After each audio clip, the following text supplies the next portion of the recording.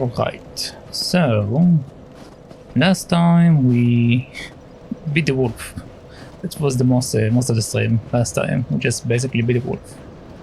But I didn't finish exploring the village. And we go to this area. So the goal today will be to clear the rest of this place out. And maybe finish the DLC. We shall see.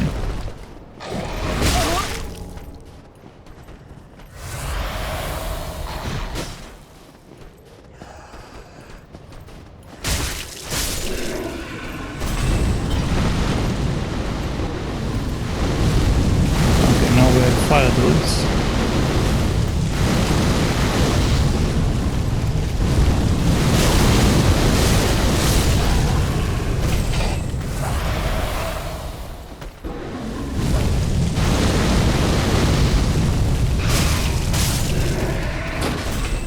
All right.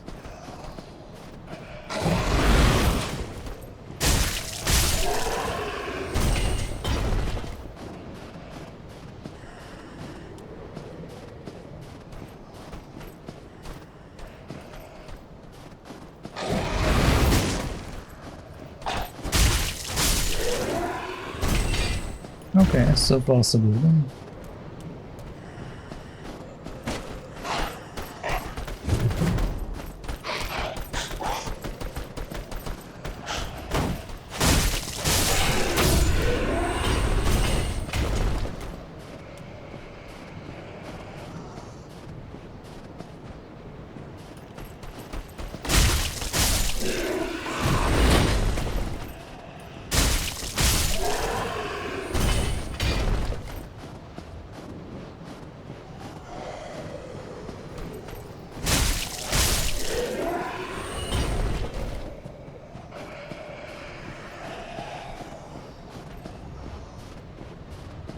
I still find these trees very suspicious, like the way their setup is different than other areas.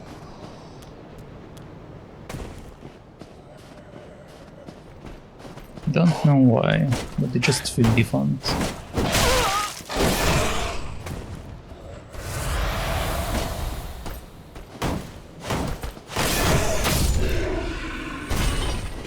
Okay. Okay.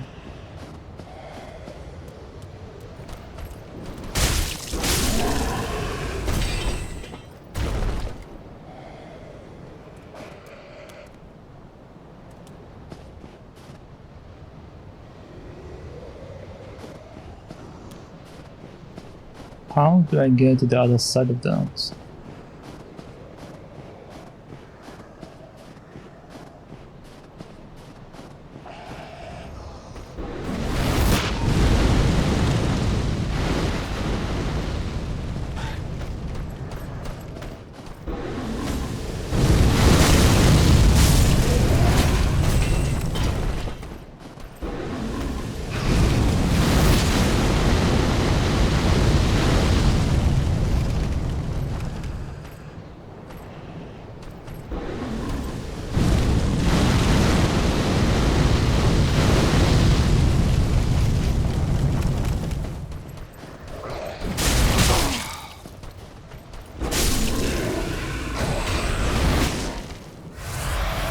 Okay.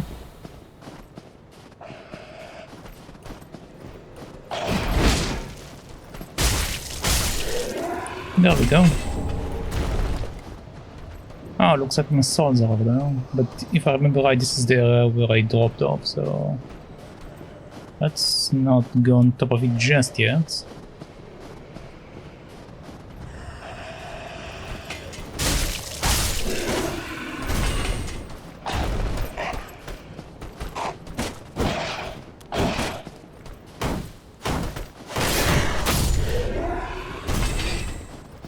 Okay.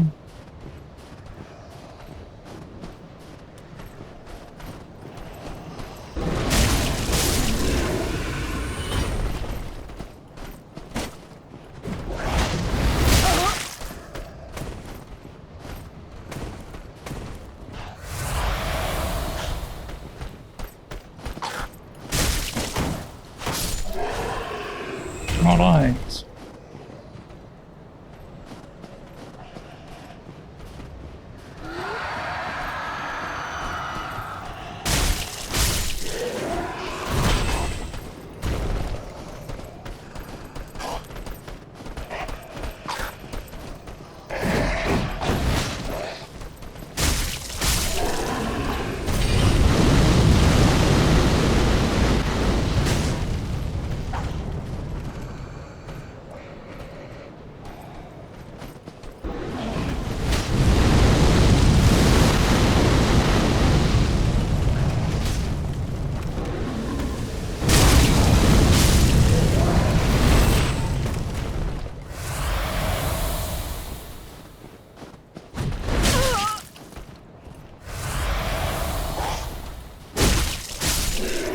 Okay, good. Okay. So...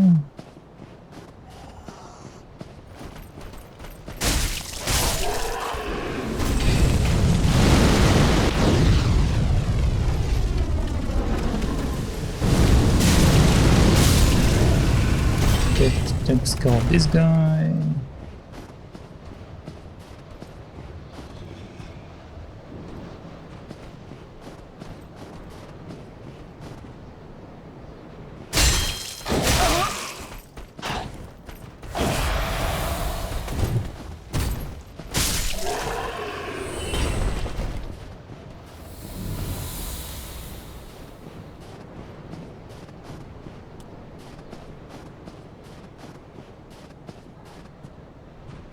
I see a wolf.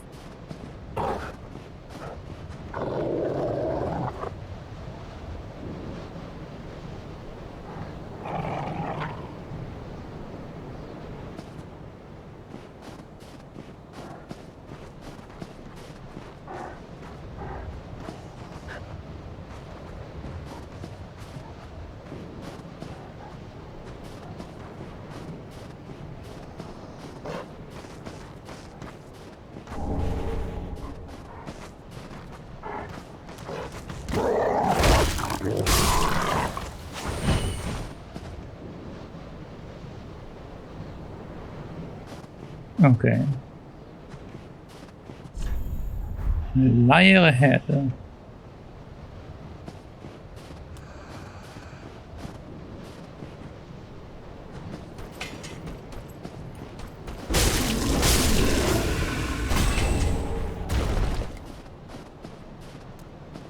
Why do we keep getting people saying liar ahead? There's no one there. Just a random enemy.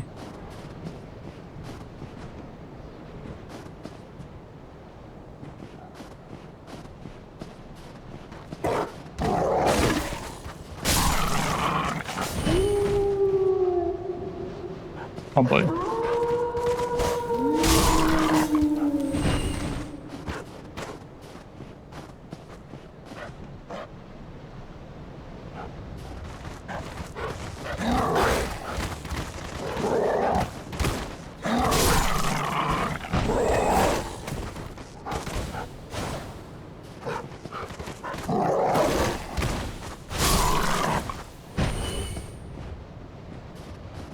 Okay.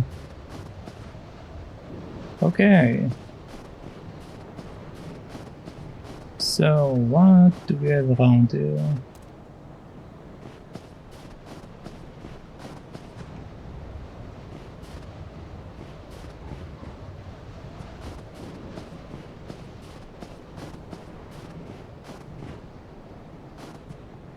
Okay, this is the entrance to this area.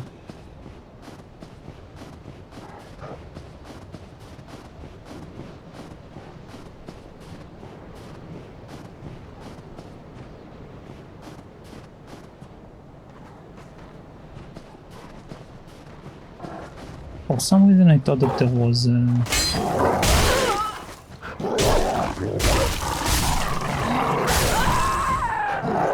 Come on, man! Rest in peace my previous souls, I guess. I don't know how much souls were there, but rest in peace.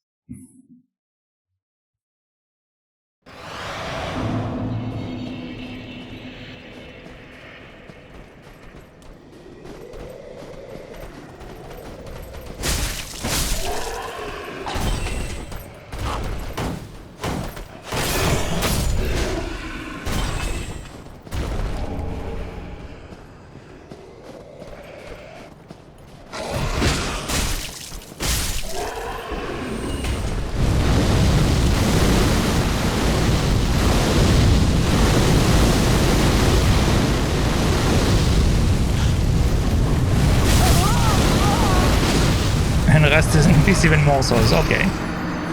Okay, since I lost the majority of my souls, I'm going to run. I just want to check what's going on around there.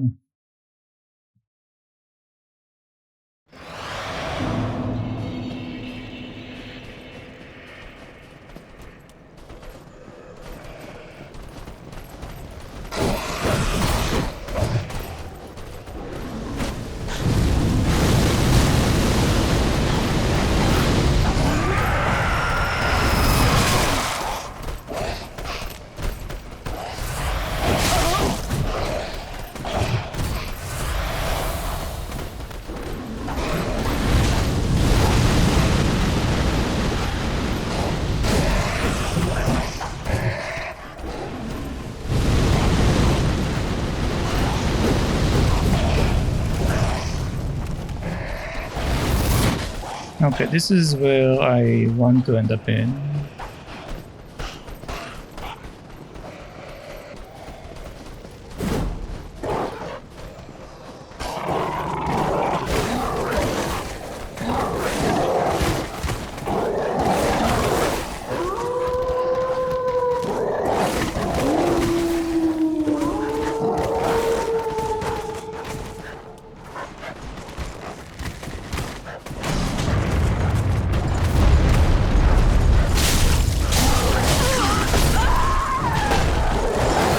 Okay.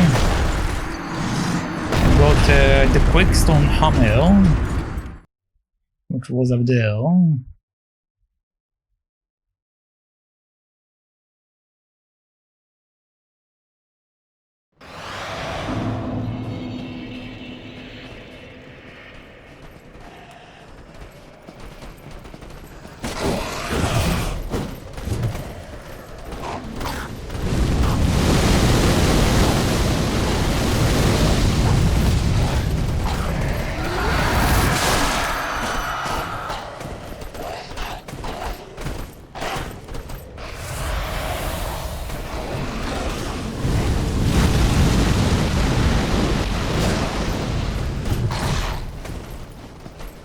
Alright, so far so good. And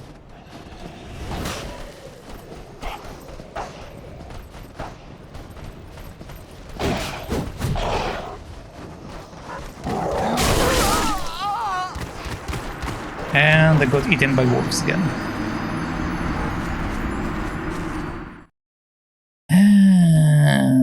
Okay.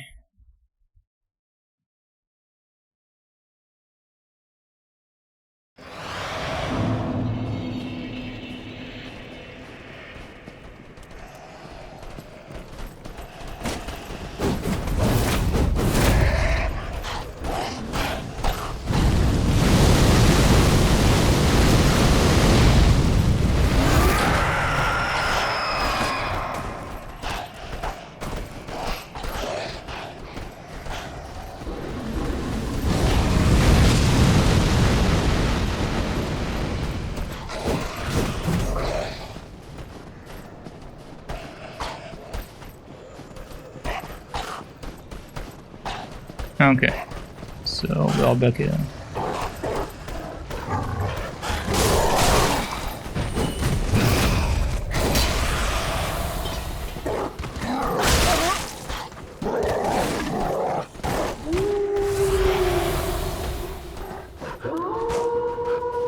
Okay, this is that.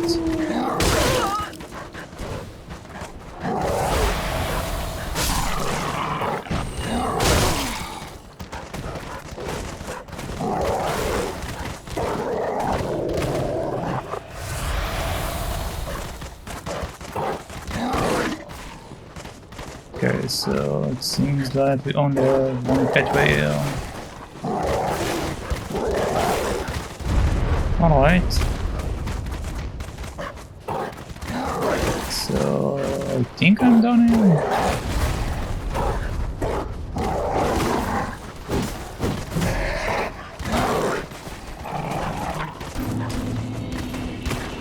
Need to pick up my 0 souls. Make sure not to leave them behind.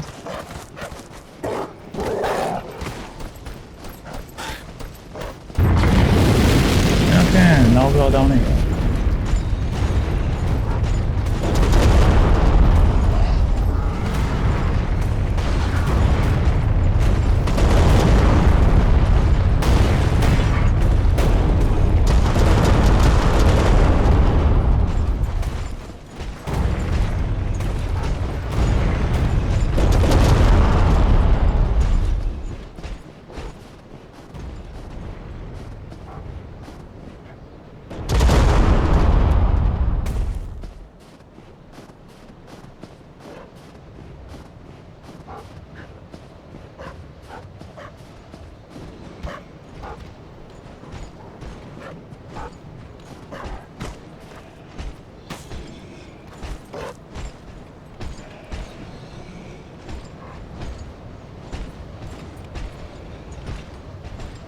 Hmm.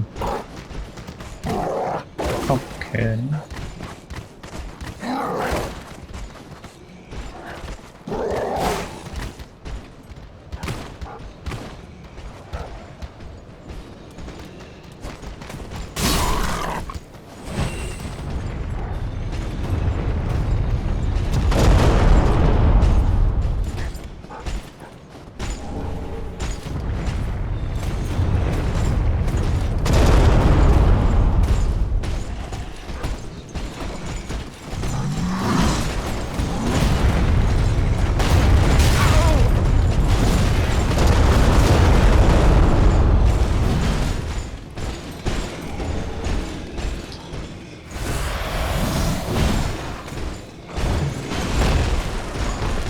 Okay.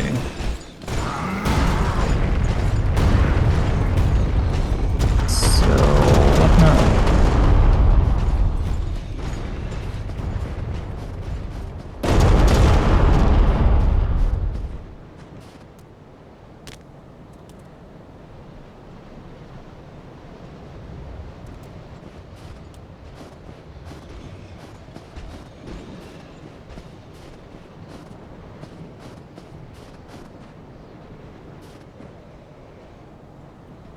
That seems to be leading to a house. How do I get there? Hmm.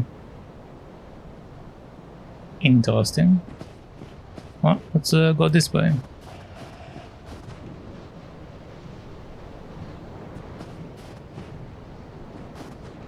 Yeah, this is definitely a new area.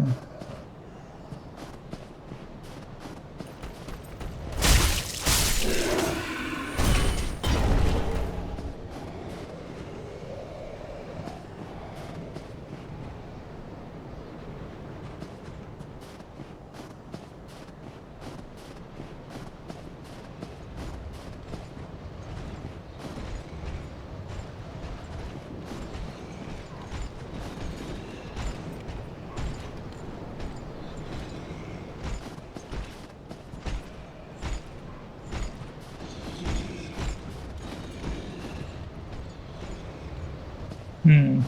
Okay.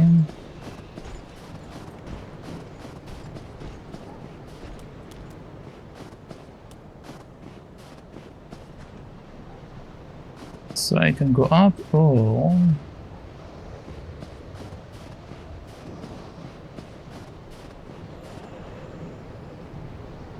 I might be able to run and jump over there. Oh. Uh-huh. Okay. That answers my question why the trees look so weird in this area.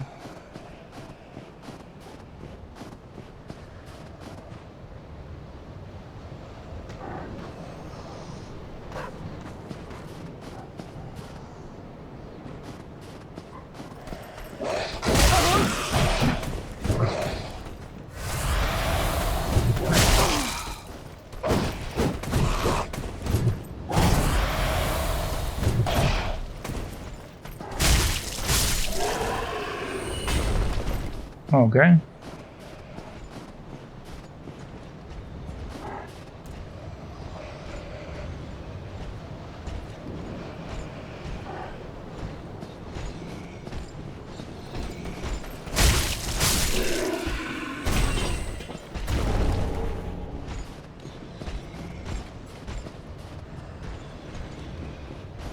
Right, is it the same area as before?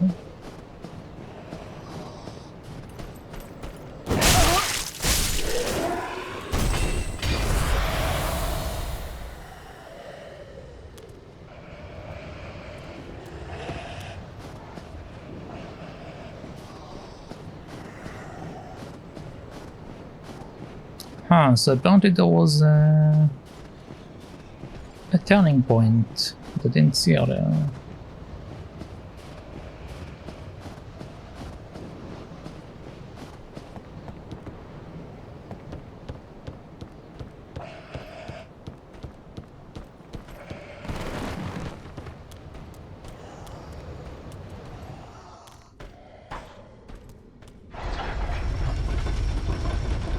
I think this is the elevator. Yeah, okay. Okay, nice. I got a shortcut. That makes my life easier.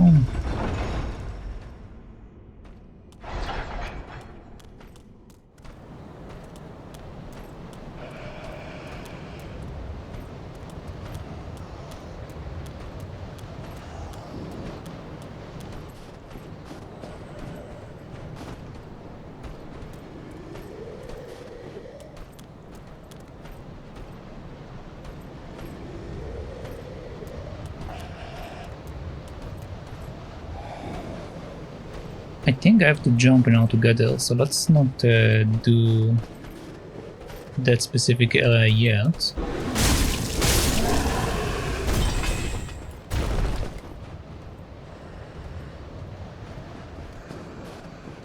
Hello. Oh, thank you for the follow.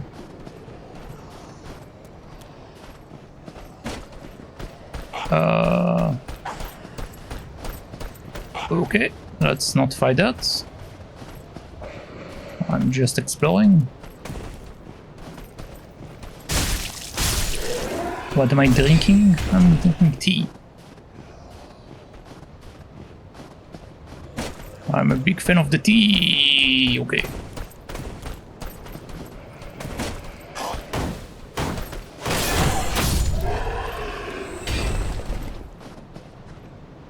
Where am I?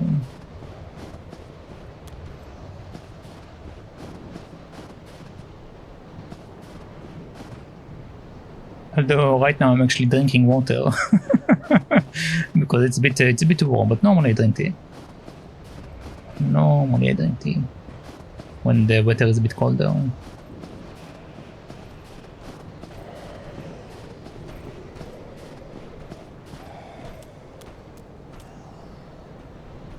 Oh, okay. I see.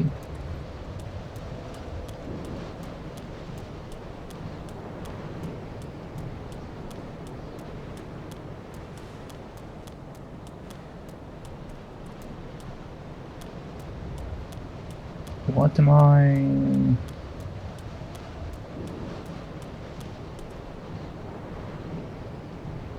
There is an opening over there. Huh.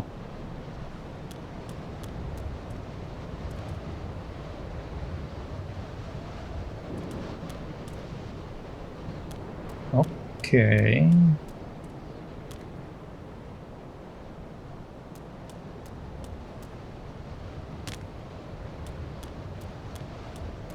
Oh. Alright, well. That didn't take me anywhere.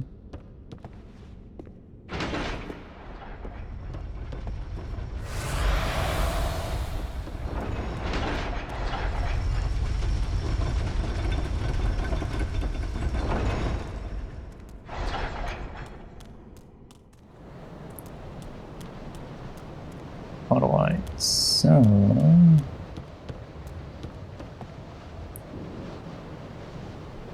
I have a bridge here. I have something below me though.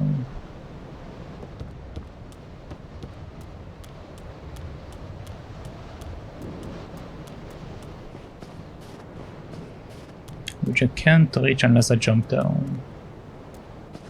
Okay, well, let's see what we have done here.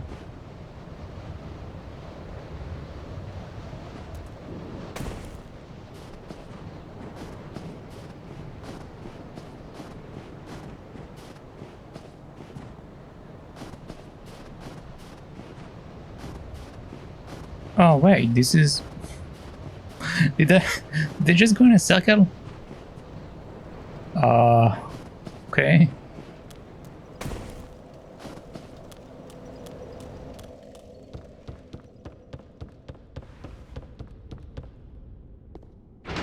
I'm not sure where to go then.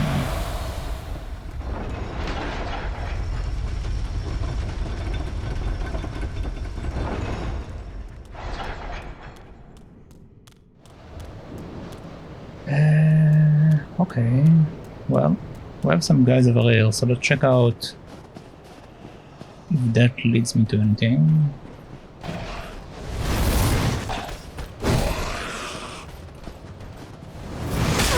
Oh god.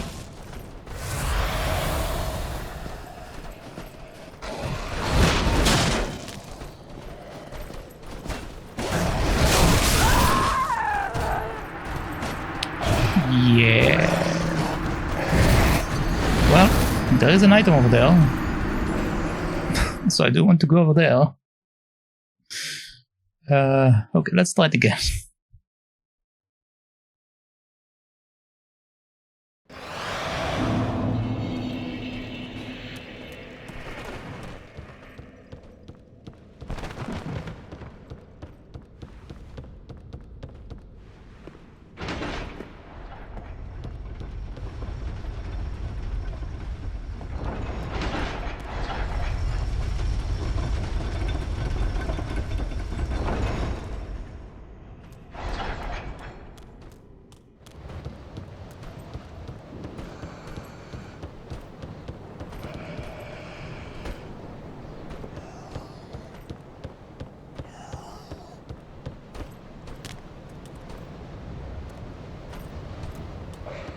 Okay, so this is not an item. I just want to make sure that I'm not skipping anything.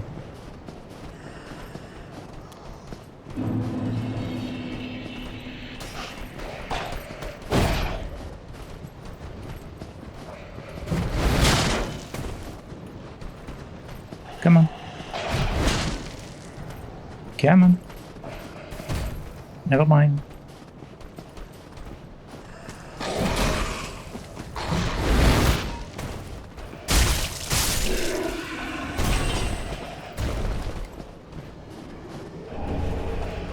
Okay, Titanic Chunk. Okay, he is below me, so I don't care.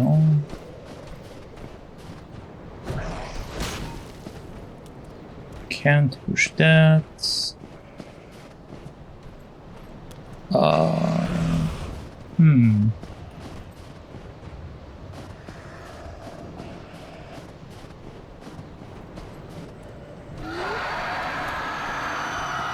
Am I done here? Can't seem to find anything else to do.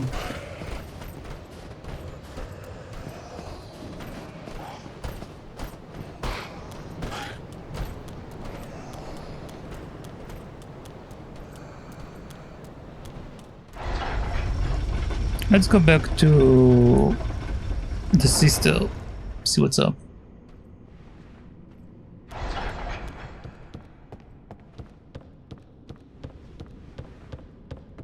But I didn't open the door in the church, now that I think about it.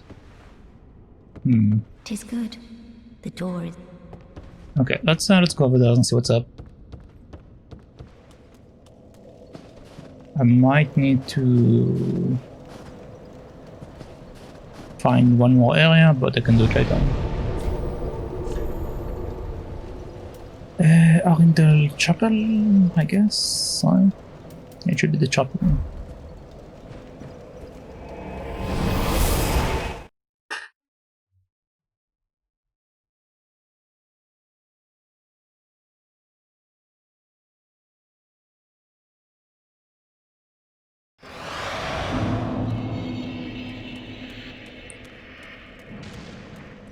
Leave us be, Ashen One.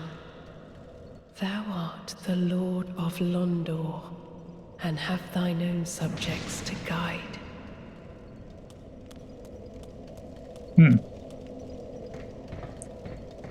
Yeah, I think I'm missing something. And I don't know what.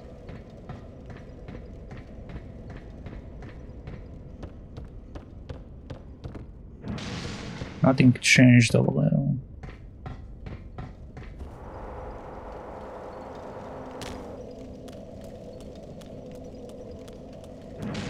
Let's see, the door that I saw earlier.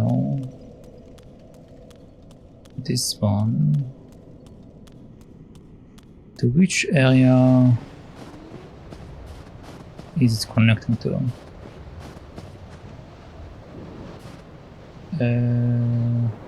You can see nothing from this angle.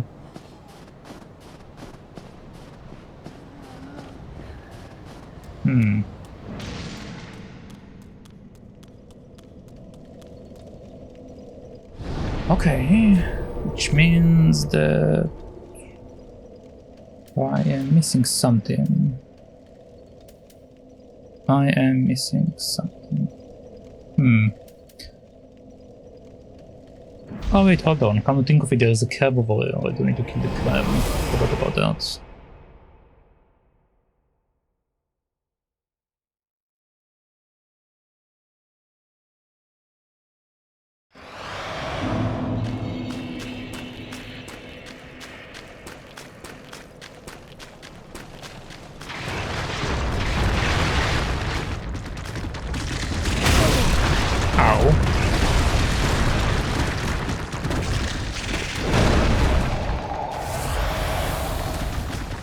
I don't like fighting more than one crab.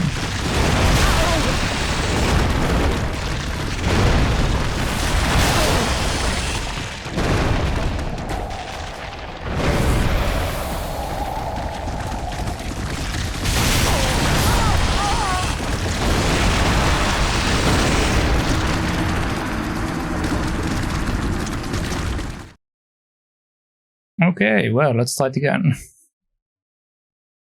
This time I will try to pull the crab to me.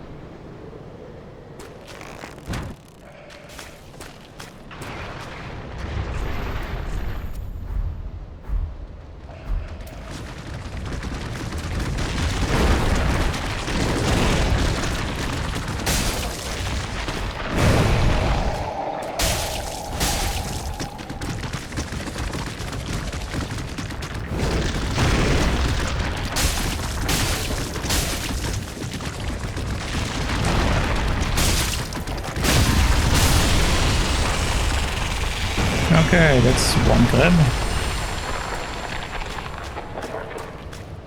Now what is the other one?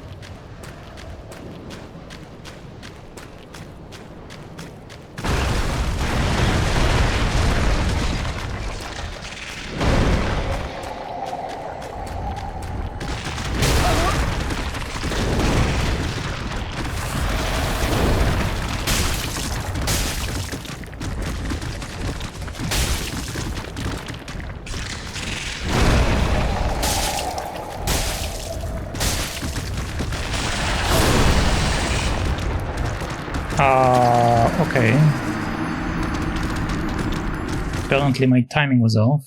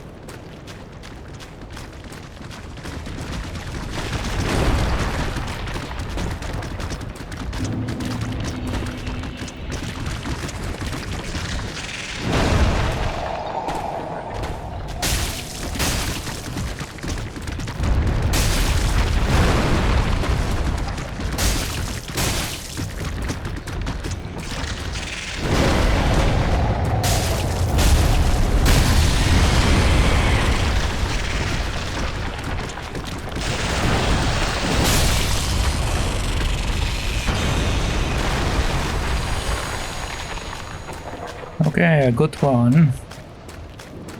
Once again, let's get the other one.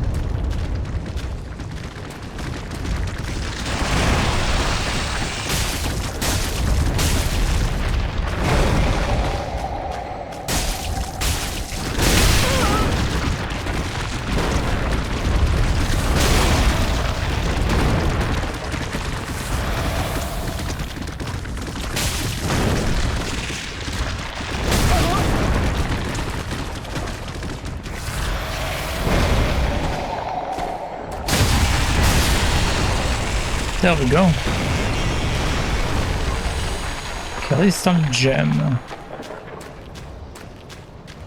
Okay. Is this the last of them or do we have another one?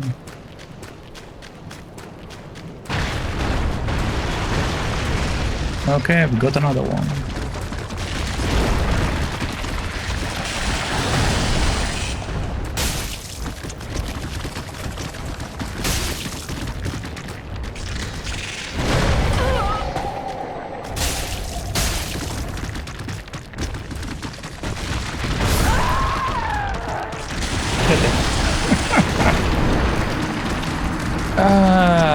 Okay.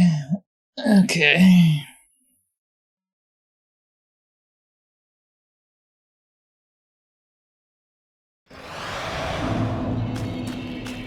Usually I get stuff if I kill one of them. Don't think I need to kill all of them.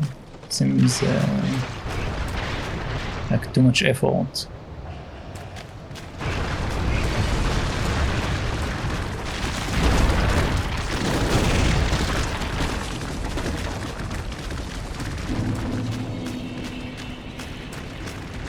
I have to grab the out item.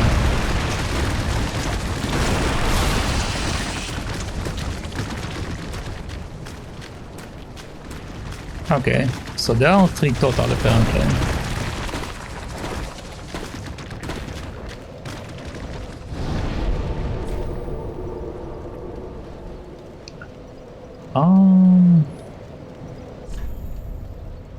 Let's leave them alone. let's just leave them alone, man.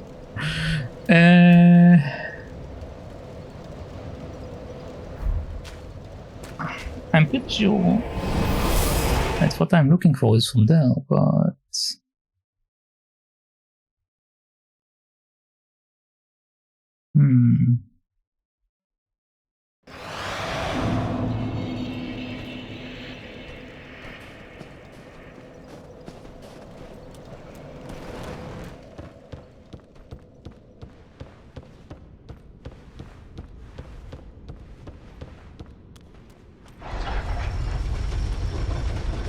I need to explore this area very carefully, I think. Let's see. So this is the area that I'm in right now. Delayed. And the area back there, I'm pretty sure it's the town of chickens.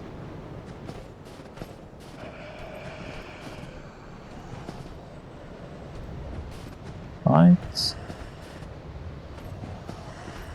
Yeah, based on the location, it should be the town of chickens. It shows us that the church is to the right. So I assume there should be pathway somewhere around there to lead me up there.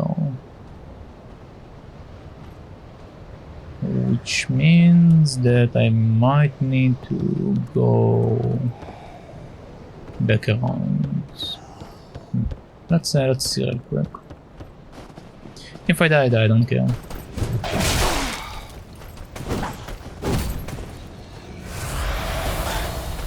Just want to find out where I need to go. Also, there is this thing that I need to drop down, so I obviously need to do something.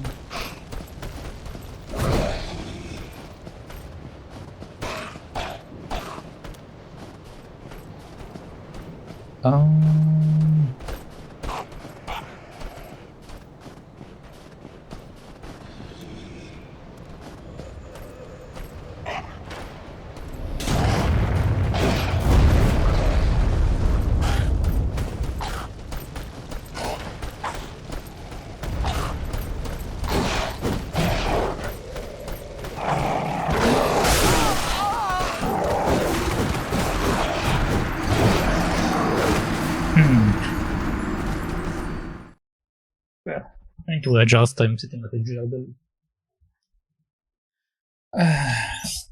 Alright.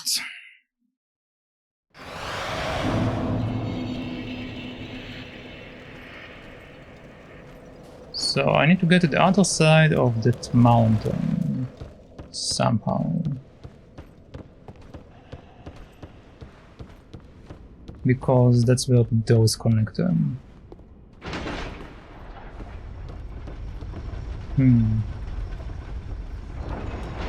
Okay.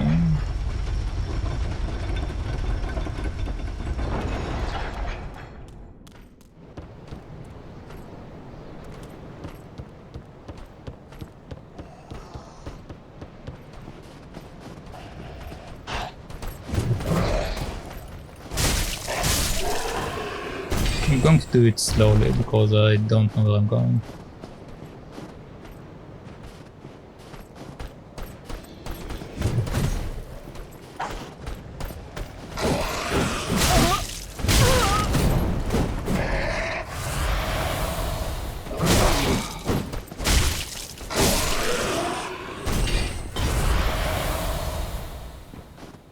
Alright, there we go. I'm sipping some purple drink. Purple? I'm sipping tea, not purple drinks.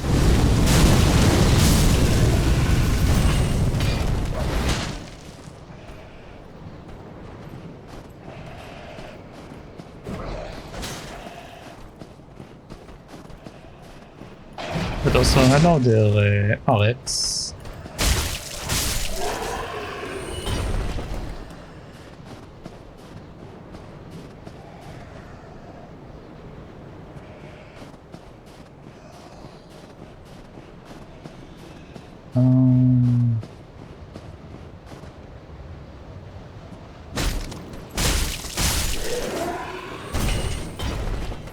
Okay, so I need to get up this pathway.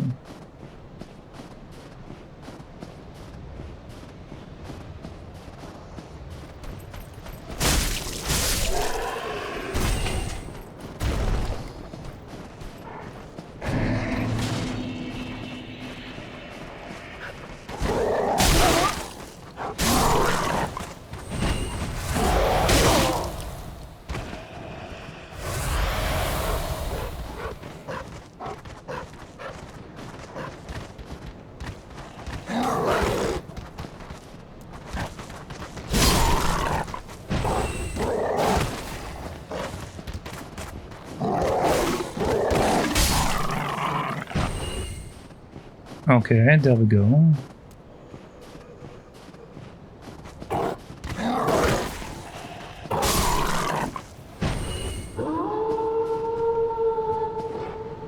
Okay, now the rest of the wolves are going to come, so let's come here.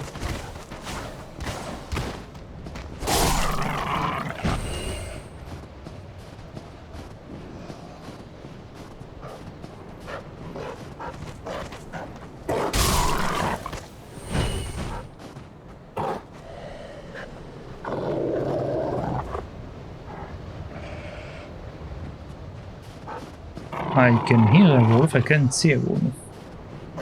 There you go.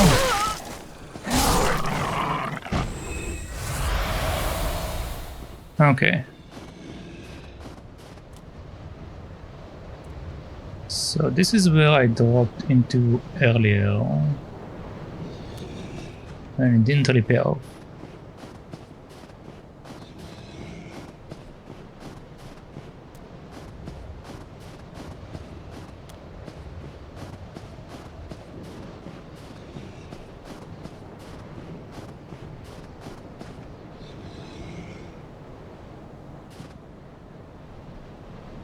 Is that a cave behind him?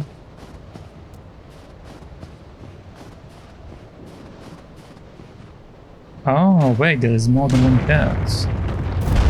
Okay. Okay.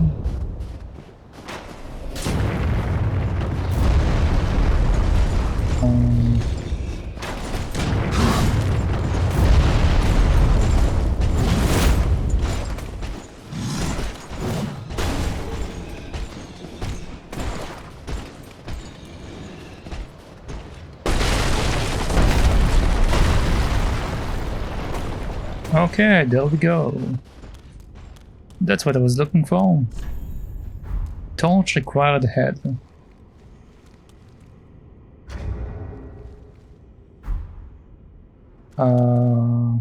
Why?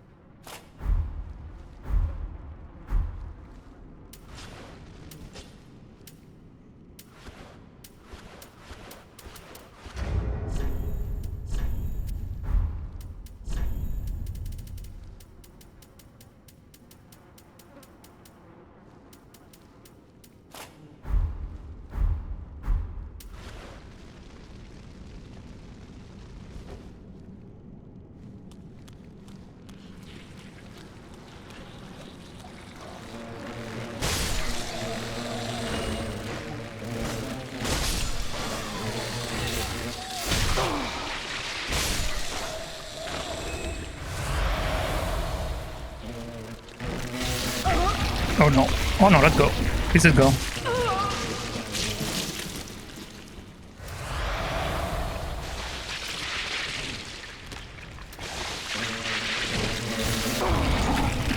Are you kidding me?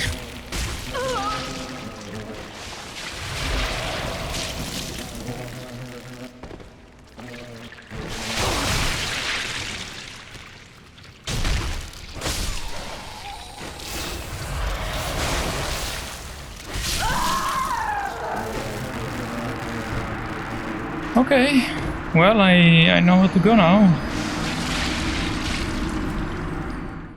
I think.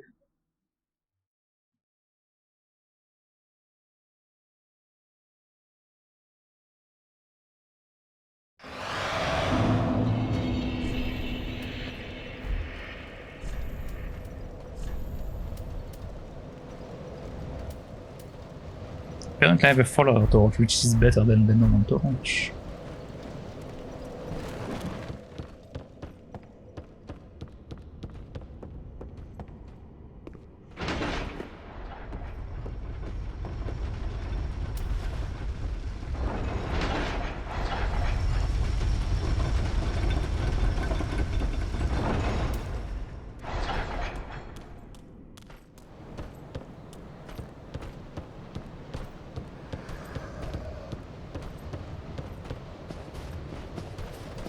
Why, hello to Mr. Low.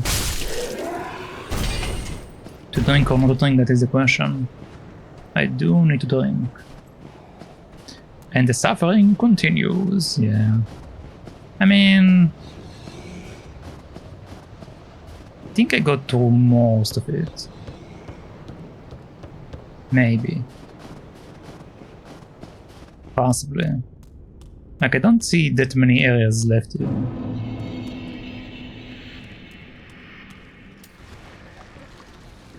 Okay, why do they want me to have a torch?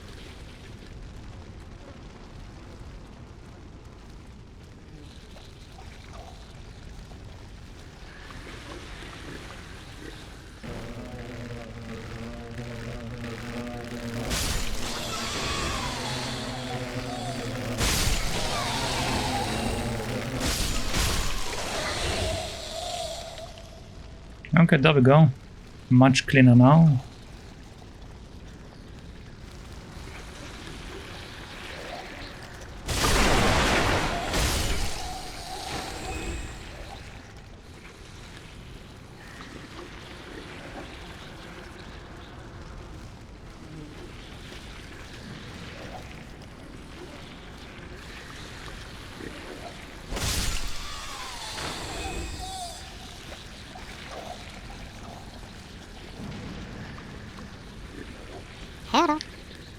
Think will follow. Be wary of above,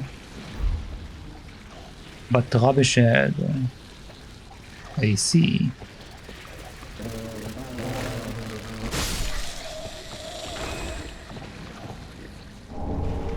Dunk pie. God damn it, man.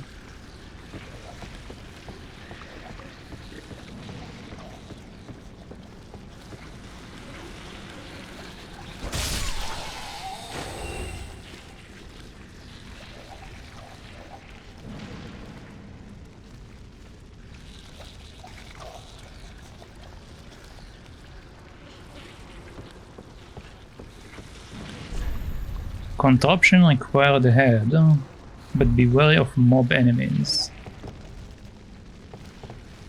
Okay, I see.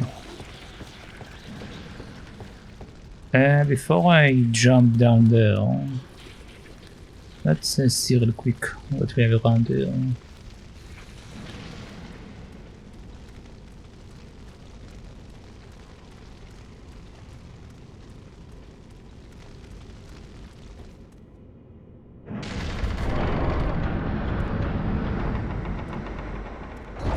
Aha. Okay, so this is the area that's connected to the church. Okay. So now I have this shortcut.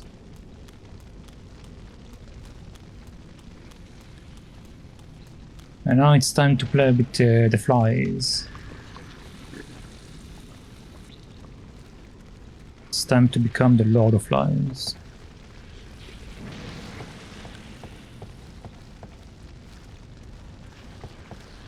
Is there no ladders?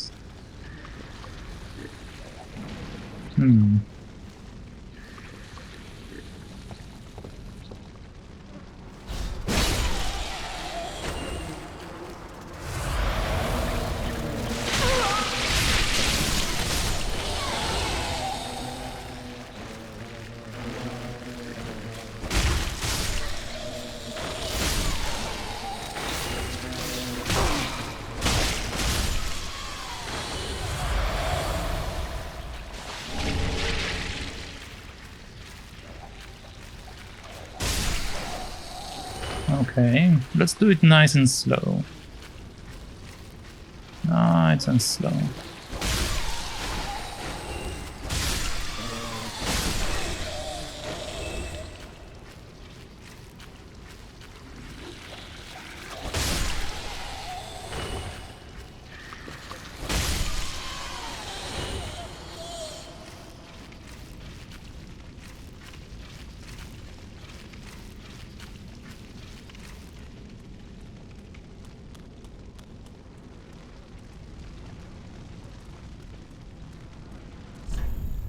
Hidden pets.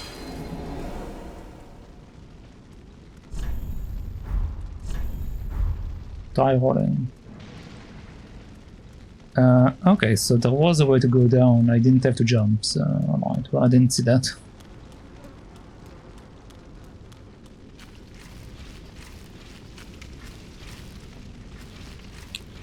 Okay, let's continue our cleanup duty.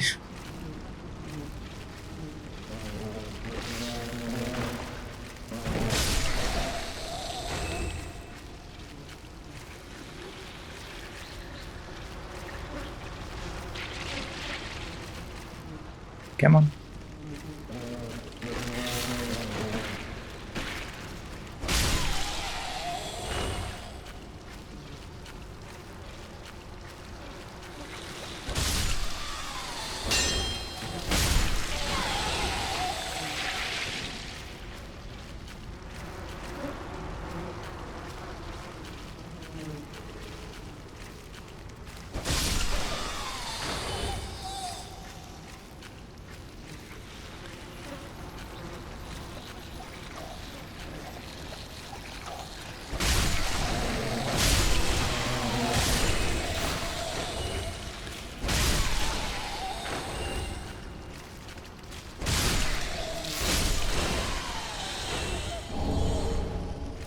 Okay. Man, there are still so many of them.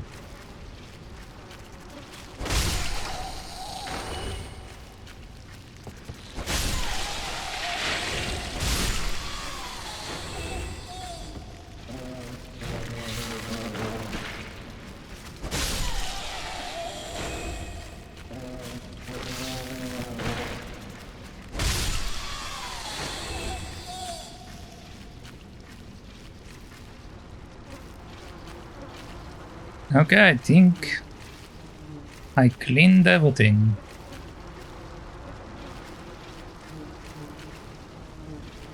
Yep, everything is dead. Alright. Blood gem. Where is the contraption? think it should be in this direction.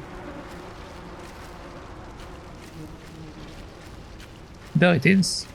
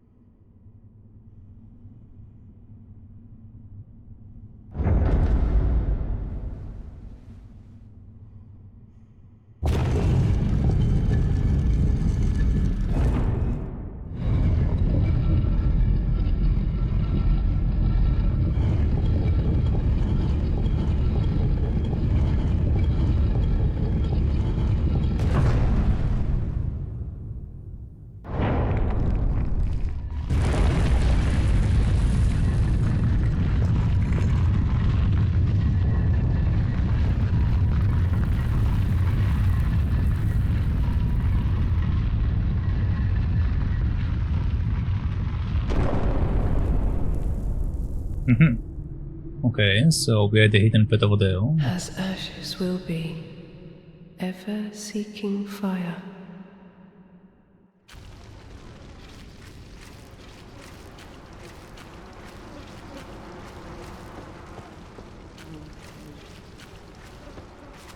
Okay, let's run around here for a second to make sure that there isn't any other pets I missed, and then we shall go to this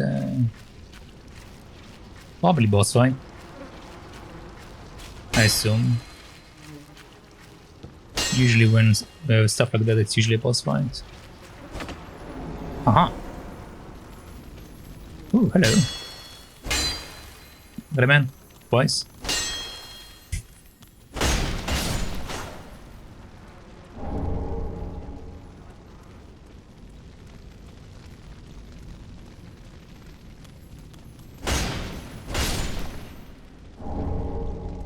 Okay, so where am I?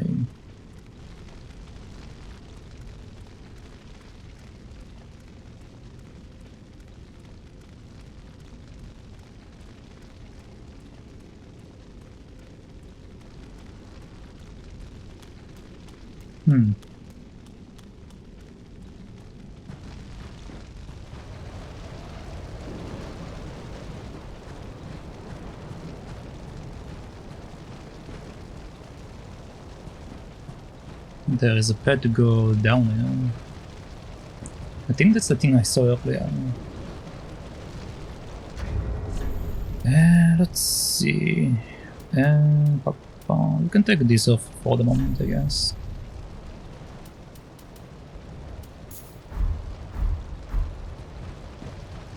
Alright.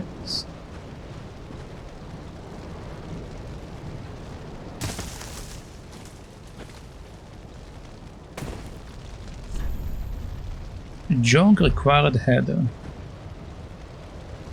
A jog? Why a jog?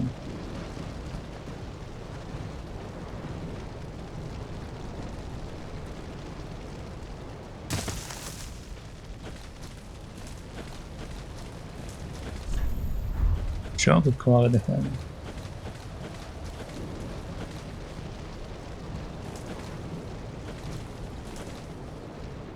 Oh boy.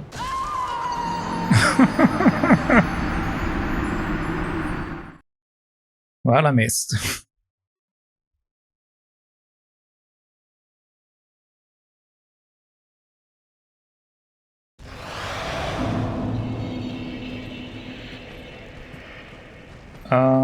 Let's take the other bonfire.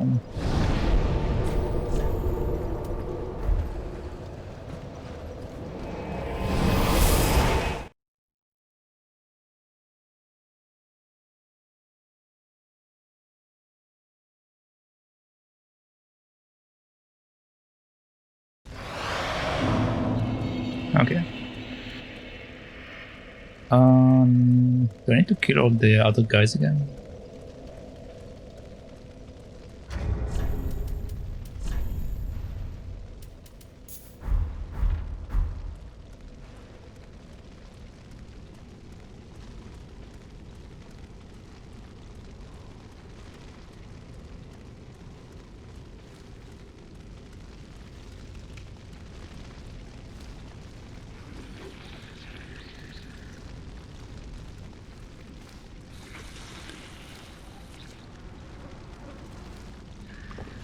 They don't seem to attack me if I don't attack them.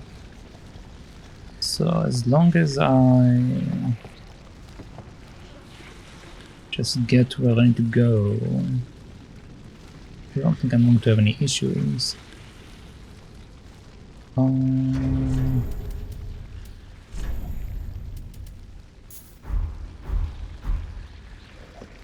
only question is, where was the exit? Maybe it's this one?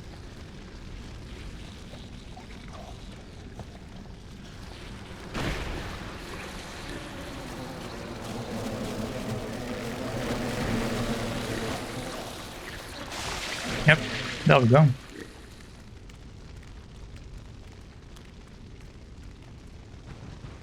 All right.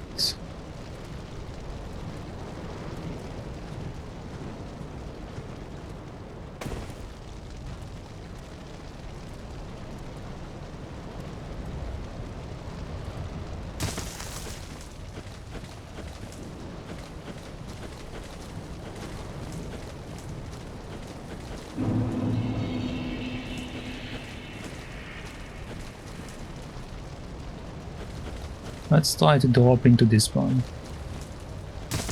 Okay, that works. And then this one.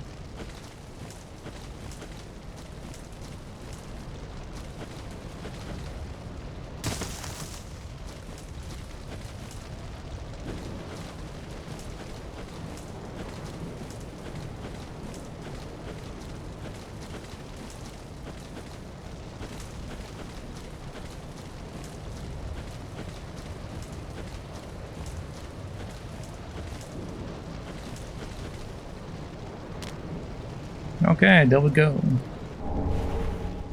Pyromancer, Parting Flame, and Homeward Bone.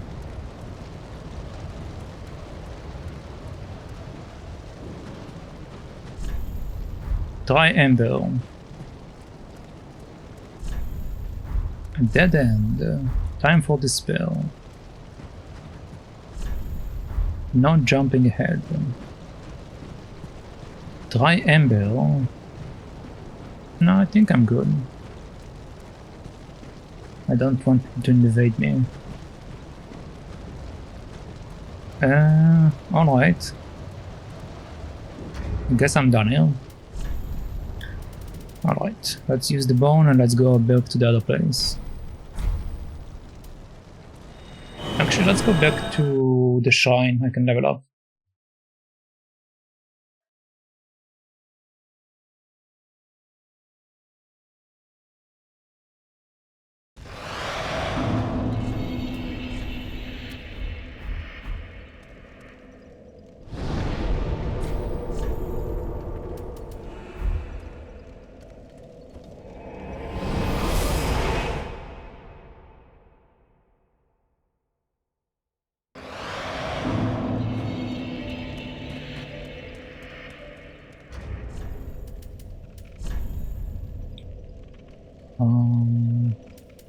This one.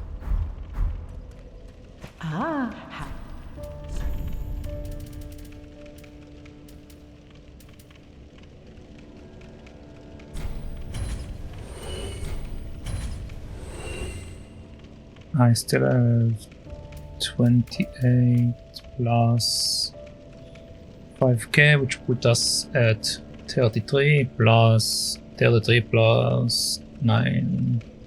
So still have 42k, I believe, unless I messed up something.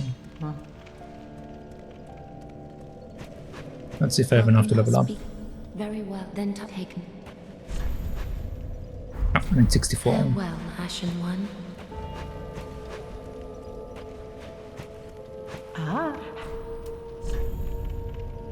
Okay, so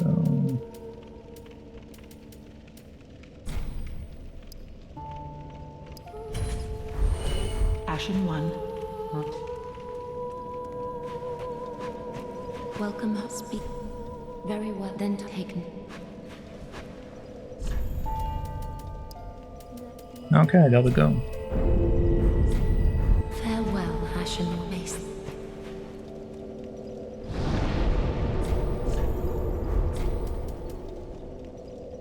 Burn champion bones.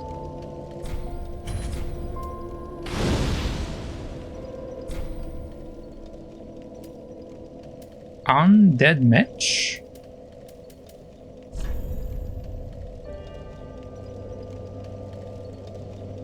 Okay, so I see.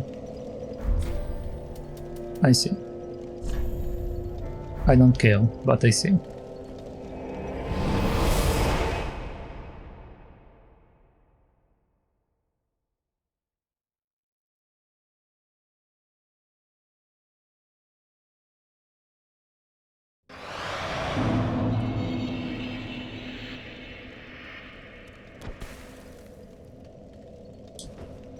Alright. Let's see what you have to say. Leave us be, Ashen One. Thou art the Lord of Londor, and have thine own subjects to guide. Okay, so she says the same thing. Not enough bloody itchy. My flail. Bring me my flail. Ah, Frida. What stops 9 years? Please, my flail. Right away. He really wants his flag, apparently. Time for pullback. In short, try give it up. Okay.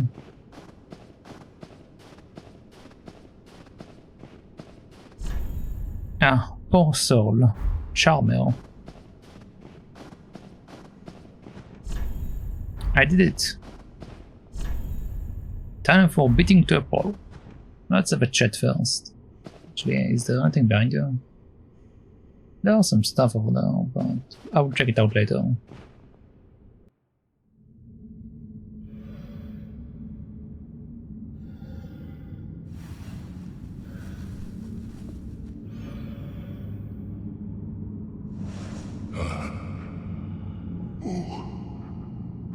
Bring Frida to me, please. Canst thou not see the flame flickering once again? Soon will it surge. I can see it, feel it.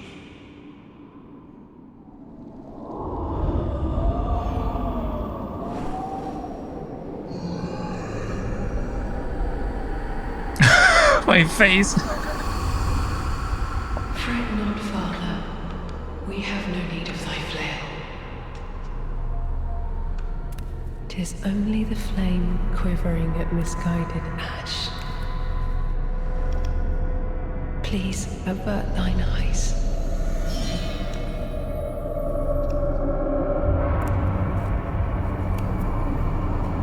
I will snuff out these ashes for good. Okay, so she's the boss fight. Alright.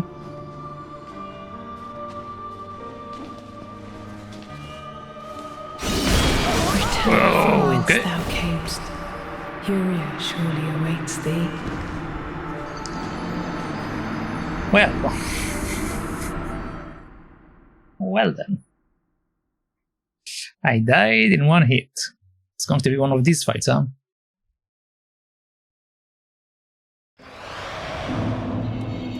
Let's see if there is any point in me having defense. And if not, I will remove my defense stuff. Return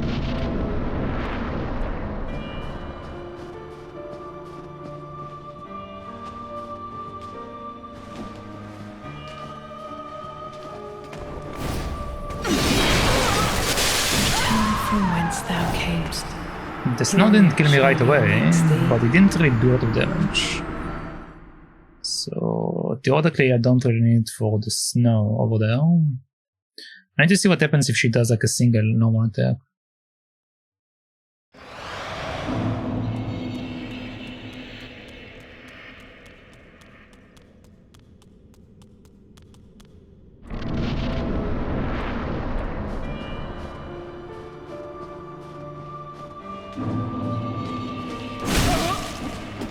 Okay, so I can survive a normal hit. I might be able to survive it even without the ring. Let's try to remove it. Let's see how much damage it does to me.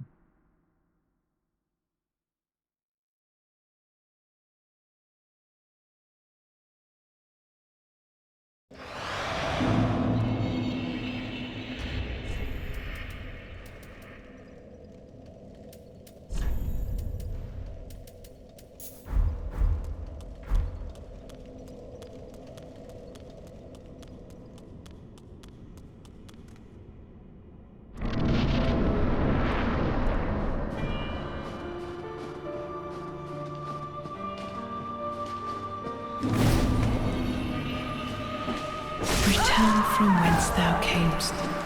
Okay, that was, I think, a heavy attack, so that wasn't really good for my testing.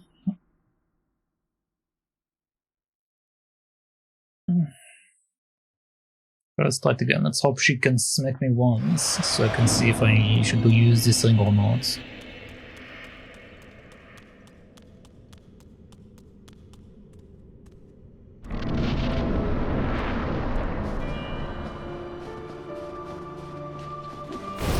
Return from whence thou camest. Okay, so I die in one hit. Surely awaits thee. So it might not be worth using this ring. Okay. I mean, I can also remove another one and combine them, but yeah, let's just take it off.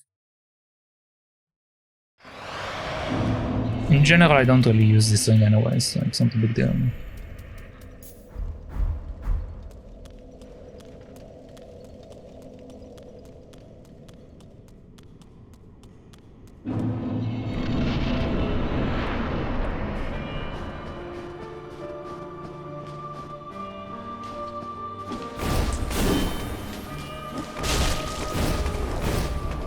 Okay, so I can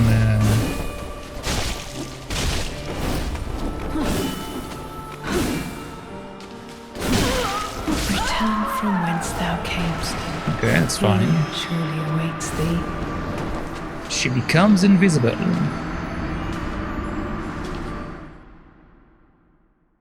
And there is no indication on the floor, which means I need to do it based on sound only, I guess. Okay.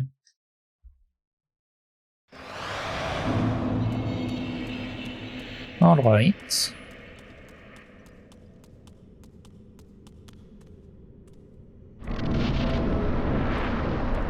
Sister Friede.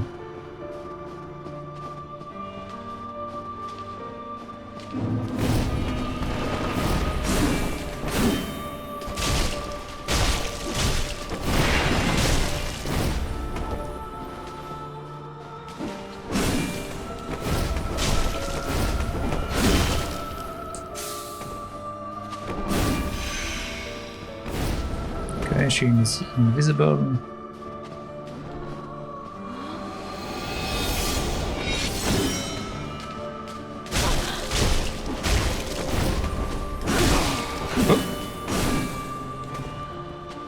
Okay, there's no second phase, so it means that there's going to be another HP bar probably.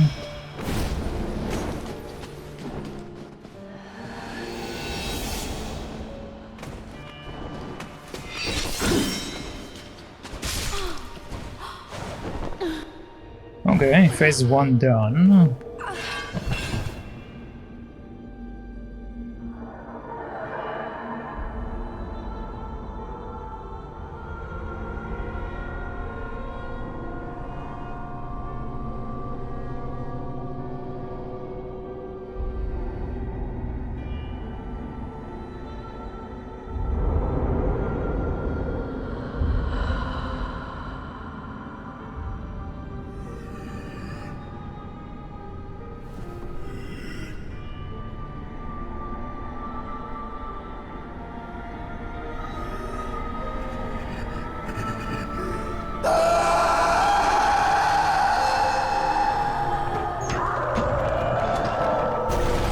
I think I made him mad.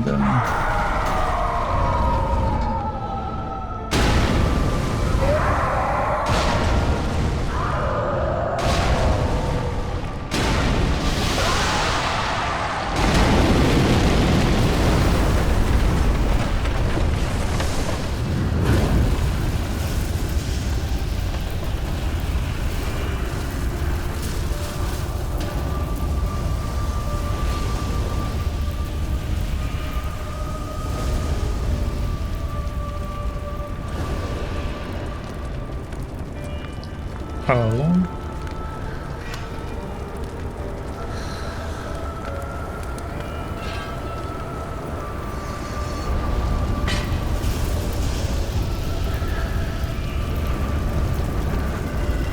Okay, so I need to fight 2 of them? That sucks.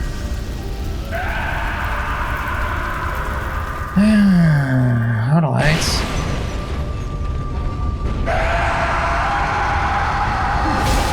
Oh.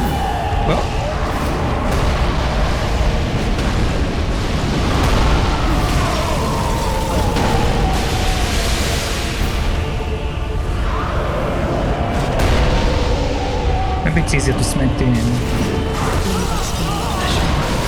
Oh, they actually dies quite fast. Okay. But they do have 1 HP, which is nice, so I just need to kill one of them. The only problem is that I need to avoid 2 enemies at the same time. Did it? Well, I mean, yeah, that was the first time I saw phase 2. That's to be expected, Mr. Lowe. That's to be expected.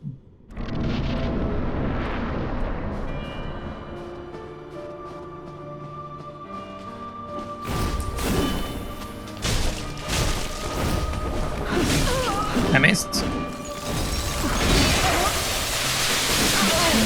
I'm dead. Okay. Furia surely awaits thee.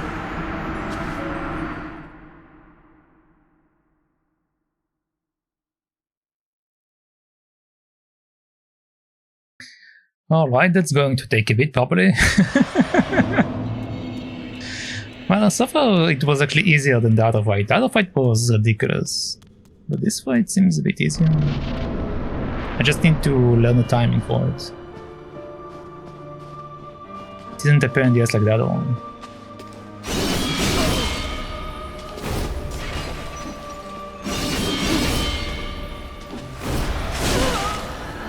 Return from whence thou camest. Furia surely awaits thee.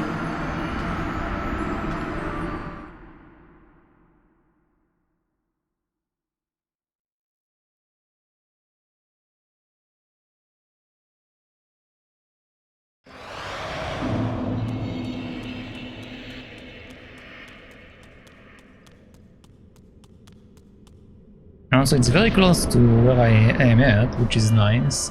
I don't need to run all over the place. I like that.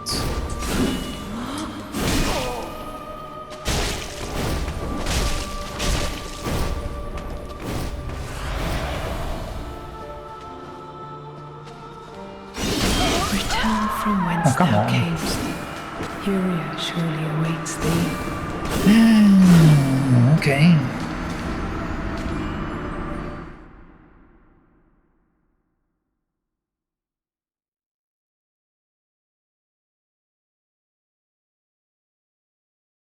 Let's try it again.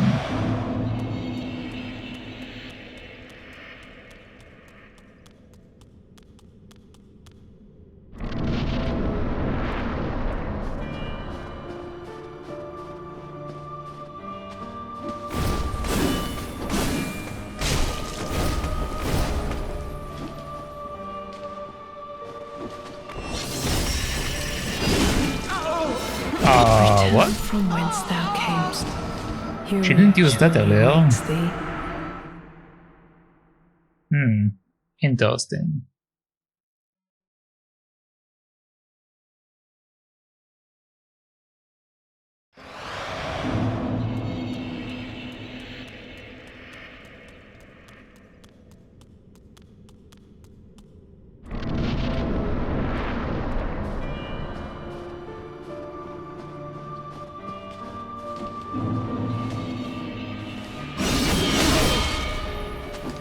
Return from whence thou camest. Yeah, I shouldn't have done that. Alright. Yeah, that's going to take a bit. That's going to take a bit for me to learn all the moves.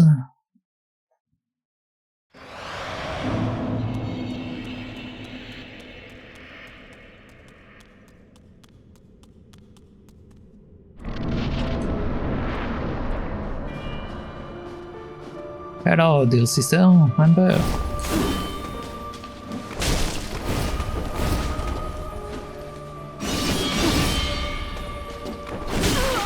Return from whence thou camest. Okay, so it's not worth to try to counter her. Okay, try to smack her at the same time she smacks me, but she didn't flinch, so that's not worth it.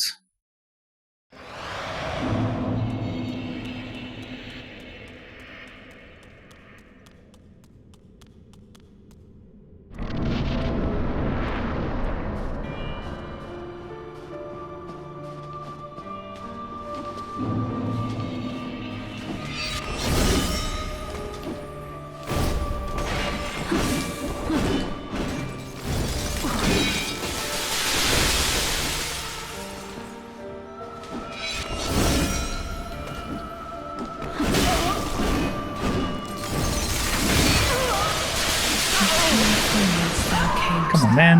Furia surely awaits thee.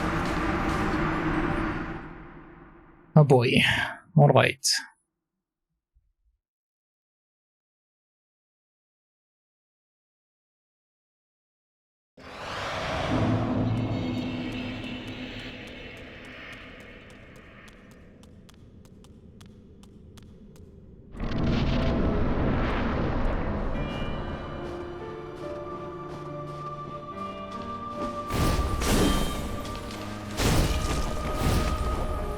She keeps running away.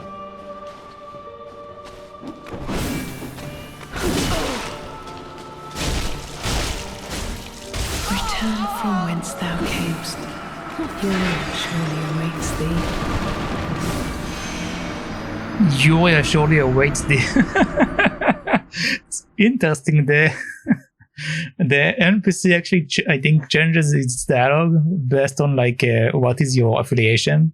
So right now I'm doing like the evil ending, or quote-unquote evil ending, that you're doing with Yuria. And apparently she's aware of that. Even during the boss fight, like she mentioned it outside, but like even in the boss fight she mentions that. That's a nice touch, I like it. Return from whence thou camest. Furia surely awaits thee.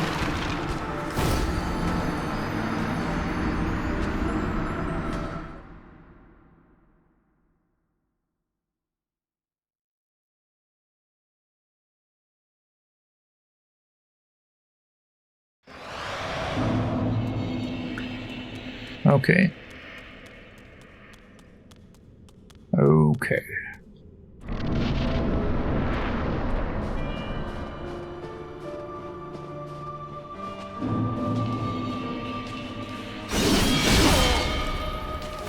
Man, I might have to get the other one. Because the... I mean the other one, because she does 2 slashes. And I can't really roll out of the second one because I'm still doing the first one.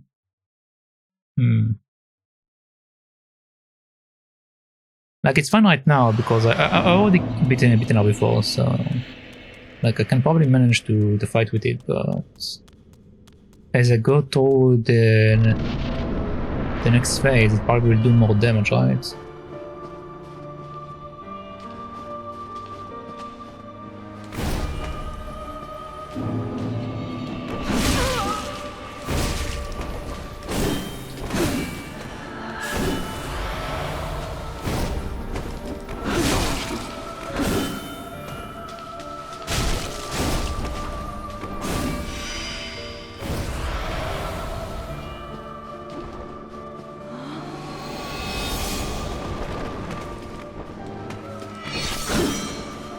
Aha.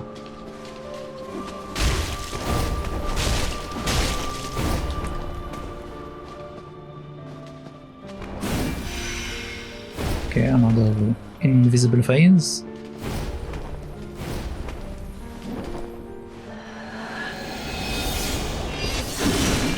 Oh, she got me. Return from whence thou camest. And she kills me in 1 hit. Surely awaits thee.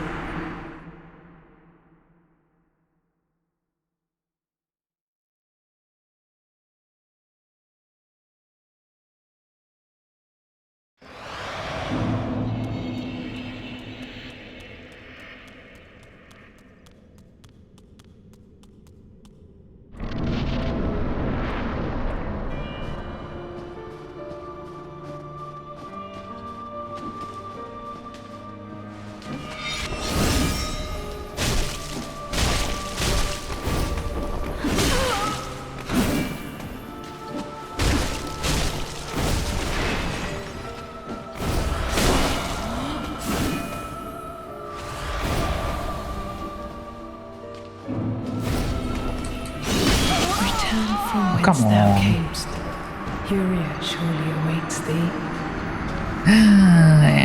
Your sure awaits me. I can assure you that. She definitely awaits me.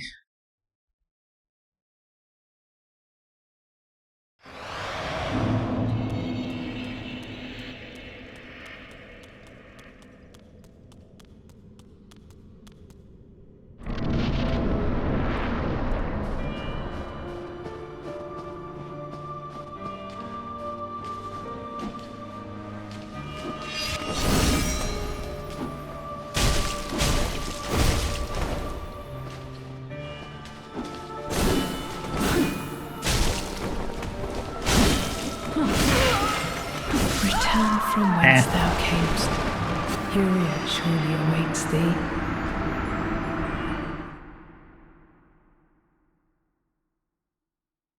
That. Yes, that indeed. Sir Cuddles. That indeed. How are you doing? I met Sister Fede, as you can tell. She's lovely. But she's not as bad as the wolf.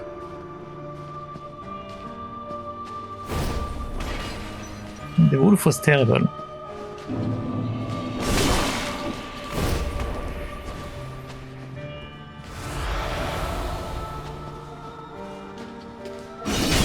Oh, I'm dead. Whence thou camest, Furia surely I think I was awaits fighting thee. the wolf for like 4.5 hours yesterday. It was a long fight, man. So to put it bluntly. She's fine. I don't know.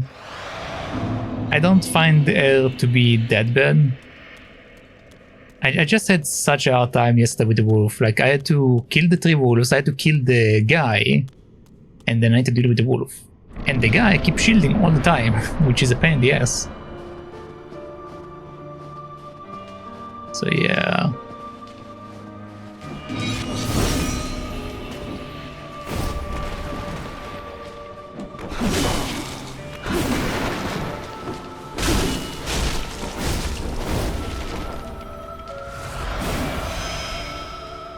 But she doesn't seem to be that bad.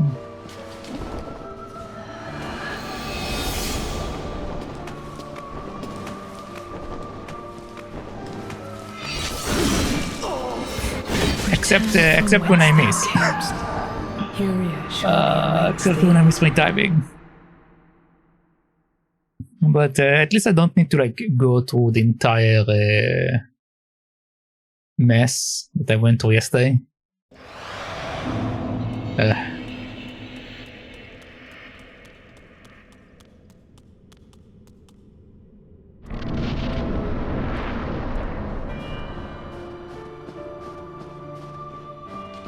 Copy.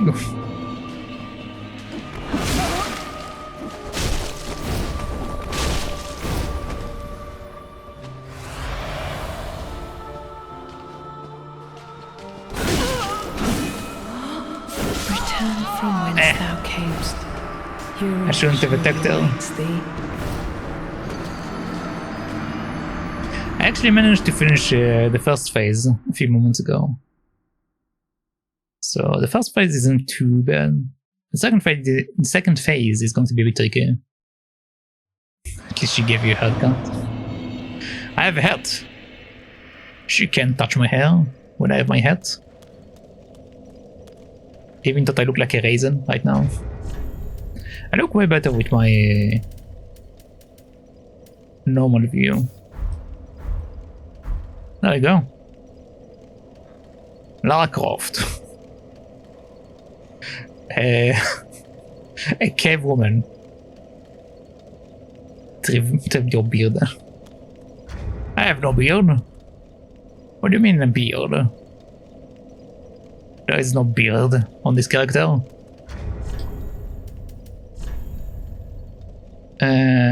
Where is my ring? Which ring did they use? This one, right? Yeah.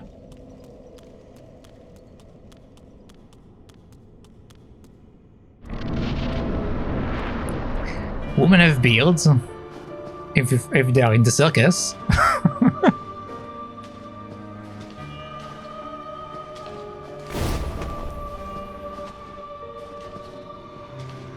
I don't think they are, well, I don't think there are any woman that grow a beard willingly, at least as far as I know. But I might be wrong.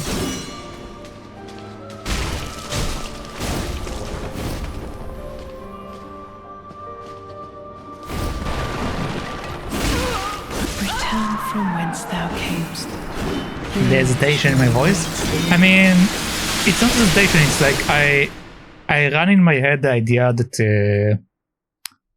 there might be a culture that we are not aware of that might have ladies grow beards, but I'm not sure. So I'm like, maybe there is.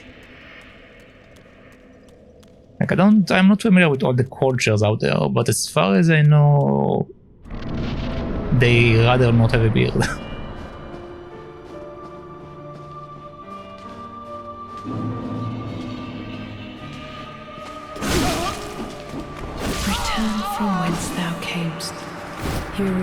Unless you are familiar with a culture that ladies grow beards in, Circadians, is there some information you wish to share with us regarding that?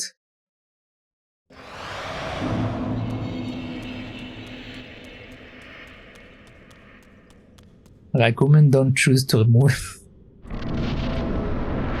I mean, they do? Question mark? What do you mean they don't? They do. I mean, a culture that they don't want to remove it, yes. That's if that's what you're asking. Like, I'm asking if there is a culture where ladies grow beards. Other than, like, you know, like in fantasy stuff where dwarf ladies grow beards and stuff. Because that does exist in stories. But I'm pretty sure we don't have dwarfs in real life. Or at least not the ones... we have like the people that like suffer from dwarfism, I think it's called, the medical term, dwarfism. But still, they don't really grow a beard either, so yeah.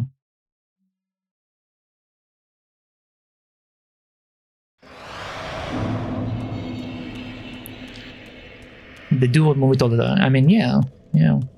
Like, I don't think there is a single culture where ladies actually grow beards.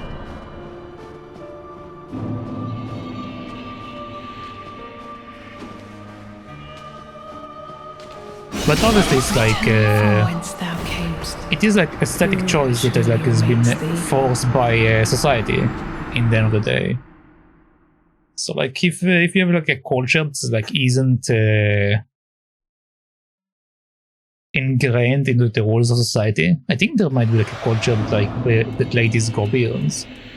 I'm just not that familiar with like unknown cultures or like cultures that are not part of a modern society. Because if you think about it, in the Bible and all of that, you do usually have things like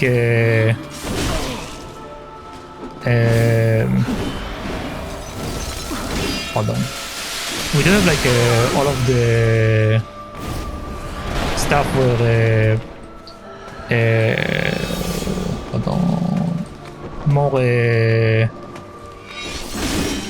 I'm dead. Okay. So I was going to say, in the Bible, there's a lot of stories where either kings or whatever look for a wife that is fertile, and they connect fertility with women that are usually on the heavier side. So like they consider them to be more beautiful, more fertile and all of that. and that was what used to be like a few hundred years ago. But in current society, it's the other way around. Like people always want teen ladies, or we always get like models and stuff that are teen. Like, these days we're starting to get models that are more on the heavy side. But the reason why beauty is considered to be teen is part of like modern society. So there might be like cases where the modern society didn't touch yet, that beards for ladies might be considered to be a beautiful thing. So like they might be growing beards. So yeah, I honestly don't know. Return from whence thou camest. Furia surely awaits thee. Like that's why I was hesitating, because I'm not sure about this account. Because it can go several ways. Oh no, no beard on my lady.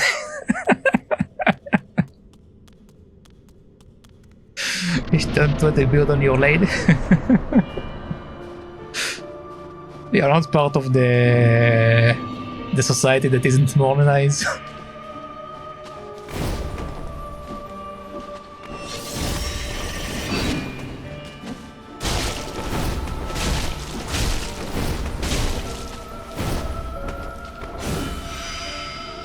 Okay, invisible time.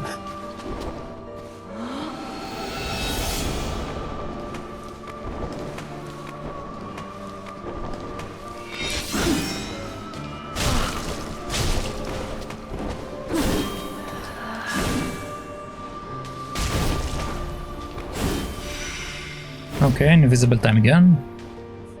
To hell with that.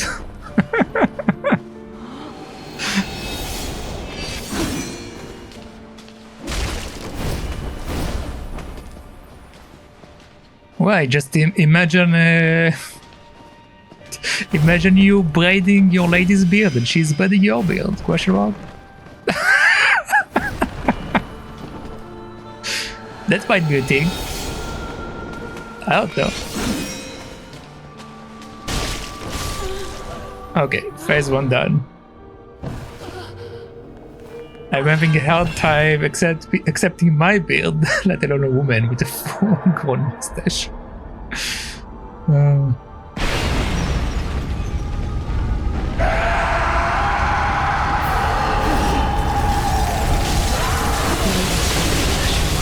Okay, I shouldn't stand on the ice.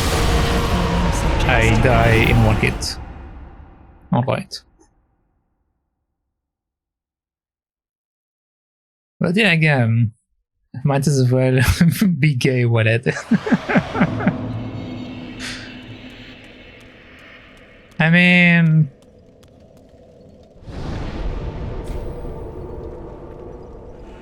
there's nothing wrong in being gay, but I don't know if even gay people would like weave other, like their partner beard. I think that's something no one will do. Even though, you know, weird enough. Over here, some people actually do braid their beard. Like I think they're going for like the dwarf look, which like have bearded beards. So it might be a thing. I don't know.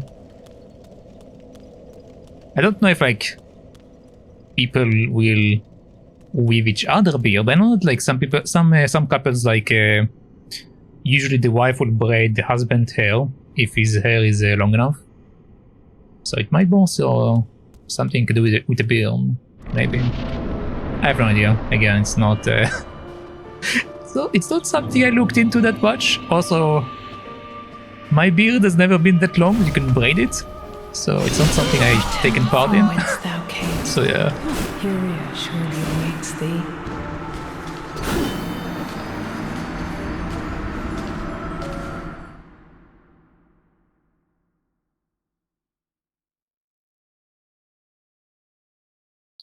Big just for the love of it, keep it to yourself. I mean,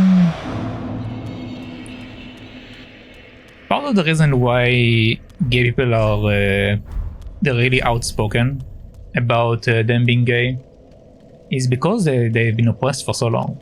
So I can't really say that I blame them too much.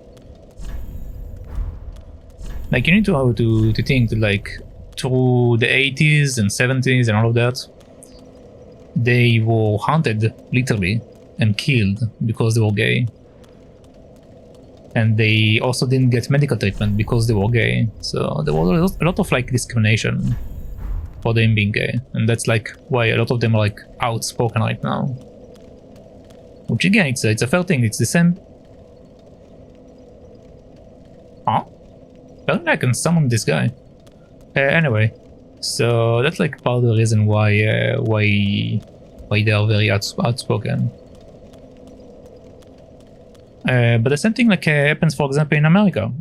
But in America, it's not necessarily about gay people. I mean, there's also stuff about gay people, but there is also stuff about black people. Black people are basically extremely outspoken. And they are extremely outspoken because white people have been treating them as slaves. White people have been discriminating them. So they are very outspoken in America. They are probably also outspoken also in other places that got slavery and other stuff. But that's like part of the reason why that happened.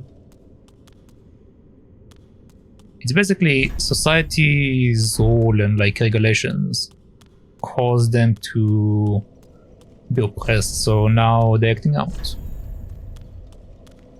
But it's also interesting because if you look further back, like in Rome, for example, in Rome, and also in the Bible, the practice of sleeping with men and like men sleeping with men or women sleeping with women was very common. Like it was very public open thing. There were no discrimination whatsoever. But after Rome fell, I believe after Rome fell, that's when gay couples has been started to be looked down upon and being discriminated against. And obviously, like there are the religious stuff where people like going strongly against it because like it reduces the population. Like that's like the religious reason. That's probably, to be perfectly honest with you, part of the reason why I think the society stuff happened, where they basically ostracized gay people, is because religious stuff. Because they believe that if more gay people will exist, it will reduce population, and if it will reduce population, it will reduce the amount of people that exist, and then it will reduce the power of the church, because church relies on numbers. So if you have less numbers, you have less people to control and less people to gain power from. So if like you look deeply into it, you probably will find that like there is some sort of religious connection that led to the problem that we have right now. It's beyond outspoken now. It's blended communism. Talk get cancelled. Freeze joke. Now in America, can't even say a joke. Yeah, but I mean, the thing about the joke part is that a lot of the jokes, like a lot of the time, I don't know if like you experience that, but a lot of the time like people do something to you, especially like if you ever been bullied, and then the people say like it's a joke. It's like it wasn't a joke because you hurt this guy in one way or another. You messed up this guy in one way or another. So I don't know. The general aspect of like people saying like this is a joke or like stuff like that, it's something that I personally don't like, because I had people that like bullied me. The difference is that if someone bullied me, I beat them up.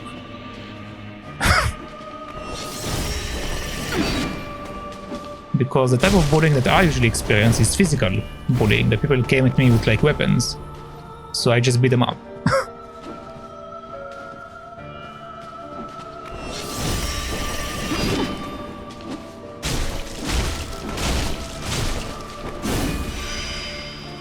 but that's like part of the reason why stuff basically happens the way that they happen right now. At least that's what I think.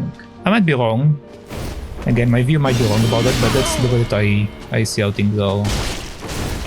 The way they are. Return from whence thou camest. And also, for example, like part of the reason why a lot of like movies and TV shows and all of that culture starts to show more gay stuff is because they're trying to like ingrain into society that being gay is okay, because it has been, society has ingrained so much anti-gay stuff into it over the years that it actually caused harm to society to the point where like gay people are afraid being gay, or people are afraid to have like that type of relation. So that's like movies and stuff keep shoving it. It looks very awkward. I agree with you, like it looks very awkward because I don't think they know specifically how to ingrain it into movies and stuff in a way that like it will look more natural.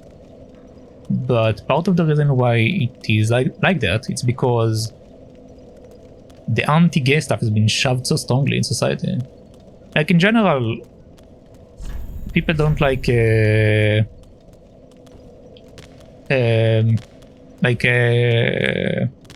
people like being outspoken outside about them wanting to be like heard and seen and all of that. But if it was like a non-gay person doing that, there would be a less pushback. There will still be pushback from the other people that don't like it. Like for example, with America, like you have black people that basically shout around all the time, and there are white people that don't like it, but there are also people that are like thinking that yeah, they should do it because they have been oppressed for so long. So it's a mixed bag, and the mixed bag has been created because of the entire mess that basically has been ingrained into society by religion or by their leader that exists at the time. I'm pretty sure it's because of religion.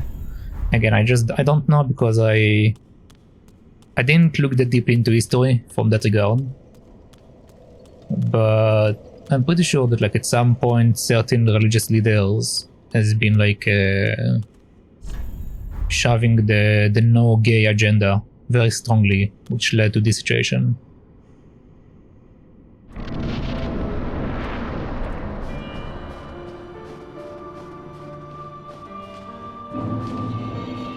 Freedom is everything, not just game of the fun.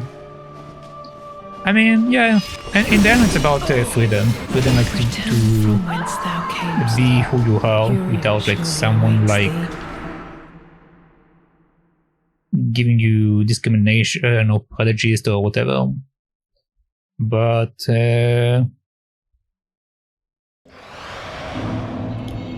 each race have each culture, each gender stuff. Like each of them have something. For example, I mean, you yourself probably you visit other countries, kind of like you also like experience some kind of discrimination against you because you are Arab or because you are Muslim. You also get prejudice.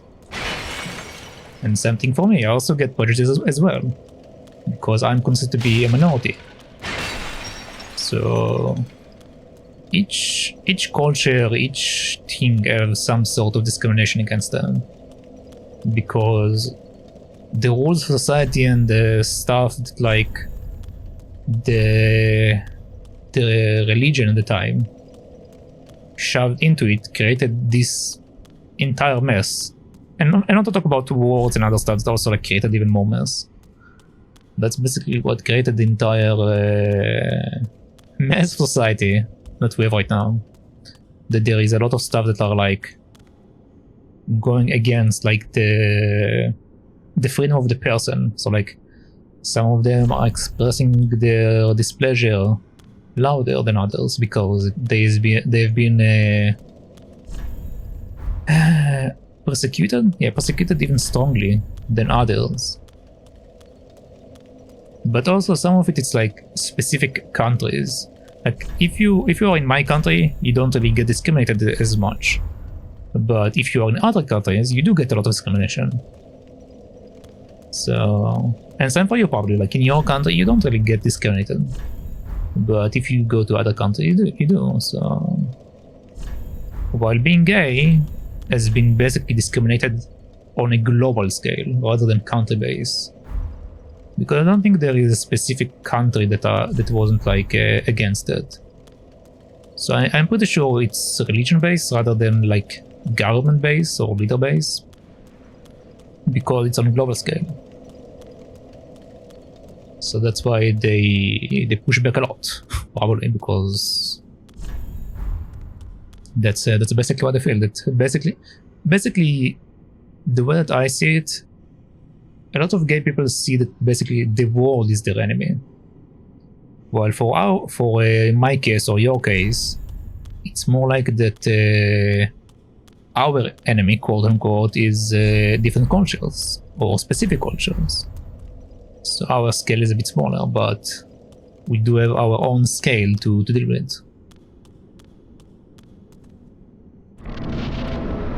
So yeah, at least that's what I think. I might be wrong. I might be entirely wrong.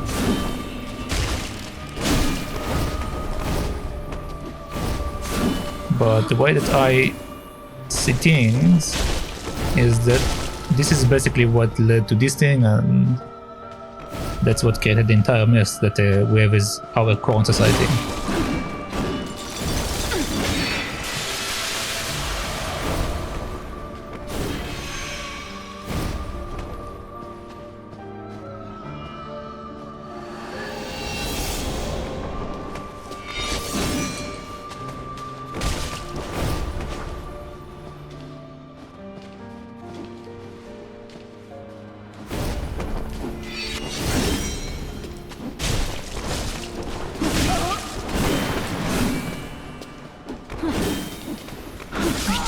I'm dead. Thou camest, But yeah. awaits thee.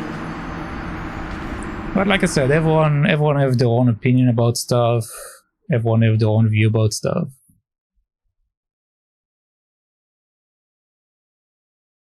Like some people say, I don't want to see that in public, or I don't want to do this in public, which is fair again. It's something that they don't feel comfortable with, and this is why like they don't want it. But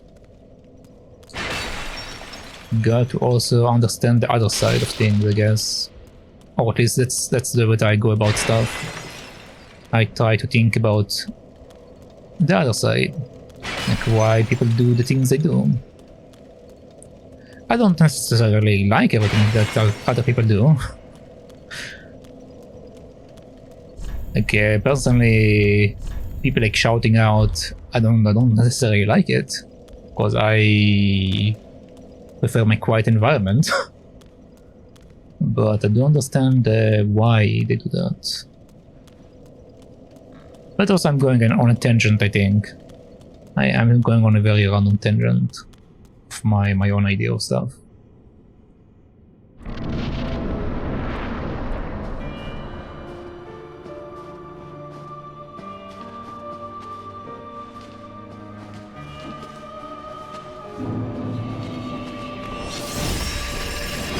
Right now we are not discussing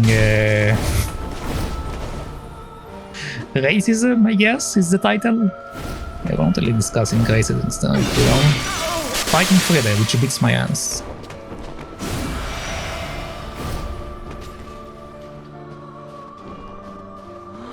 I leave the fighting of society to other people. Return from whence thou camest. It's not my job. Surely awaits thee.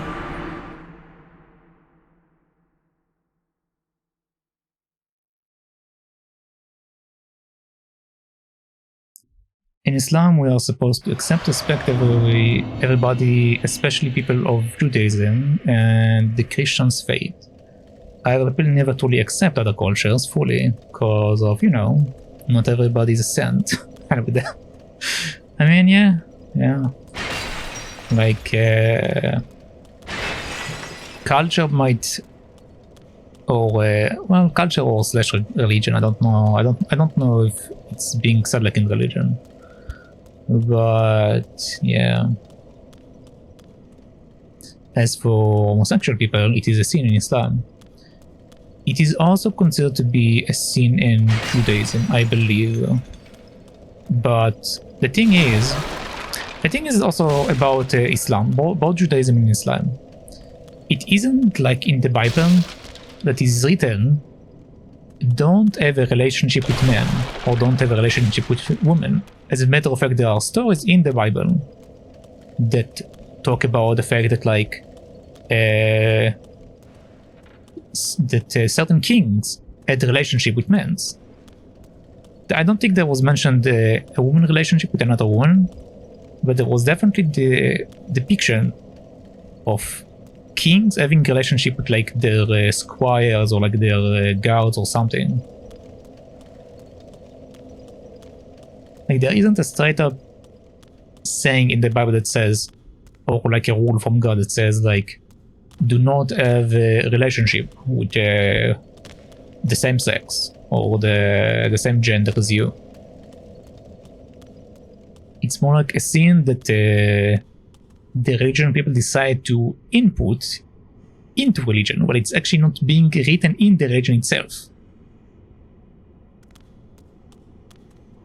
It was done in secret, believe me, for sure.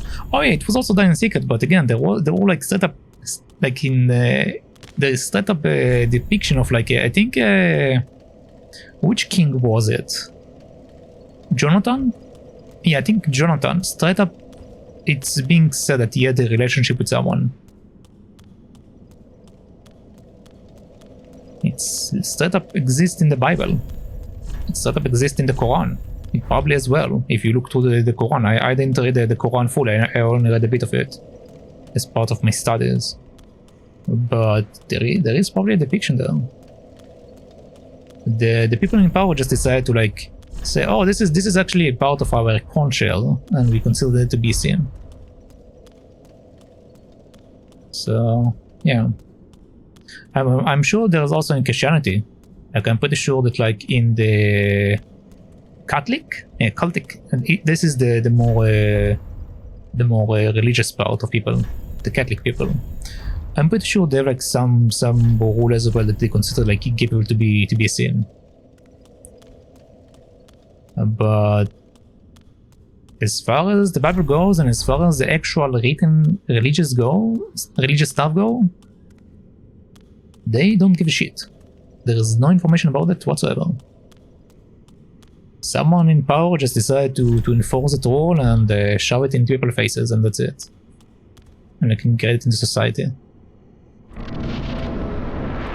Which created the entire discrimination of gay people and all of that. Though, as far as what you said earlier, not doing it in public, personally, I don't know. I don't really care that much. But in general, I don't necessarily like seeing either male or female and female or male and female having anything outside in the public. Personally speaking, I find that weird. I know some people that do it, but personally I find it weird. No matter what gender they are. You can have a relationship with whoever you want. I don't care about that, but but people doing it out in the public. That's something that I feel less comfortable with.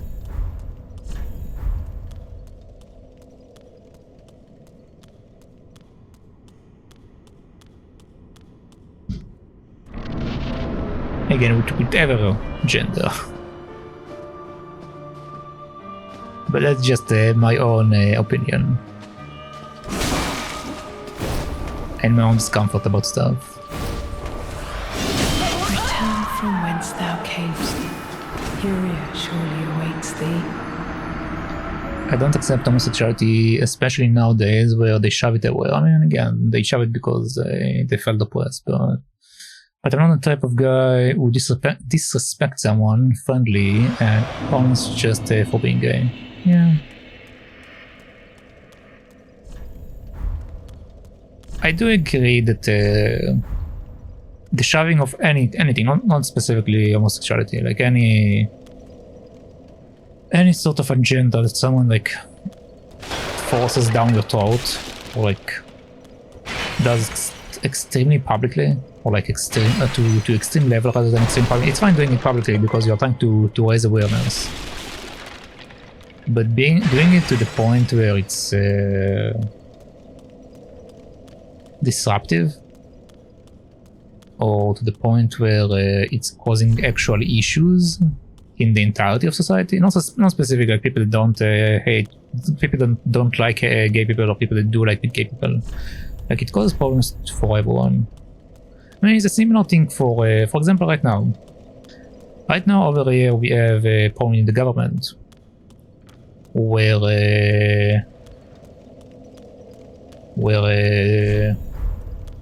we had like we have the thing where we have riots. We have riots right now, and we have riots because of a certain law that got pushed by our prime minister. And that law essentially allows the prime minister to do whatever he wants without any caution. So I definitely agree that people should riot and disagree with it, but some of the rioting is extreme. Some of the rioting is causing disruption. So that level of rioting, I think it's too much. But I do think they should disagree, because he shouldn't have the power that he has right now. He shouldn't be able to pass a law like that, because it essentially makes it that he can do whatever the fuck he wants, and no one cares. So yeah. Even games suffer nowadays. I can't see a decent looking woman in a Western game when they just look like men. I mean,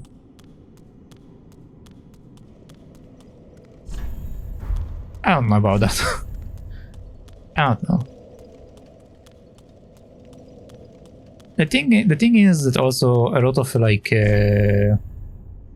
sometimes men can look androgynous and sometimes women can look androgynous. So it isn't like they do it on purpose.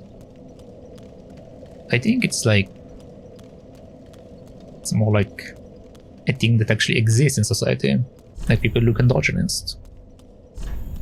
I mean, when I was young, I had a long hair, and obviously I couldn't grow a beard because I was young.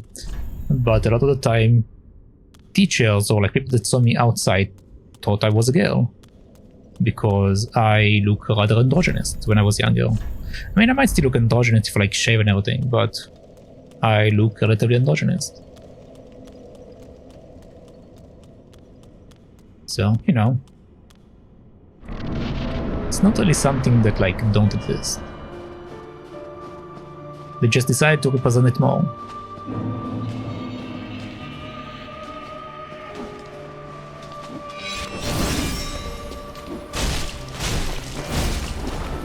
Oh, I'm dead. Return I'm from dead. whence thou camest.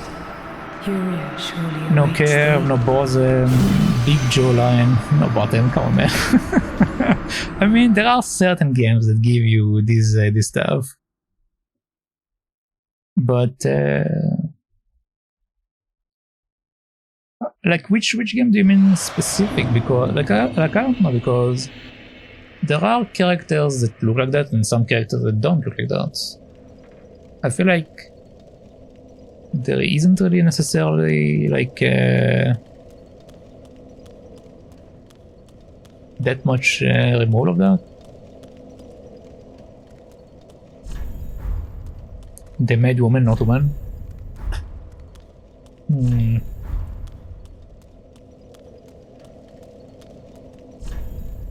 Speaking of woman, apparently we have this message here. But yeah, again, I don't know. I can see the point that you are trying to make about that, because you're basically saying that don't show the more sexual woman. design that used to be like back in certain games. Like I think for example you probably mean games like Duke Nukem. But Duke Nukem, for example, was a very racist game. Like a lot of the stuff in it is actually very racist. Other than like the fact that like they have like a depiction. I don't actually know why they show a depiction of women over there. Maybe he saves a woman at some point. But like a very sexualized woman they basically show in Duke Nukem. And for example, also you probably mean games like God of War. In the first God of War, like you have all of the stuff you can do with the third deity, I think. I mean, you don't really see anything. You just hear a bunch of stuff. But yeah, these days you don't really have that in games.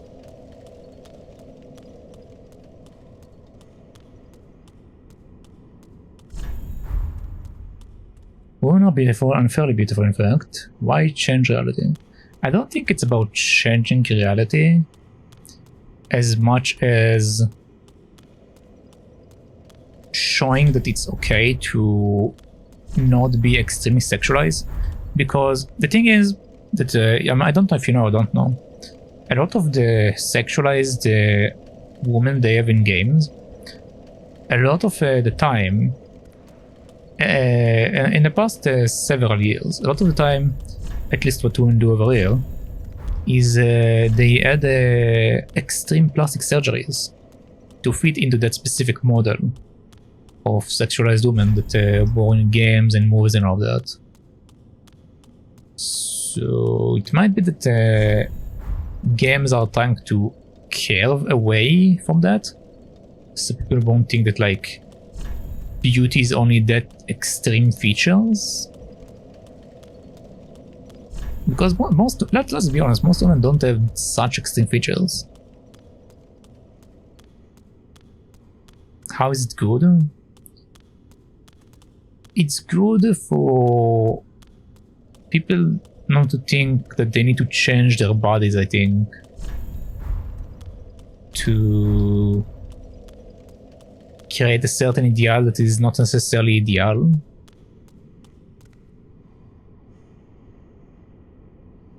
I'm not talking about naked women in the game, just don't change their beautiful looks. How is this going?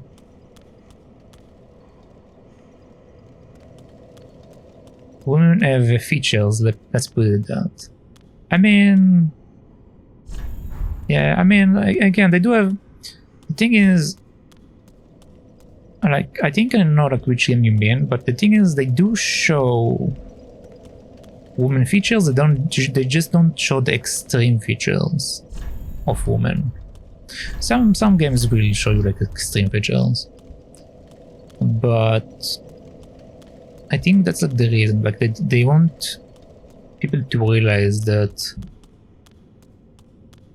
the woman features are not just the extreme ones, and they can like be beautiful without these extreme features. What do I mean extreme? Let's see, G cup, that's extreme. Most women don't have G cup. A butt the size of the moon, which is basically like the Kardashians. That's full of silicone, man. That's not a real ass. Lips that are full of silicone. That's also something that has been shoved there a lot. When it comes to people that like starting to see wrinkles, they Botox. So like the super messed up forehead and stuff with Botox. Like these are rather extreme stuff. Some people do it for like some feeling, but there are people that take it to the extreme level. Like if I remember right, for example, Pamela Anderson, for example, one of the people that like considered to be like an extremely sexual woman. She had a lot of plastic down there. She had a lot of plastic surgery. So, you know, it's not like real. Oh, I know. I definitely know. But what I'm saying is that they don't show you the extreme stuff that you saw before because a lot of people like got surgery to fit into that specific mold. And that's why they don't show like a extreme level of features. Again, some games do, and also some games show like slightly more features. You don't get it. I mean, that's fine. I mean, it's fine if we don't get it. Again, I might not be right about what I'm saying, because I just make my own conjecture about that. But I'm pretty sure that, like, it's meant to curve the fact that, like, people has been getting a lot of plastic surgery over the years. Basically. From whence thou That is just what I did. Fury surely awaits thee. There might be like a deeper reason into it, like if you like look it up, I'm sure there is like a research that has been done about it, like what is the reason behind that. But if like I make my own conjecture, that's probably the reason.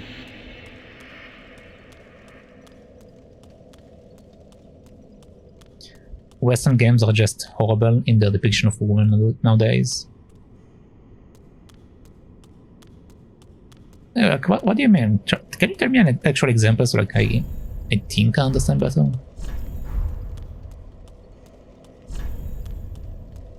Like what is specifically CD score? Did you send me something? I don't see anything sent to me.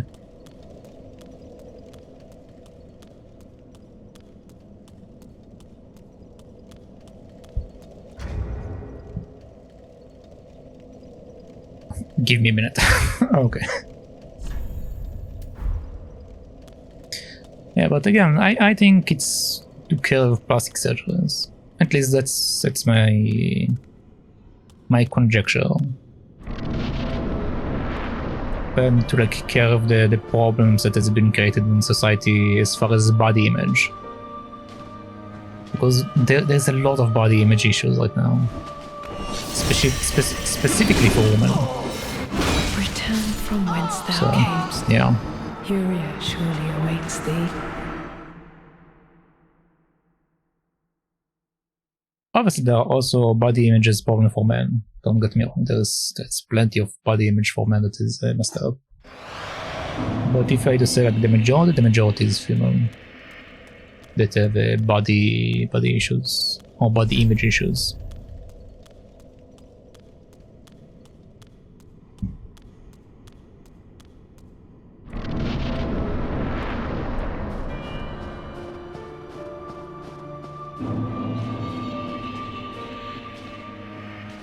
But you know what the funny thing is? As we are progressing into more and more stuff being made by AI, I'm pretty sure that like more and more body augmentation stuff are going to be more done in people as we progress through technology. So I'm pretty sure that all of these things that like games and stuff are trying to change the image of are going to get even more messed up once augmentation actually comes in. Like, can you imagine you can just like change if you don't like your arms or leg or whatever, you can just straight up change them. Easy as that. You could just like change them to different arms, different legs. Because I'm pretty sure like a lot of people will do that. And it will solve a lot of like injuries problems, like a lot of athletes suffer from like repeated movement injuries. So if they can just change body parts, it will be very good.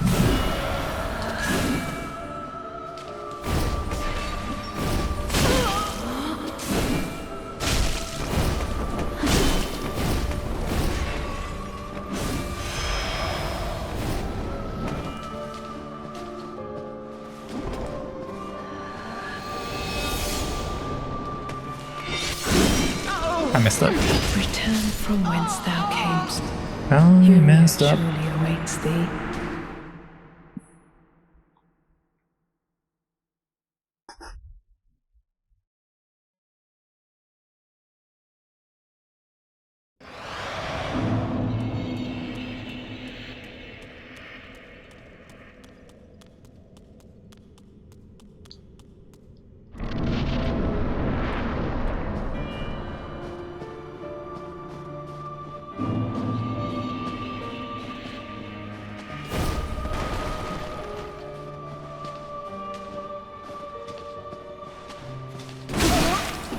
Spider-Man. Return from whence thou camest.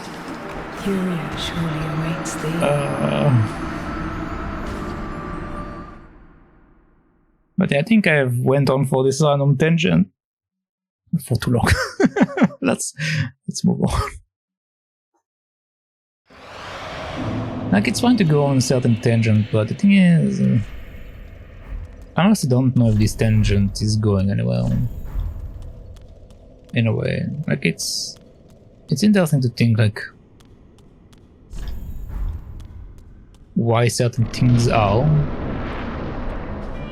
but unfortunately it's not like we have the power to change it, and even if we do have the power to change it, there isn't really one good answer.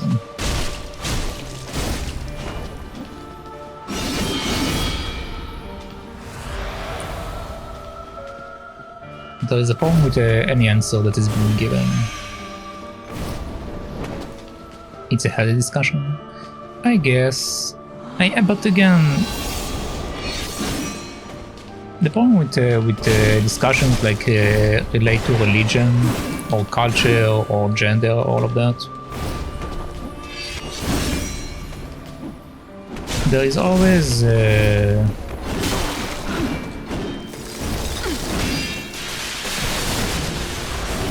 there's always certain disagreements. Like, I'm sure there is someone that like listening and they disagree completely with what I'm saying, or completely disagree with what you're saying.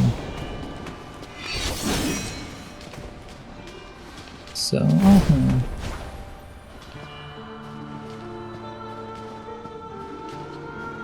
like, it is good to discuss it, but I guess there might be better places to discuss it, or in general, Twitch. Return from whence thou camest. I don't think Twitch is like the place to discuss this stuff, because Twitch have a lot of like issues on its own in these regards.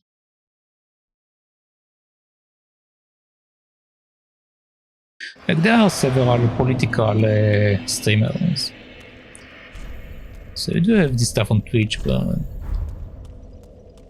don't know. I looked at one of the streamers that like do political stuff, and their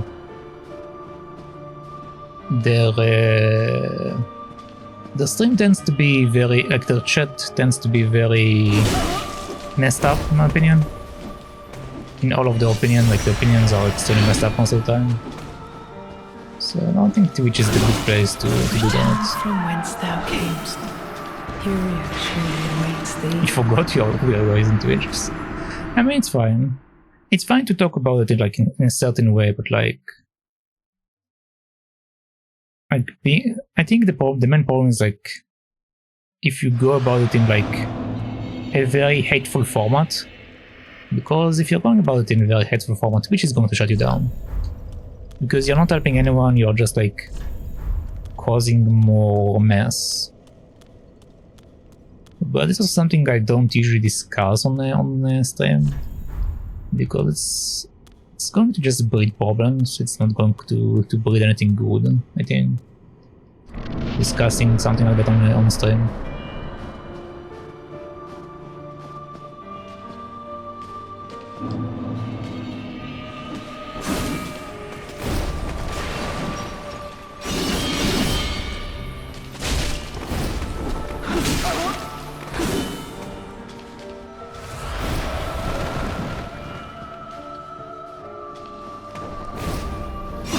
I will check once I'm alive. From whence thou camest.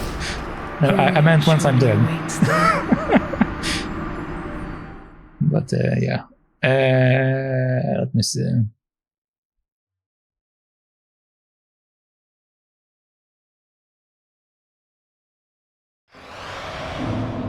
So, what am I looking at? A lot of the stuff that they actually showed me, these are actual motion capture. Like, this is an actual face of someone. So it's not really a wrong depiction. It's straight up the face of someone. Like the first is like they literally took the face of someone and put it in the game. I think what you mean is that they don't have the made adjustments. No, not really. For example, like the main thing that like you talk about, for example, I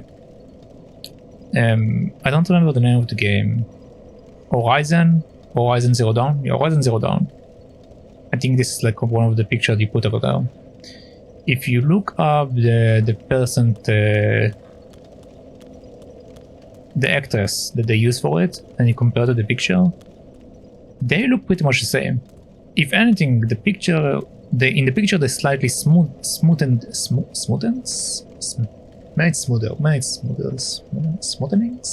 I don't know. But they made our skin a bit smoother, but it's literally the same person.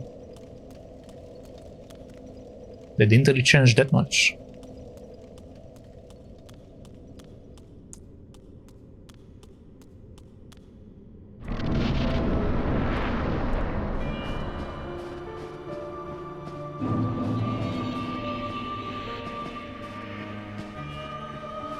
Show me example of like stuff that you consider to be beautiful beautiful woman in game. Like you showed me like what you consider to be like the bad design of stuff. But I think why there is such a big difference in what you see, it's because a lot of games these days, like all of the games you showed me, well, most of the game you showed me is games that use actual face capture. They use like an actual program that like copies the person features and all that.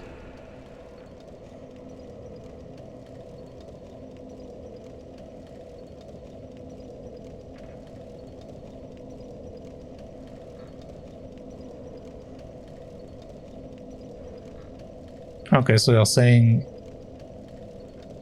I mean, again, if you look specifically on the features of her face, of the first one, I'm talking about the second one.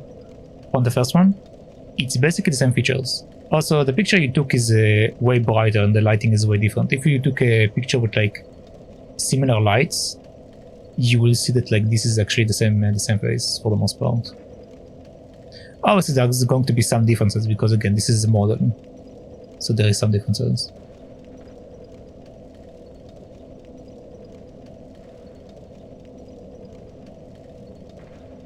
Yeah, the motion capture over there of the last one is basically identical. Like their face is more or less the same.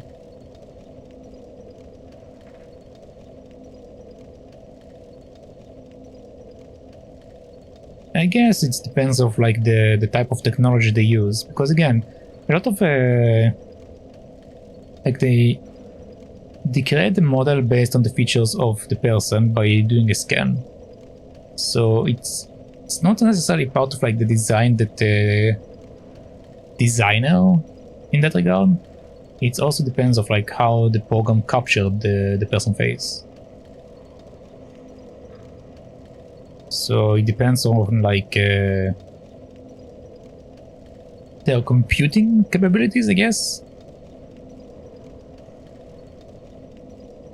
But yeah, the second one, I don't know. I mean, some features are the same, but they changed some stuff, I think, to like fit into the era. Because I'm pretty sure this is like some sort of native character or Neanderthal. Yeah, I'm pretty sure this is supposed to be a Neanderthal character based on the facial structure that they changed it into. So they might have been trying to like create a specific character, and that's why it's looking like that.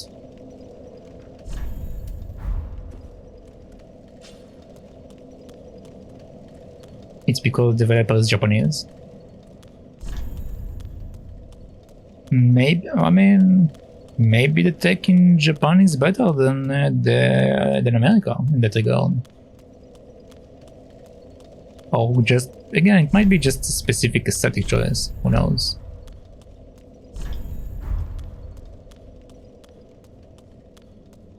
I mean, it can be aesthetic choice, I'm not saying it can be. But there must be a reason. Like they are trying to show a specific character. Like the third character you showed me, it was a straight up an American actress, I believe. And that was the most close facial stuff. But if the other characters are actually not supposed to be American. Like the second one was a Neanderthal, I'm pretty sure, or someone from like some native race of some sort. And the first one, again, I'm pretty sure it's about the lightning. You need to find a picture with like different lightning, and you will see it's basically the same face. But she does have the same facial structure. The second one, the facial structure has been changed, the skin has been changed, so yeah.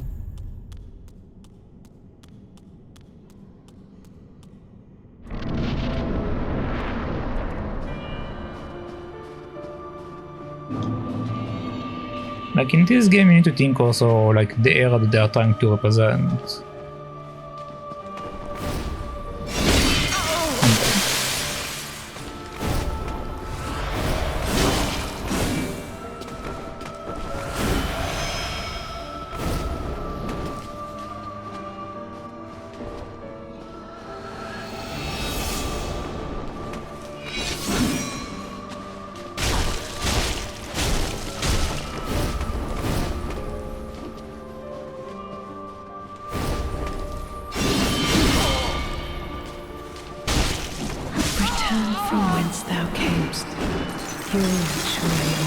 My point is the name woman ugly on purpose.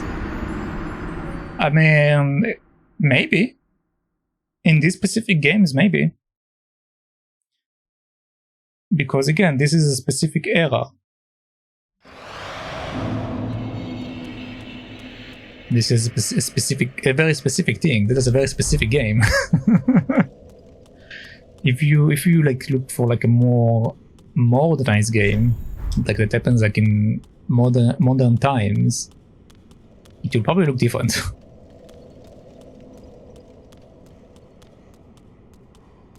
Like for example, the last one is a modern thing. Yeah, it's supposed to be like a modern setting. It's supposed to be sci-fi, if I remember right.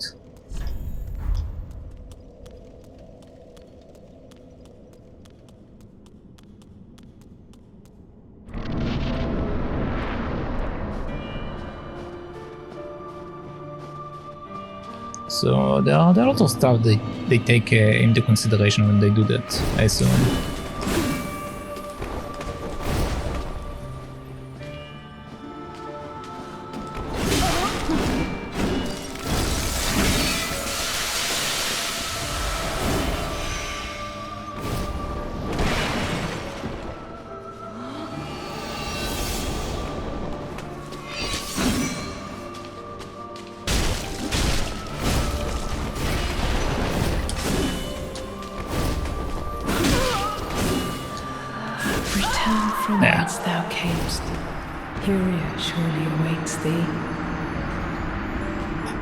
But yeah, I don't know.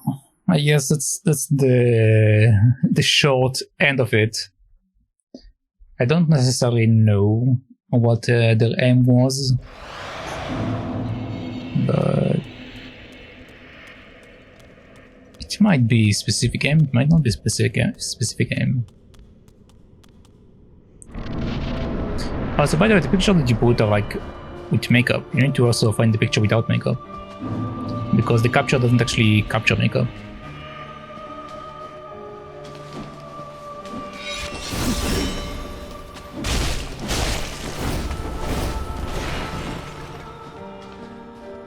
I'm pretty sure they need to do the capture with like a texture map.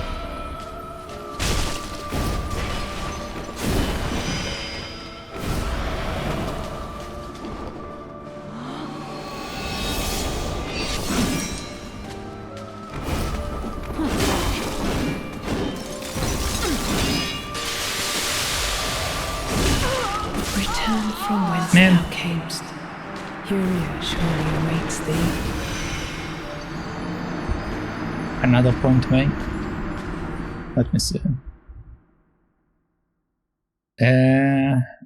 Western European game developed versus Eastern one.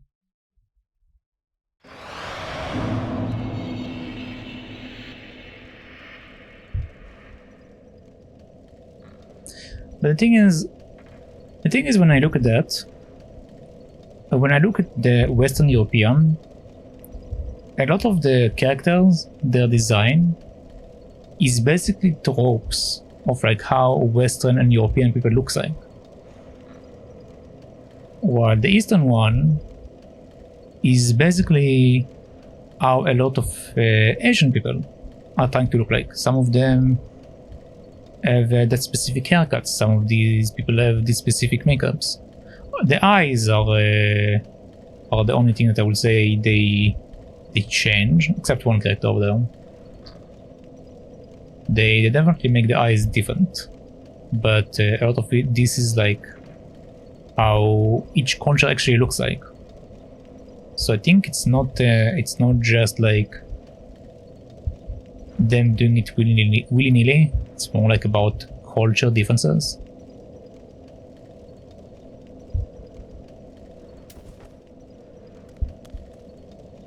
They purposely choose people that don't fit, unattractive to fit certain agenda. Sometimes all the time. Maybe.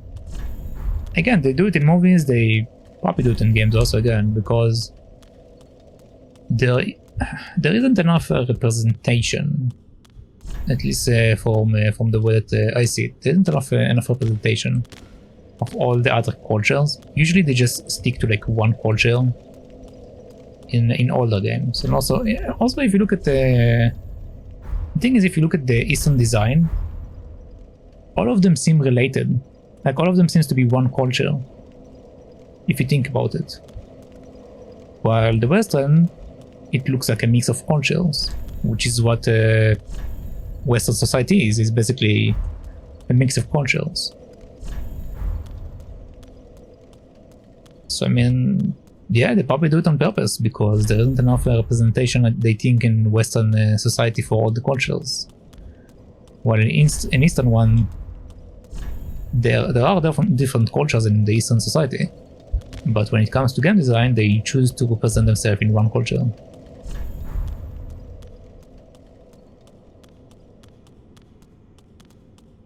Did you send something else? I see another ping.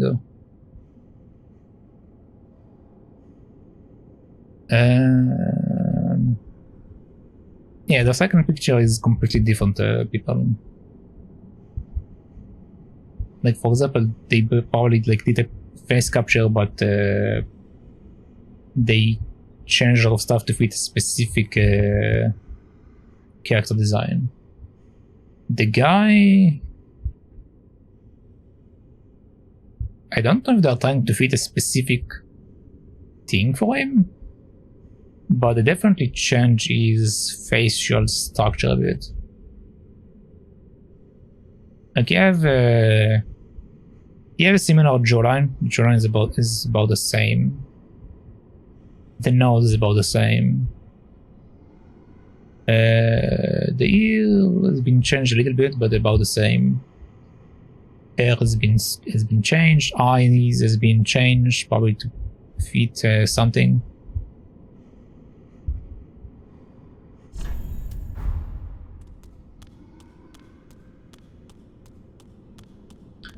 That's not true. We had all kind of representations in day 1940 to 2000.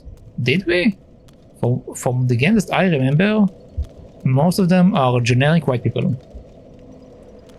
That's most of the Western games that I know. Most of them are generic white people. But I also played a lot of Japanese games. So I did play a lot of like Eastern games rather than Western games. In general, yeah, if I think about most of the games that I have are Eastern. I don't have that many Western games.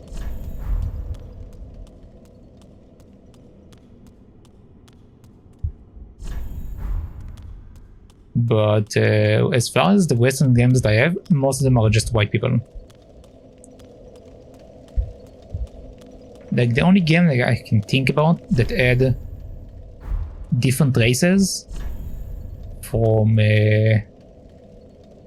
before 2000 is Desperados. And in Desperados, you basically had racism in a way, because you have a black friend, which is a slave. You have a Mexican person that is being ridiculed as a drunk. And a bunch of other top characters. Am I sure? I mean, from the games that I played, yeah, most of them were just white people from the Western stuff. But again, I didn't play a lot of Western games. I don't have that many Western games. Most of the Western stuff are just like shooter games, so you don't really see the character. Like Call of Duty, you are a soldier, you see the gun. Wolfenstein, you see the gun, you don't see the character. Doom, you see the gun, you don't see the character. Serious Sam, you don't see the person, you see the gun. But all of these are supposedly white people. Like generic white people. These are like the games I kinda remember that I have that are Western. Other than that, I don't think I have that many Western games. Or the Western games that I have are aliens. Like Oddworld. It's not white person, it's black person, it's nothing. It's an alien. So yeah, I don't have that many Western games from that specific era.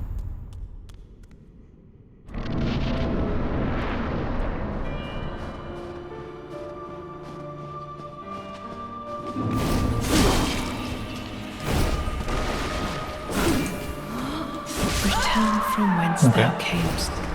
Furia surely awaits thee.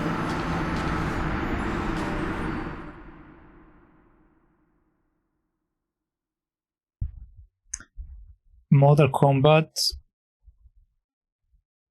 Most of the characters in Mortal Kombat are white. I think they had only one black person in there. A single one. And even that I'm not sure.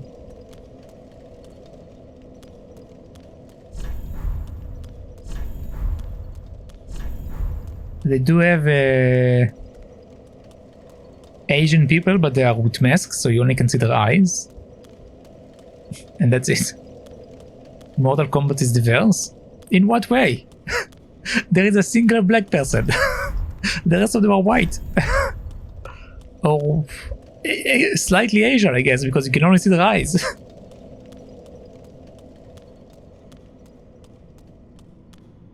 Like their entire body is covered.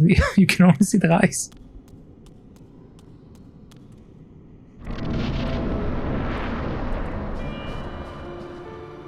Indian, Asian, Americans. I don't remember there being any Indians. What do you mean Indians? Do you mean Native Americans, or do you mean people from India? Because it's actually different. Furia surely awaits thee. Nightwolf? Yeah, that's a Native American. That's not Indian. That's Native American.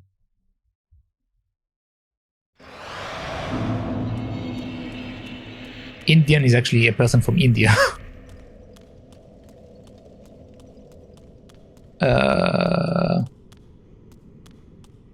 But then again, it's a single character. Can you mention one more character that is Native American? Because as far as I know, there's going to be one character. That's it. Like you're saying, there is a representation, but the game have over 20 characters. Out of these 20 characters, there is a single Native American.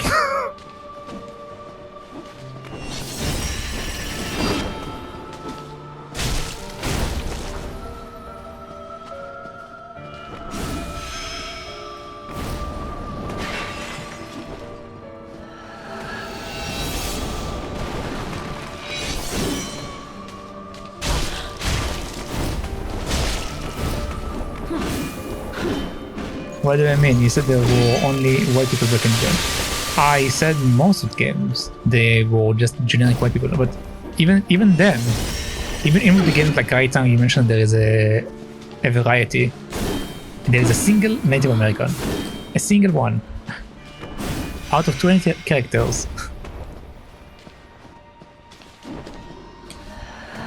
Isn't that majority white people? Am I wrong? That's majority white.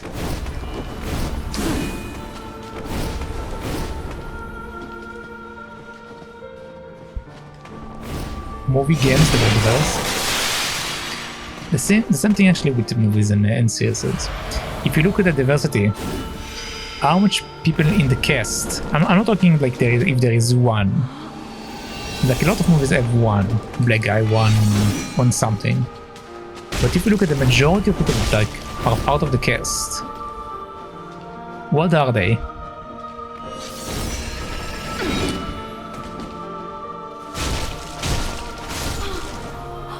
Okay, there we go. Phase 2. Like the problem that exists is that there is a lot of white people in each media thing, and that's what's creating the disparity, that there is like non-equal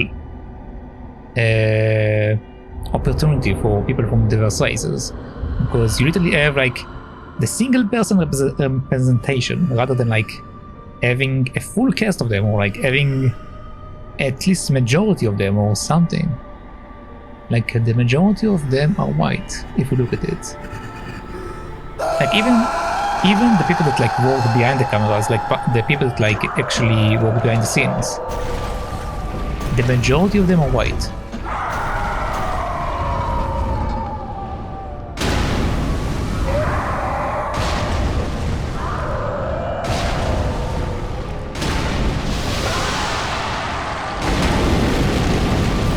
So like a break, like there was only white in movies, and that was not all even. No, I don't think they are saying that there is. If I also said, I don't think it's like. It wasn't. I didn't say it precisely. What I meant is that the majority of actors, the majority of cast, is white people. Usually, you only have like the single diversity actor in there, and that's it. Most of them have like one or two, and that's it.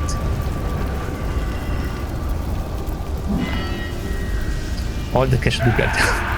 No, not all the cast, because you do have like series that have only black people. Like you have a bunch of Eddie Murphy movies are all black people. Then you have like for example, like I will tell you for example for a movie that like for example have a wide variety or diversity. Rush Hour. But even in Rush Hour, you have just one black guy. The rest of them are Asian or white. But there is only one black guy. But there was actual diversity, because there were about the same white people as Asian people. There weren't as many black people, because that's specifically what they tried to show in the movie, I guess. But there was a single black guy.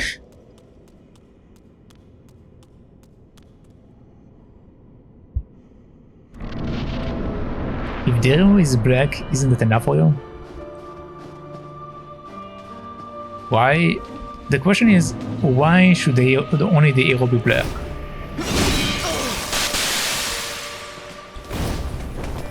Like, would you say the same thing if... the thing is, it's because of like how society is being perceived. Again, it's going back to this thing.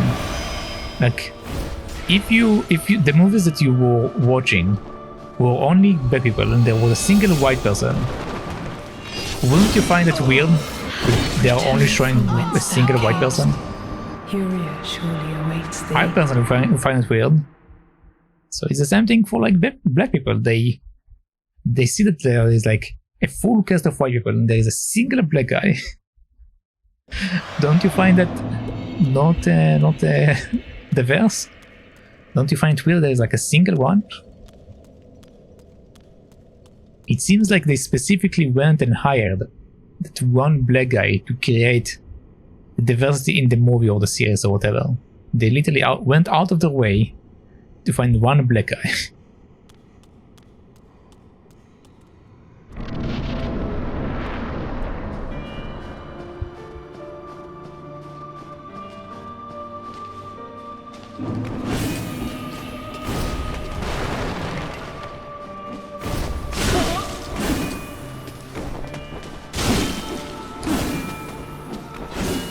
It's just a lie. They try to enforce it. It's totally not true. I mean, that's basically what a lot of movies do. They basically, like, they hire the diversity hire. That's basically what it is. They hire the diversity hire to try to represent. We have one guy, so we are being a diverse movie. Like, also companies do it. Like, they are like, Return from whence we thou hired camest. one black guy. We are a diverse company. But it's not a diverse company if there is only one black guy. Like, for example, there was a lawyer series I watched not long ago. It had two different parts. So like the first part, they made like two series. I don't remember the name. I might remember it in a bit.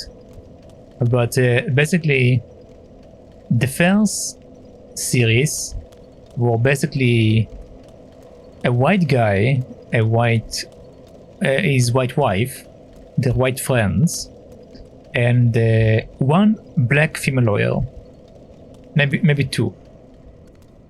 But all the other people were basically white people.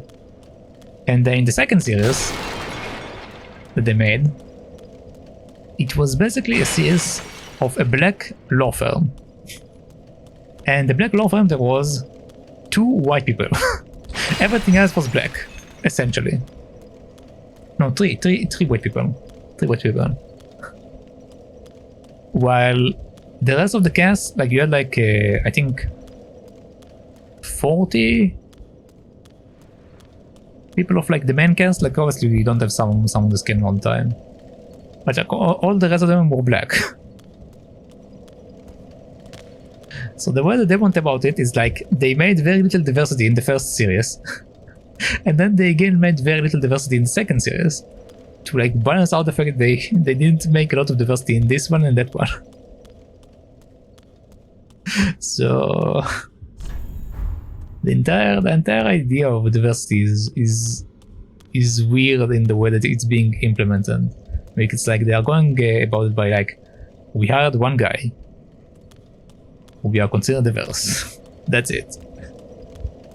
Or like they hire one guy from each culture or race they have in the surrounding area. So like they have the one black guy, the Indian guy, the one Native American guy, and the one black guy, and that's it.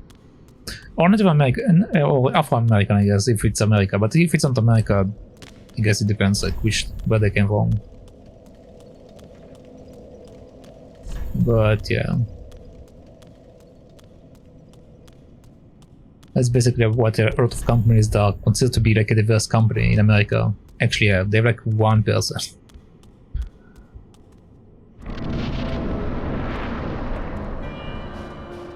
Back then it was Genian. Was it?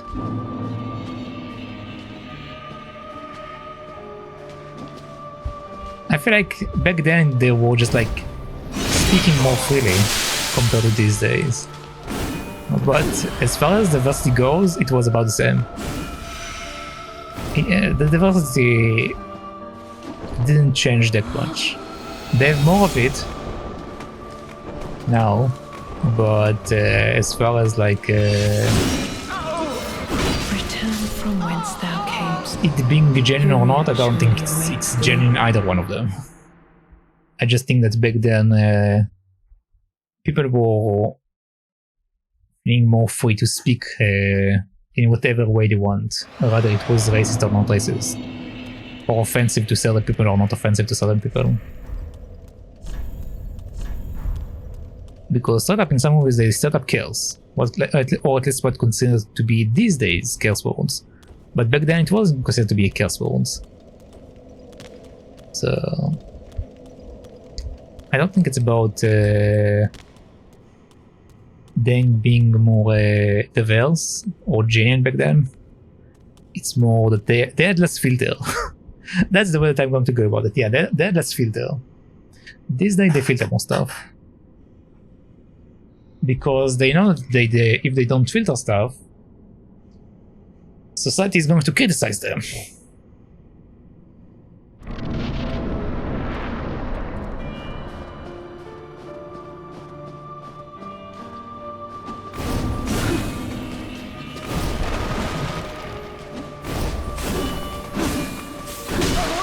Oh, 3 attacks, okay.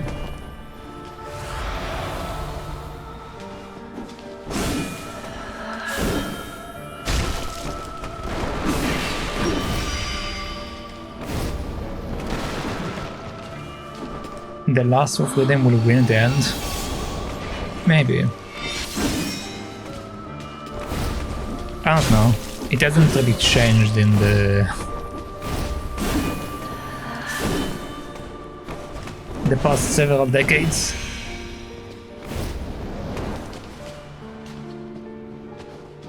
If anything, what will happen eventually is that there will be no cultures. That's what I believe will happen eventually. And then that will be the only thing like will quote unquote solve it. Because there will be one race. With the way that like technology is going.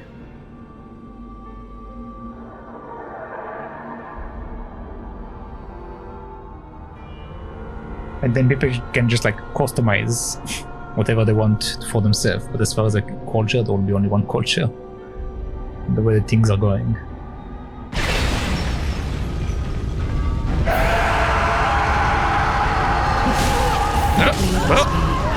Oh, that was quick.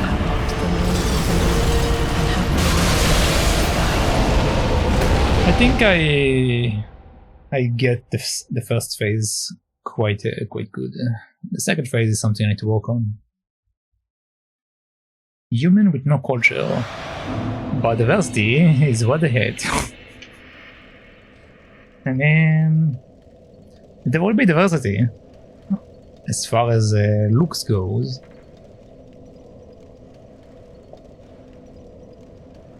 But as far as culture, I believe it probably will eventually become one culture.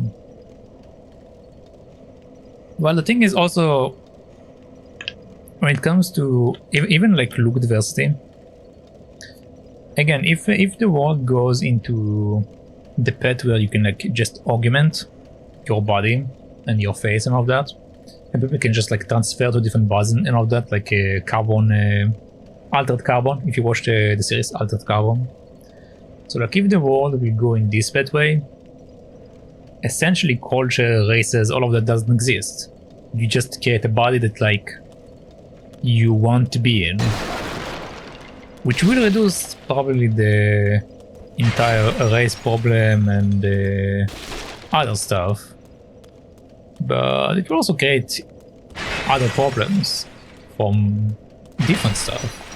It's like no matter what happens to society or how society will change or cultures will change, there will always be something that people don't like, or like will cause some sort of issue, or people won't disagree on. That's basically the way that like the human culture is in general. I mean, it's not, well, actually it's not just, the thing is also, if you think about the animal kingdom, I'm pretty sure that different looks are being looked down upon is something that is basically instinctive, because a lot of cases where an albino animal is being born in from animals, they will shun away the albino animal because they consider it to be weaker, so they will kick it out of the herd to basically die. So it might be like an instinct thing. It might be part of our genetic code, who knows.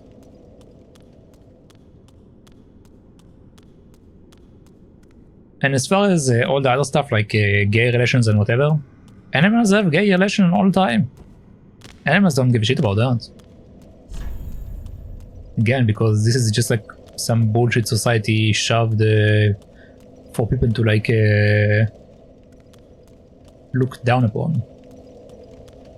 But as far as like gay relations, animals don't give a shit. They do whatever they want in that regard.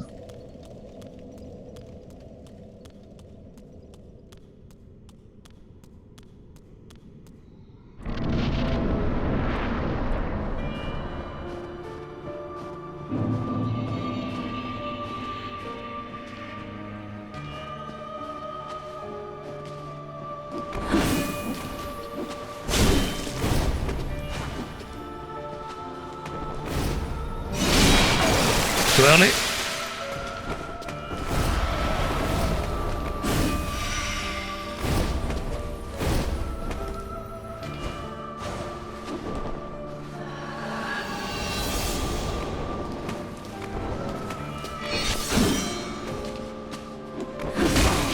Return from whence thou camest. Who makes thee?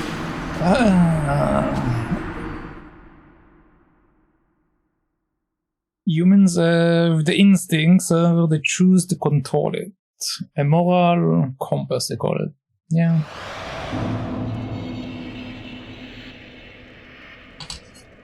Basically.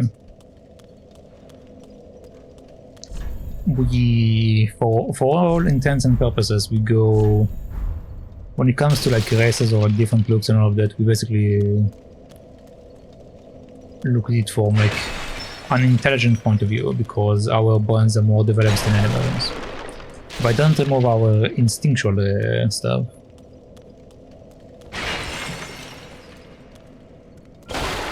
That's also funny thing is, another thing is, if you look at children straight up don't care about if someone is gay or not. And it's because they haven't been taught by society to hate gay people or something like that. Because again, as part of like instinctual stuff, being gay or not gay is actually, as far as like instincts go, our instincts don't reject gay stuff. It's society that rejected gay people. So eventually it will fix itself, I believe. Either that or there will be some shift to a different direction, who knows. But that's just like a culture, culture studying, I guess, that led to the entire mess with that.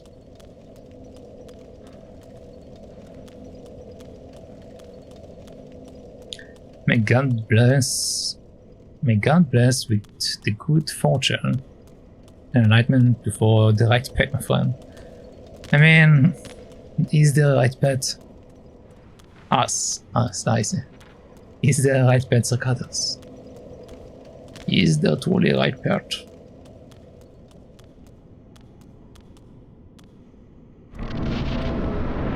I believe the only right path is the one that like fit you. In the end of the day. Like you may try to like believe certain things or someone will tell you certain things, but in the end of the day if you don't believe it or you don't see it as such, you won't really do anything.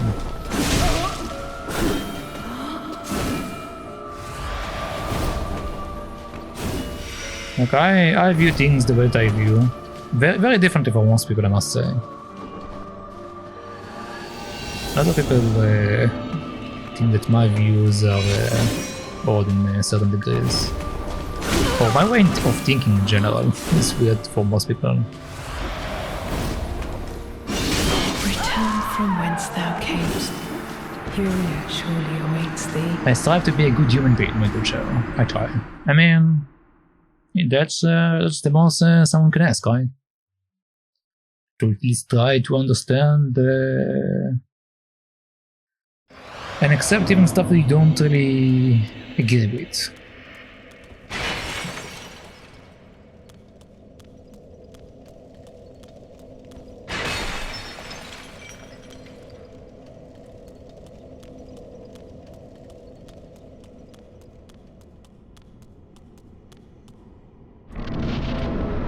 Because in the end of the day, you might have different opinions, you might have different view and stuff. But you exist and whoever you don't agree with exists. They are entitled for their own opinion, you are entitled for your own opinion.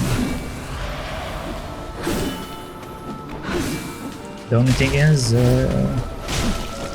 each opinion should still be respected, even if it's not being agreed upon.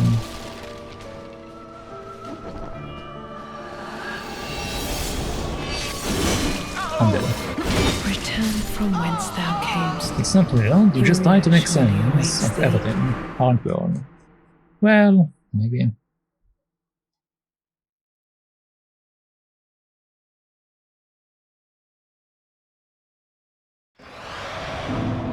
No, but I don't mean it in a bad way.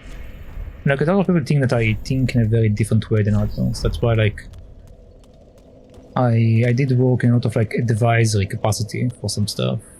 Because I usually don't think like other people.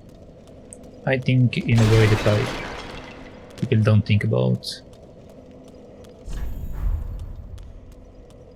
Maybe I will go back one day to working on the advisory capacity, I don't know.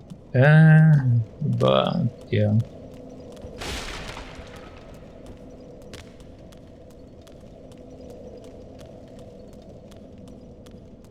That's what logical thinking is, like. I mean, it depends on the logic you look at. Logic can change at the flip of a hat. So I guess it depends what you consider to be logical.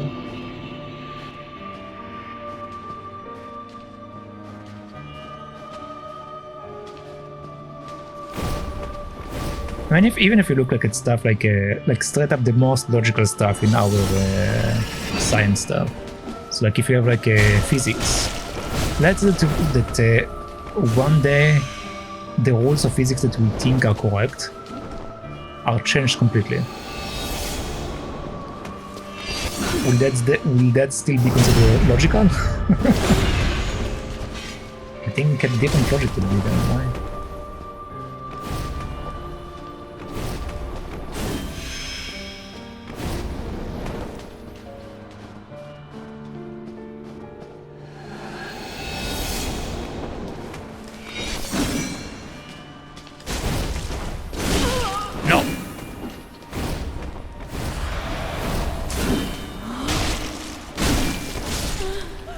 Okay. Our experiences shape our logic in every life event, in everyday life events. Maybe, I guess.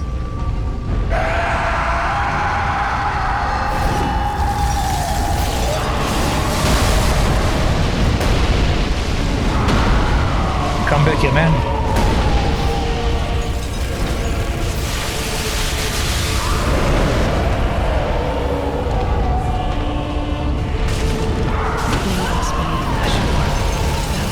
Okay, it's better to attack this guy, Subjects to guide. but I need to be careful. As for science, it is science. He likes his job. He sure does.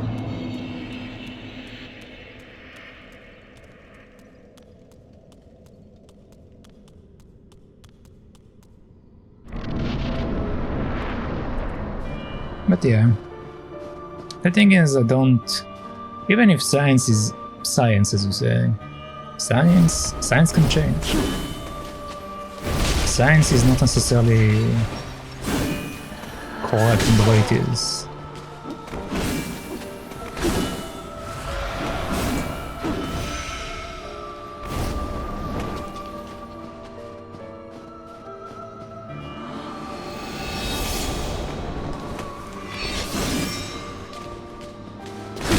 No.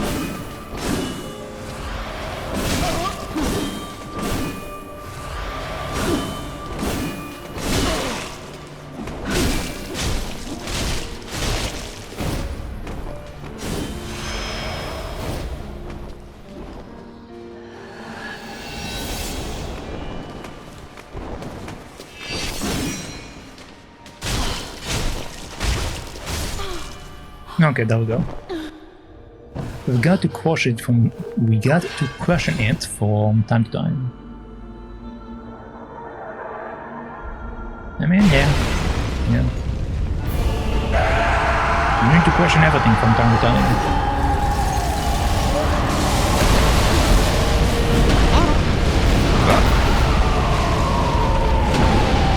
Also, thank you for the follow. My follows are anonymous, so I can. And then. So my followers are anonymous, so don't need to feel like called out if you feel like following.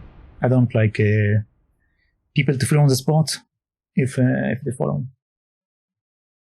I don't like being put on the spot, so that's why my followers are anonymous. So yeah. Misinformation, all of that. Yeah.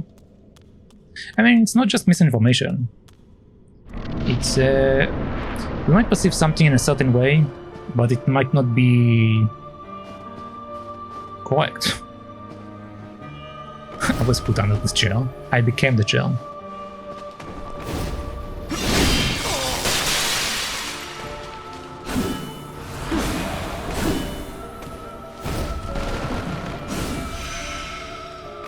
Okay.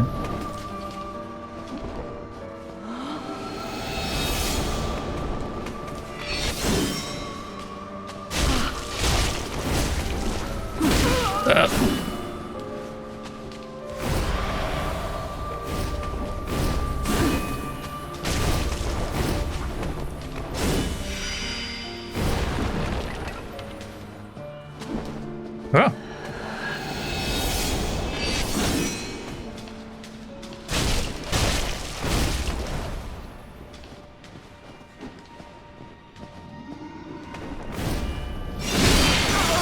Man, every single time.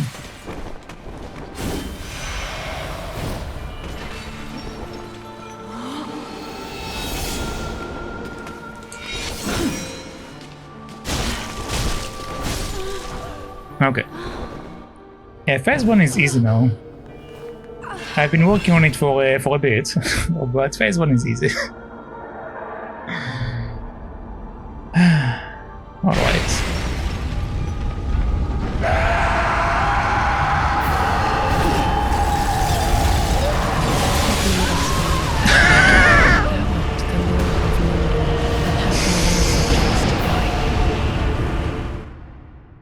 Be the taboo subject like religion. Is it actually considered to be a taboo subject to question religion? I don't think it is. Because in the end, religion is just a bunch of stories string together by someone. You don't know if this person was being honest when he string these stories together. He might have changed some stuff. So I don't think it's a taboo to like question religion. To a lot of people, yes. I mean, I guess I consider, because if they start to question is they are not sure what is right or wrong, so in a way they rather not question it. It's easier on the mind to not question it. But I don't think it's considered to be a taboo. I think they just don't want to question it in order to like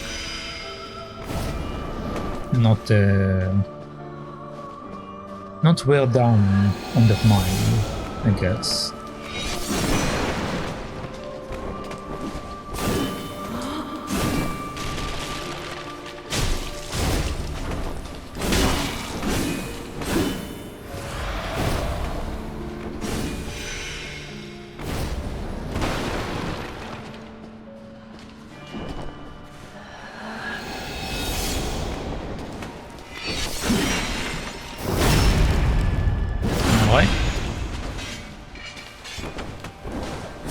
No.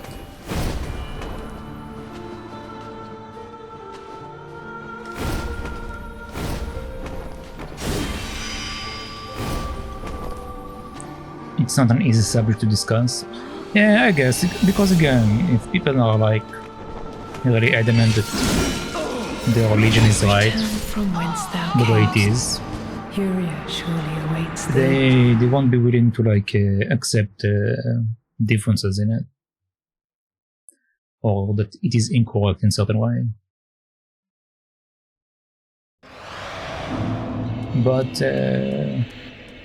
religion in the end of the day depends on like what is written in the holy scripture of each religion. So if people are like reading the Bible and translate the Bible or interrupt the Bible in a specific way that like fit that specific narrative that they have in mind, then they probably won't think about different interpretation. But a lot of stories, a lot of stuff, no matter like which story you read, Bible, not Bible, all of them have like a lot of interpretations. So, you know, it all depends how deeply one is willing to look. And if one only wants to look at surface levels of stuff to make it easy on their mind, this is their choice.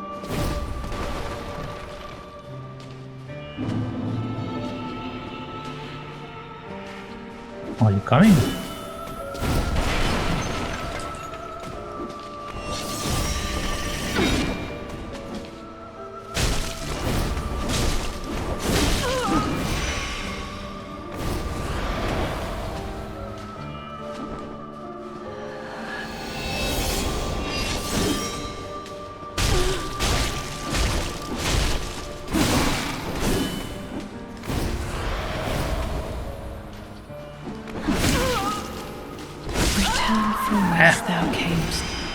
Messed up.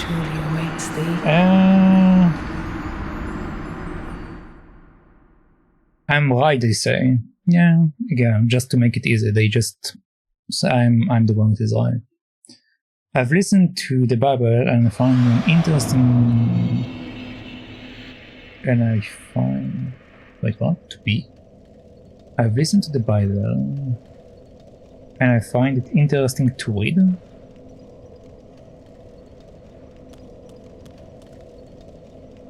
I'm not sure where I'm supposed to put the to be in, but I'm sure it should be somewhere there.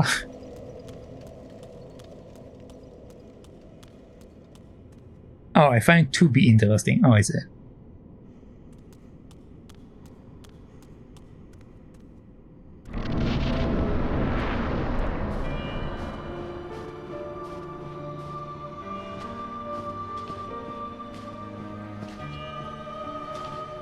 Yeah, again, the Bible is basically a bunch of stories. Bunch of stories that are linked together by some religious guy.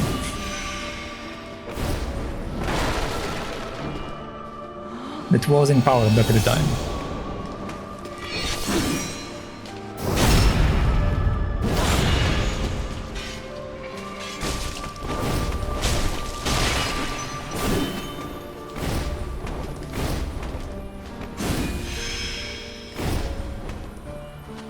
Cult? I mean, every religion is basically a cult. In the end. By definition. The only difference is like what they actually demand from you. Which in general the religion doesn't demand anything from you. While cult usually does.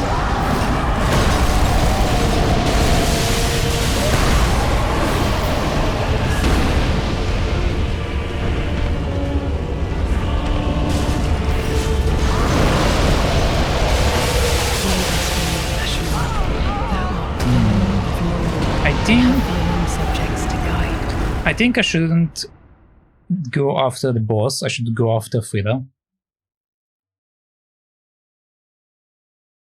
Because I can't see Frida's attack. Well, the big guy I can just avoid, I can just dodge him and he will run into the wall. So I think I need to focus on Frida the entire time. Like, it's a bit easier to smack the big guy, but I can't really see what's happening. I can farm health. Nah. Health is unneeded, man. Health is a luxury.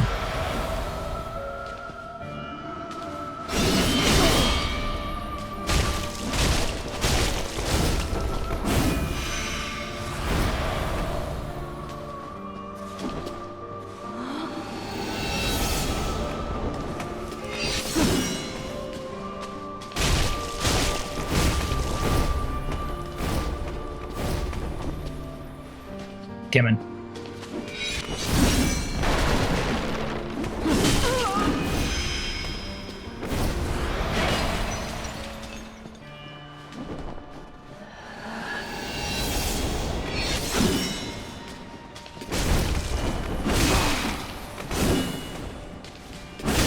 I'm dead.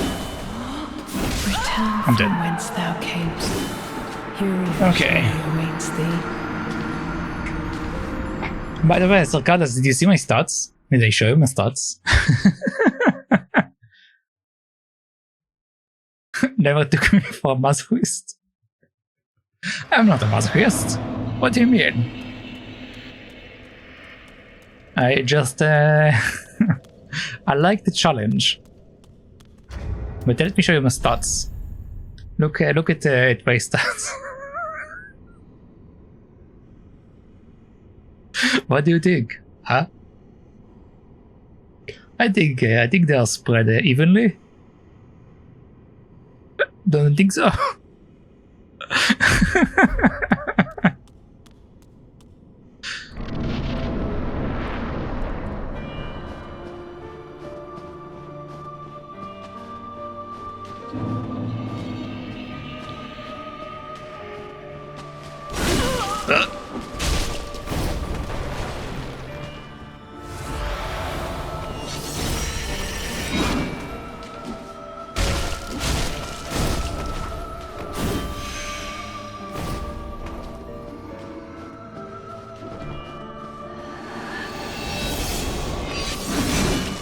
Messed up.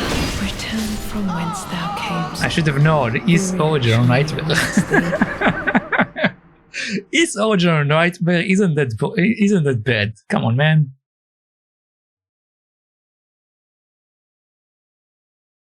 Like, if you level it up properly, it's not that bad.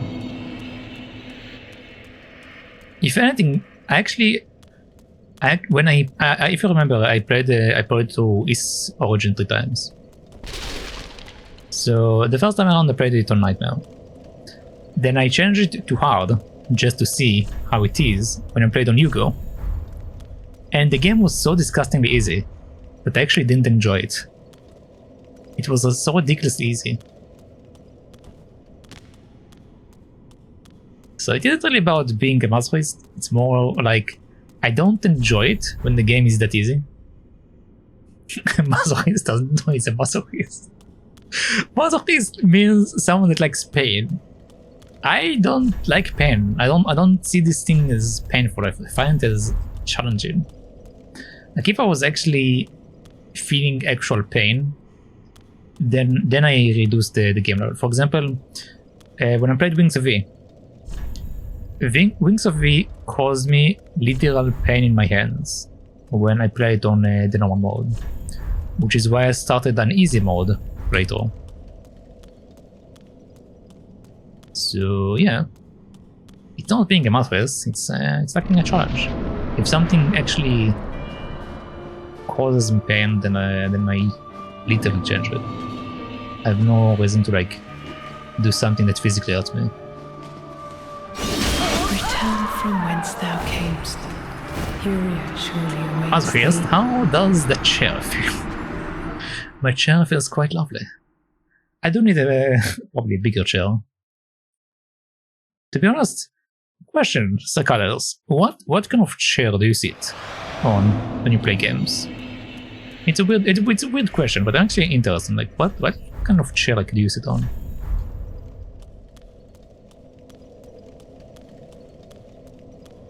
The one I like. No, really. I mean, like, what type of chair is it?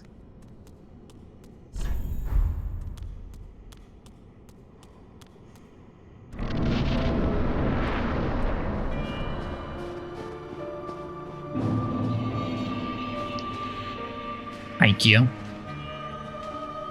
You like the IKEA chair? Aren't the IKEA chairs terrible? Don't they break apart?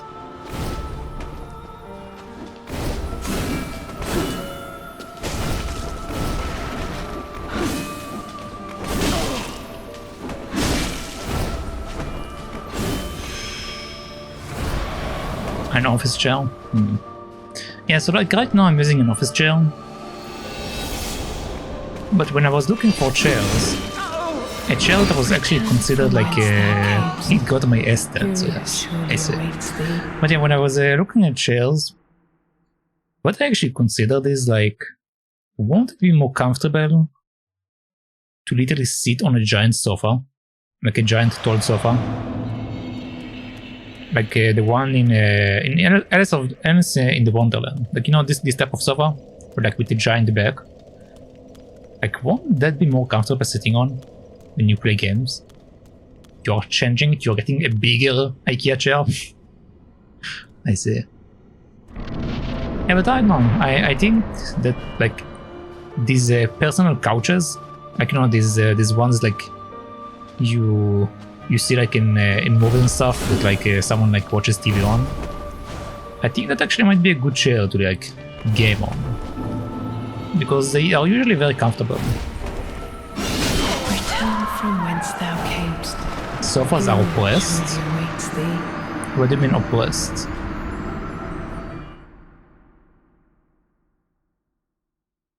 Definitely? What do you mean by oppressed? What do you mean sofas are oppressed? Underrated? I wonder why. Because I don't know, like the way that I see it, if you get a sofa, and the type of sofa where you can like change your cushions, for example, also, you won't need to change the entire chair if like the cushion starts to worn out. You literally just need to like take out the cushion and get a new one, or make a new one. Like overall, I think it's better. I feel like it's a better investment, and it's more comfortable. No matter how I look at it, they are usually more comfortable.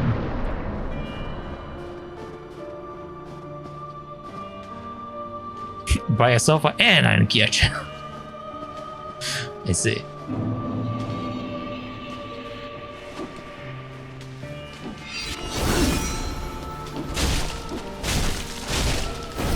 Why do they all have to come from IKEA? Is there a specific reason?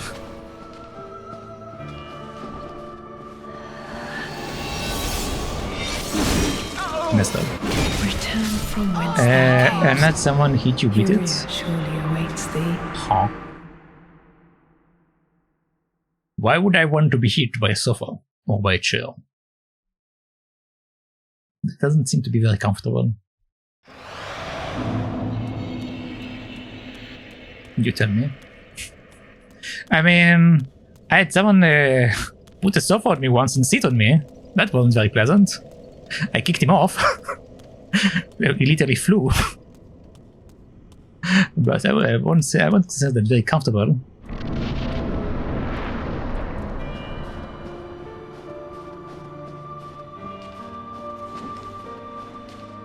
A she or a he? It was a he, it was my brother. Like we had one of these like small personal couches, so I decided it was funny to grab it and like put it on me and sit on me. And then I sent it flying.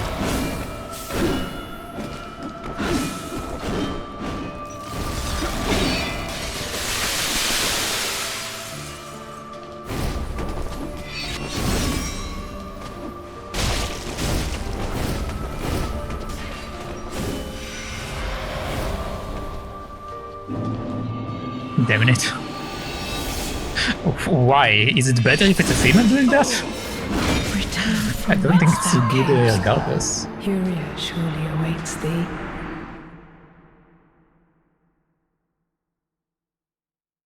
Yes. Why?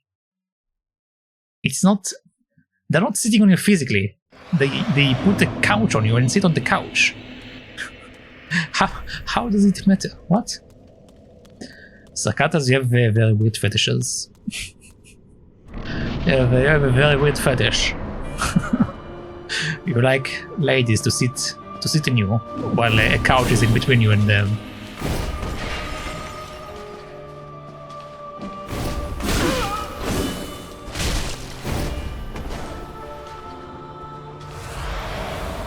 I'd rather die like this than play Dark Souls. But didn't you play Dark Souls? Didn't you play to all of Dark Souls? I'm pretty sure you did, like to all of them. I think you mentioned playing to all of them.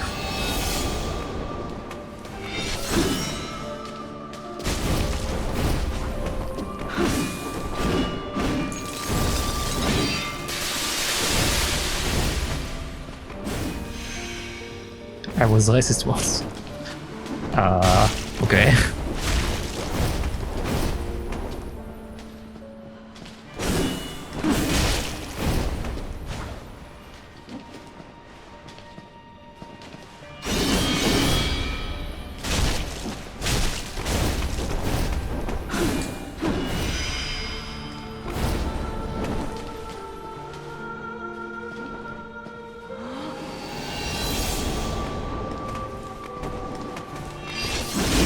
No, messed up. Return from whence thou She didn't show up. Furia surely awaits thee. Also, you didn't actually write Dark Souls. You wrote Dark Socks. Dark Socks.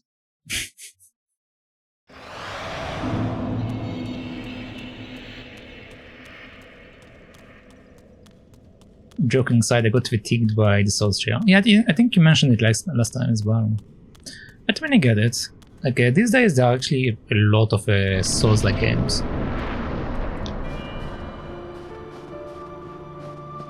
You should try out the farming games, Sarkadas. I don't think you played a lot of farming games.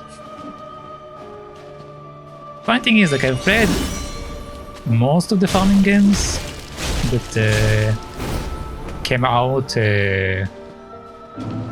before the 2000s and then slightly after that. But I don't think I ever got tired of them. There are just so many of them, so at some point I was like, I will get the other ones at some other point.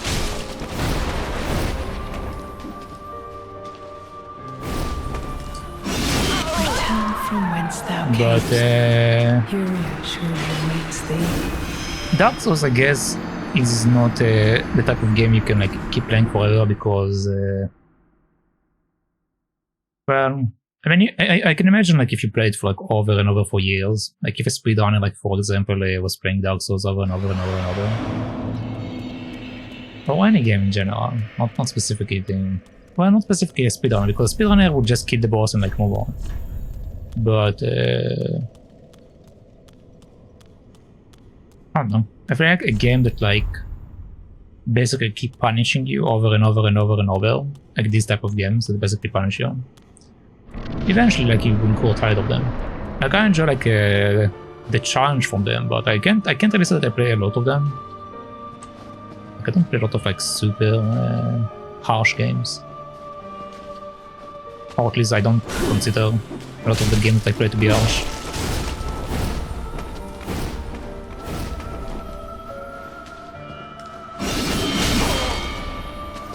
By the way, speaking of farming games, I'm actually going to play Palea soon. I want to like play it after I beat Dark Souls, I think. So I will have some farming game. I don't know if you heard about it. It's a new like farming MMO. So I'll play that for a bit. The only thing is I don't know if my computer would be fine with it. So we should find out. Like, I can play it. I managed to like launch the game and stuff, but I don't know if I can stream it and play it at the same time. Return from whence thou camest. So we shall see. Furia surely awaits thee. Dark Souls speedrunners are true masochists. I don't know if they are masochists. Because again, after they like know how to beat the bosses, it's not that hard. You just like try to like get better timing. But in general, I don't know.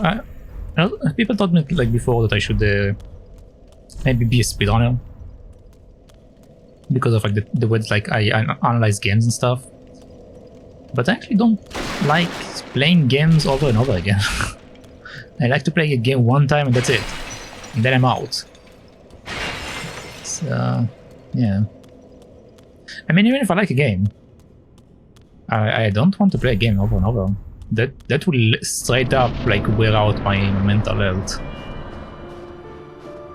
And that's what actually happens to a lot of speedrunners. Like, playing the same game over and over actually like wear them out. So I don't know. It's not the kind of thing I want to do, I think.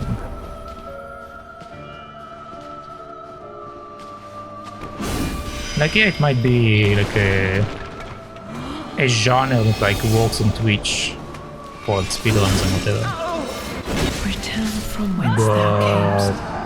Furia surely I awaits am not thee. going to enjoy it. I'm going to despise it, to be honest.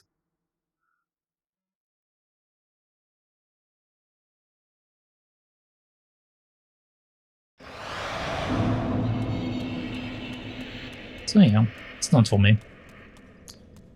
It's not for me. I'm not a speedrunner.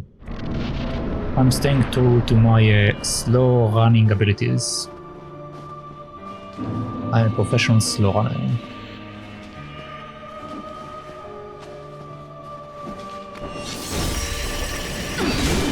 Well, Return from whence thou camest. a nightmare runner? Furia surely awaits thee. More like a challenge runner. But a single run. Single run.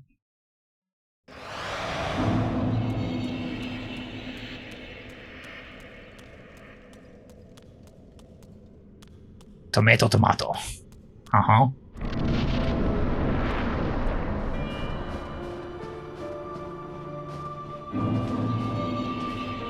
But wait, Sir Cuddles, aren't you going to play Lies of P?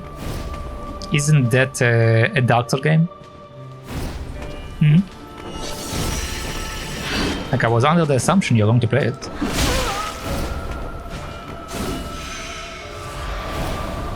I need to pee first. Well, I mean, you probably should do that.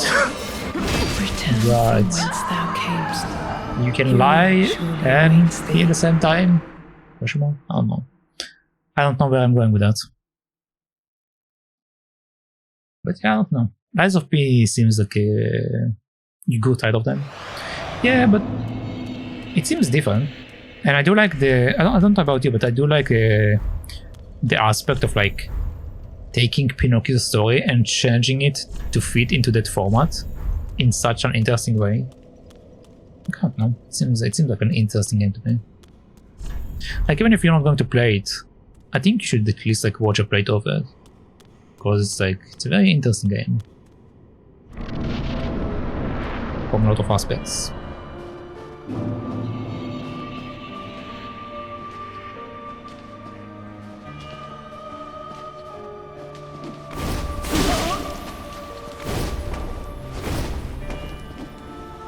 Call of Duty in disguise. This is what is challenging. Return from whence thou camest. Is it? Surely awaits thee. I don't really see it as Call of Duty. Call of Duty, you're like a soldier going around and shooting shit. It's an FPS. That's not the same thing.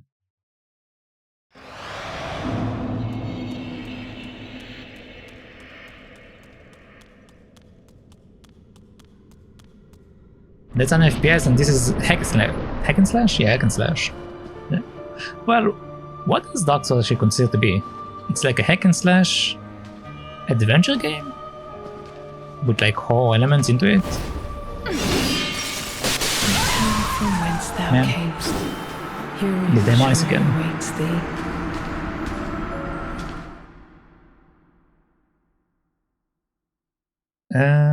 They were doing them for a while. The same game for a while now. Oh no, I don't. I know there are a lot of games that are like the Dark Souls genre, but what is actually the genre of Dark Souls? Because I think it's like hack and slash adventure game, right? And that's like how you will define it, by like the basic stuff.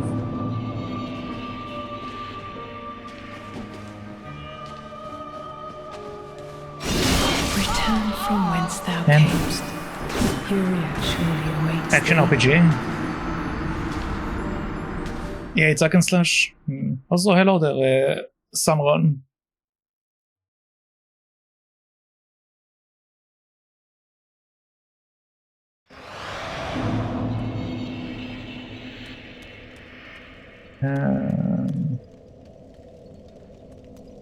But is it considered to be an RPG? Oh yes, you saw an RPG. Like, are you playing? I guess you're playing a role, right? You're playing like the Ashen one, so you're playing a role specifically.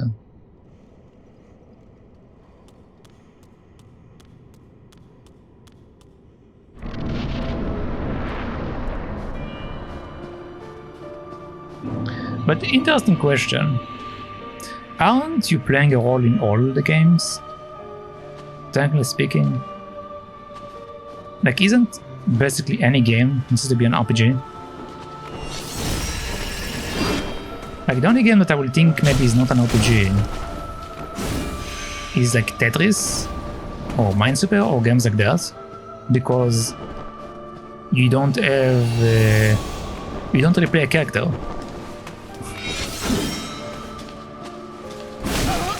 Return from whence thou camest. No. Furia surely awaits thee. Which game are you not considered to be an RPG? So cuddles. Because action game with RPG elements.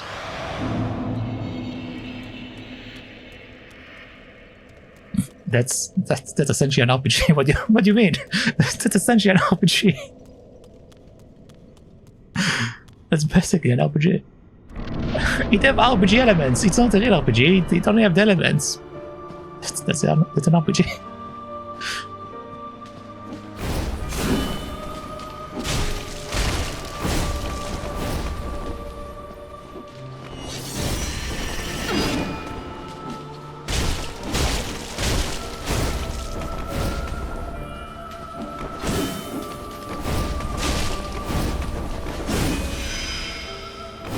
All right.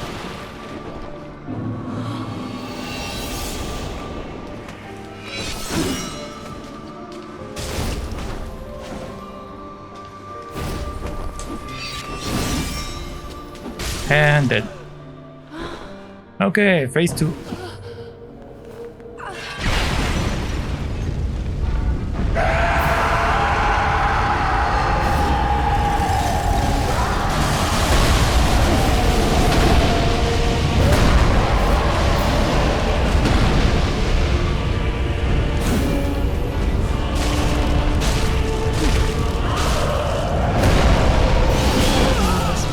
Okay, that was better. Lord of London, and have thine own That was subjects to better. guide.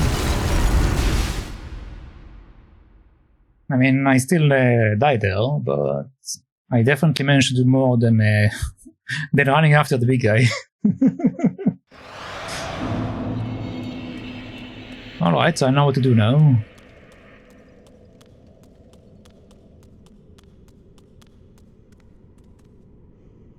Yes, I know. By that definition, sure, any game where you play a character in a situation other than your own is technically an RPG. By the classic definition of RPG, though, it also includes an archaic or medieval semi-historical settings. Yeah, but then won't it be won't it just have like the genre of historical? Because I know certain games that just have the category historical in them. Like, for example, there is that game by Ubisoft about World War I, where you play like basically a soldier and like some other guys in it, and like you go through the war.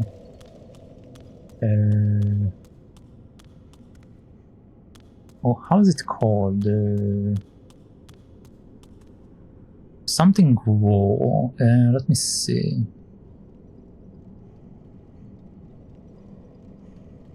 Ubisoft.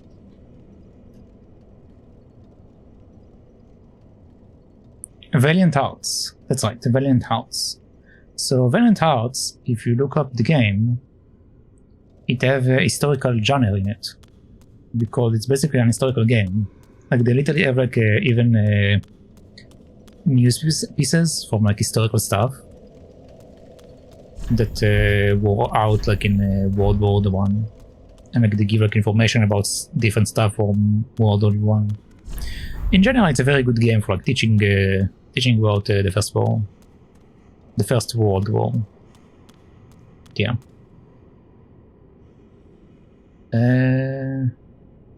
For example, Cyberpunk, I would consider a fantasy RPG. Yeah, I mean, it can also be considered to be a sci-fi RPG,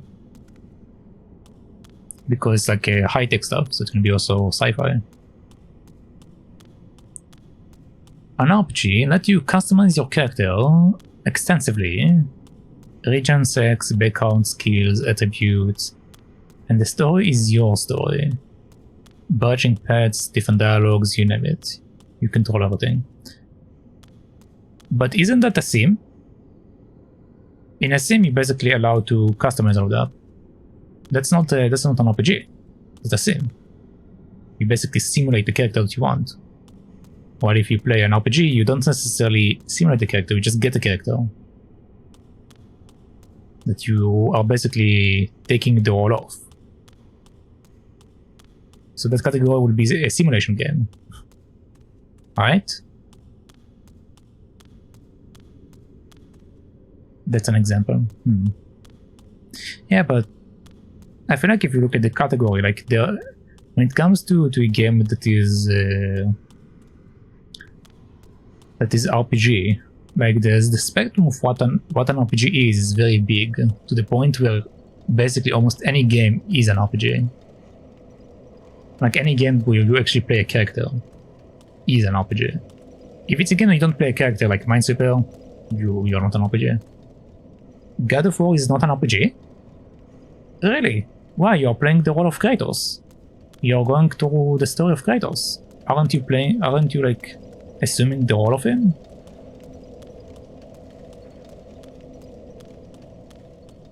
Like if you open up Steam or whatever, won't it be an RPG? The story of Kratos, yeah. you are assuming the role of Kratos and you follow to the story. Also, hello, Mr. Eyes. You're asking a question that's very complicated, since so many other genres start absorbing traditional RPG elements, like leveling mechanics and a different story.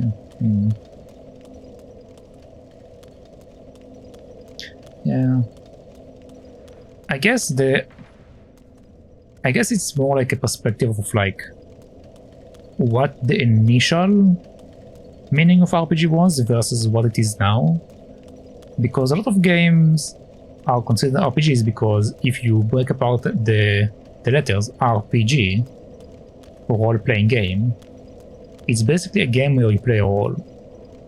Like no matter what game it is, no matter like what's going in the game specifically, but as long as you play a role of something, it will be considered to be an RPG.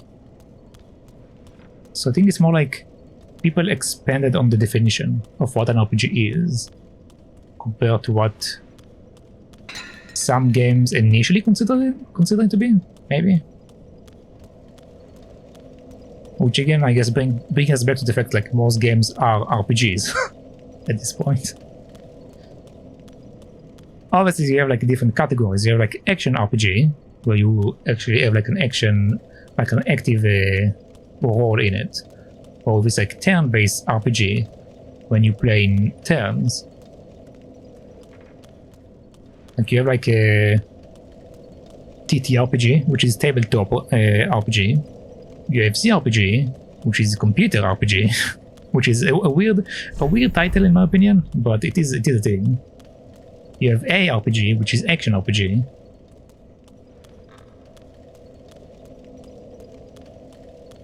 Yeah, not every RPG has a character you can customize, which is why it doesn't have to have a customization option. You're basically just a playing role. Or a story you can choose, yeah. For example, when it comes to a story you can choose, then it will be choice matters, like that will be the genre. The genre will be added into it. It will be choice matters. It might be like RPG choice matters. But it will have like separate stuff usually when you look at the game. Like there will be RPG and there will be choice matters.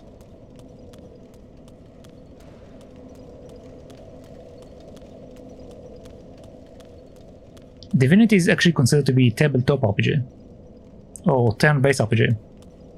It actually falls into these two categories because Divinity is technically a tabletop game according to the definition. So, yeah. Same for Baldur's Gate. Baldur's Gate is also considered to be tabletop RPG.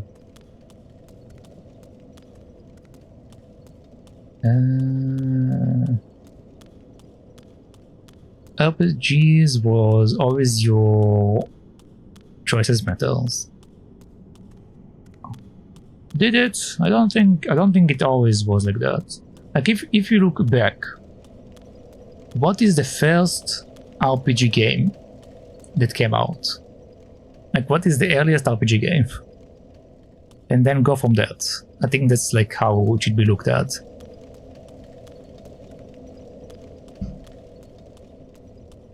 Because you're saying like elements of RPG, but like the definition of RPG is straight up a game where you play a role.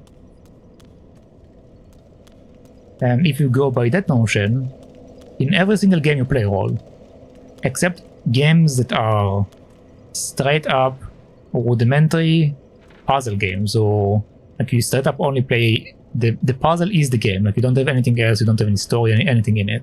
It's straight up just the puzzle. Like that won't be considered an RPG because you don't actually play a role, you play yourself solving a puzzle. Dungeons and Dragons basically. Yeah, I guess Dungeons and Dragons is basically the first RPG, yeah.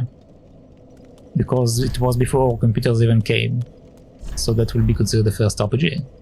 So like, if you look at Dungeons and Dragons, you have basically all the elements. Like you have leveling, you have turn-based, you also have actions technically in it. Like it's a turn-based, but you do have certain actions you choose. and choices that matters.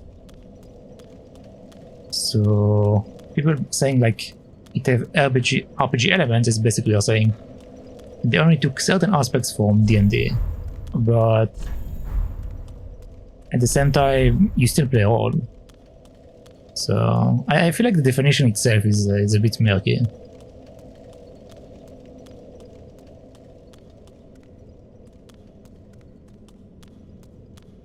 It is the RPG, yeah. Yeah, but again, it's RPG every game is an RPG in a way. Again, it goes back to that. Every game is an RPG. Like it might have certain elements of it, but it doesn't prevent it from being an RPG. You are playing a role, you just don't have all the aspects of a full-scale RPG.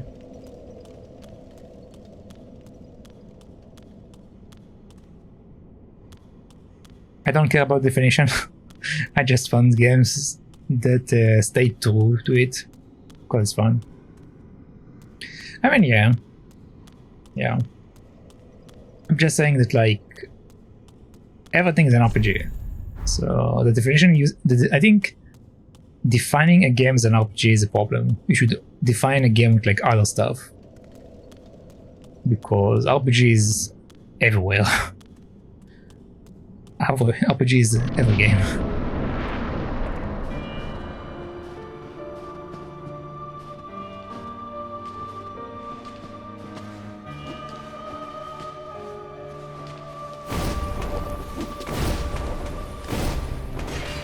Okay.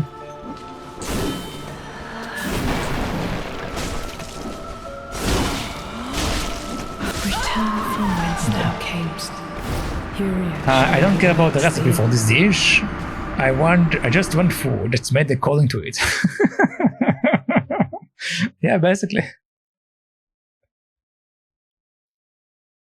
Kingdom Come Deliverance is an RPG. That is clear as day. Man.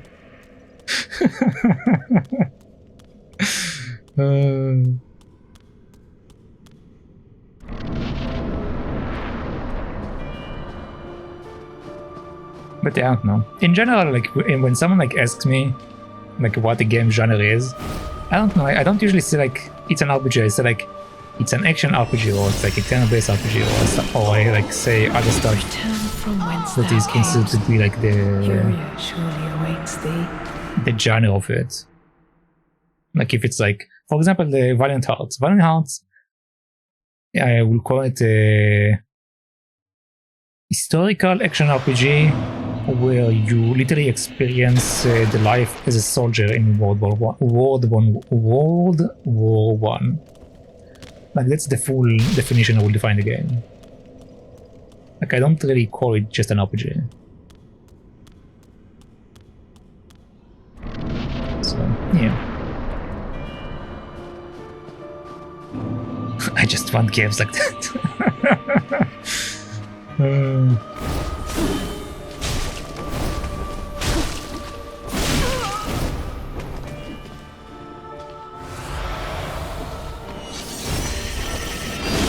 No, I messed up.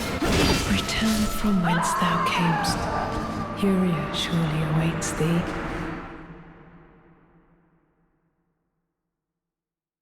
Man, this fight is actually taking a while, I just noticed. I mean, I haven't been focusing fighting it, but I've actually been doing it for quite a while now. Like I think I've been fighting this lady for 2 hours. But I know how to do the first phase. We just started. I mean... Nah.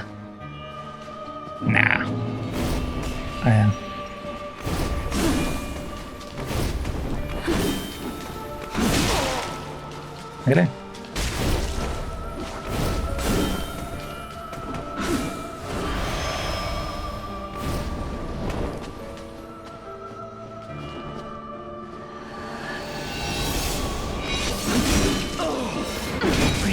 I didn't interact fast enough.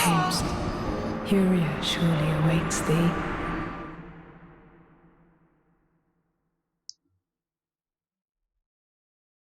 But yeah, it's interesting, I guess, so far for this DLC. Like, this DLC, I think I've been struggling with these bosses more than I did other stuff. Well, except except with the mini guy, the mini boss guy that is right next to the Namco King. The Namco King was easy, in my opinion. Like, I finished the Namco King in 2 hours. The Namco King was really easy. But the mini guy that was right above him, that guy was awful, man. It took me so long to beat him. Yep, I finished all the best game. I still need to finish the last boss, but everything else is basically done. This is the last thing before the final boss.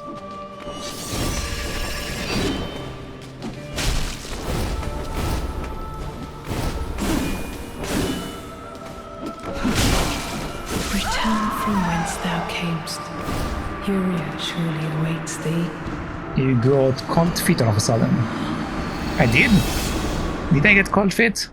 What do you mean? Frida is one of the toughest bosses, if not the toughest boss to master. Right up there with Soul of Cinders.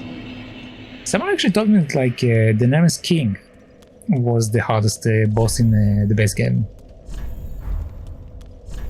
And I found him very easy. Like, extremely easy. But I mean also... these are my stats. So I've been dodging the entire game. I know how to dodge. So at the same time, I feel like the Namco King is very easy if you know how to dodge. I found the Namco King to be relatively easy in your first playthrough, but one of the toughest beat at SL1. What is SL1? I have no idea. A more traditional RPG definition in video games generally relies on these 3 elements at minimum. One, some kind of intrinsic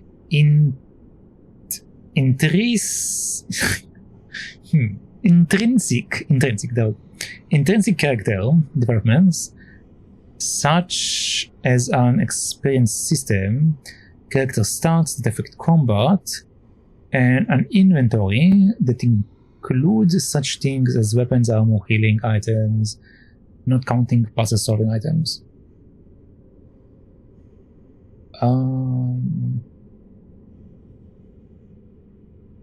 I'm pretty sure that I played a game that was RPG without inventory. It's considered to be an RPG. I mean, Oddworld. Oddworld is a platformer and an RPG, technically speaking. You play the role of Abe. You don't have an inventory. You do have an abilities, but you don't have an inventory. But it is considered to be an RPG. Because, again, you are assuming the role of Abe, an alien that has been... an alien and its entire race that has been treated as slaves, basically. 56 hours took you to beat SL1. Oh, Soul Level 1.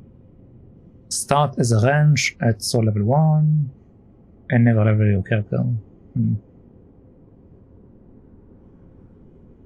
Yeah, I would call Oddworld an action platformer RPG. Yeah, and it doesn't have like any of these other elements. Like you do have character development, but you don't have stats that affect combat, and you don't have an inventory. So it does have the first one, kinda. So, yeah, I feel like, I don't know. I feel like in general, the term of RPG is too wide. Just too wide. So this game, every game is considered to be an RPG. Return I'm from dead. whence thou camest. Yeah, it's also going to be part of the company. It's going to be also part in part what the company markets a game as and what the community accepts. Yeah, I guess. Because like a lot of this stuff, like we rely on what an RPG is because like it's under the genres. It says RPG, so yeah, I guess. And then there are there are people that agree and disagree whether it falls into an RPG.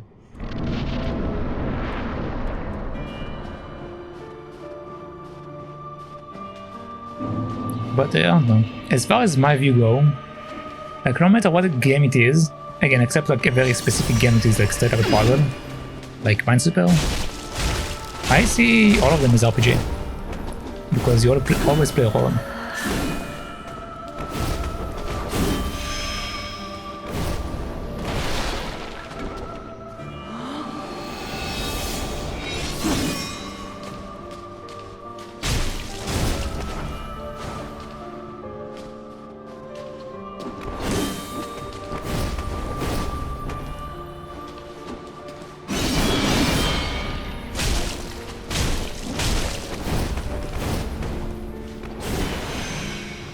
Okay, another invisibility phase. I messed up. Return from whence thou Okay, camest. I shouldn't roll too early. I need to wait until she shows up. Like the immersive sim genre, it's basically an RPG, but generally it's treated as its own thing as well. Yeah, basically like in The Sims you play as anything you want. Like there isn't a specific role, or not specific like sim genre, but like specifically the game The Sims. You can be whatever. I mean, you could probably be an homeless in The Sims. You can start up probably you don't have a house, and still play the game, right? So you literally can be whatever you want in The Sims. So basically, you assume your own role in that case, which then makes it into an RPG.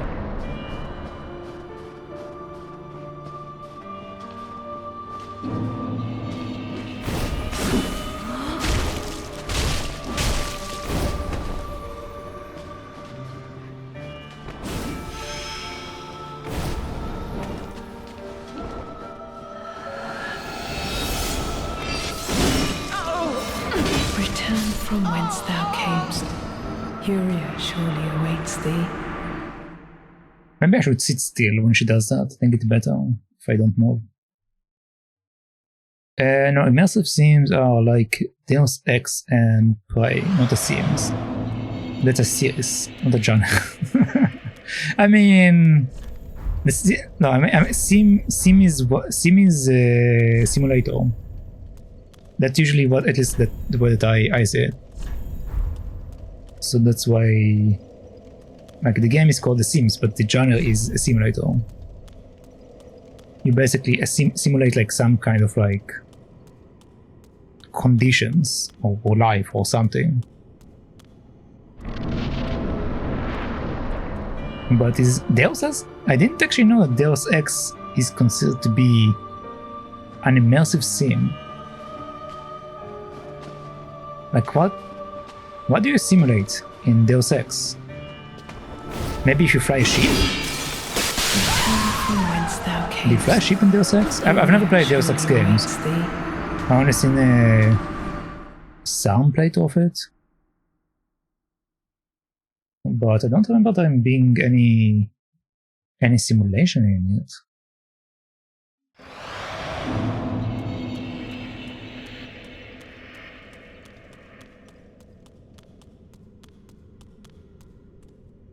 And Prey,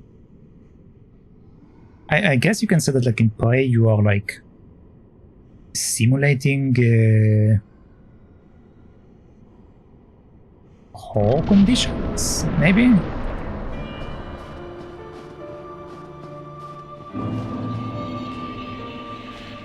But still, will that actually be considered to be simulating?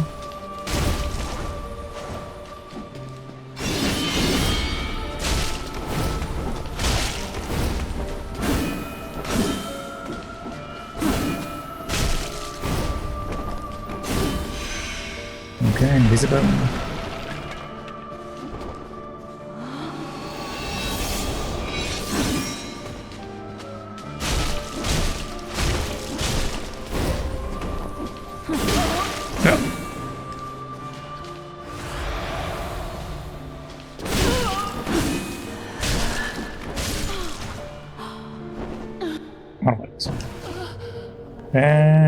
No, immersive sims don't have much to do with simulator genre. It's more an idea of simulating a role, which is why they are very RPG-like. Yeah, but if it's simulating a role, won't it be considered to be an RPG then? Rather a sim? Because as far as I know, whenever something have a sim in it, it means simulator, which basically means that you simulate something. Like for example, washing simulator is a simulator. The Sims is a simulator. Zoo management game is a simulator. And a building game.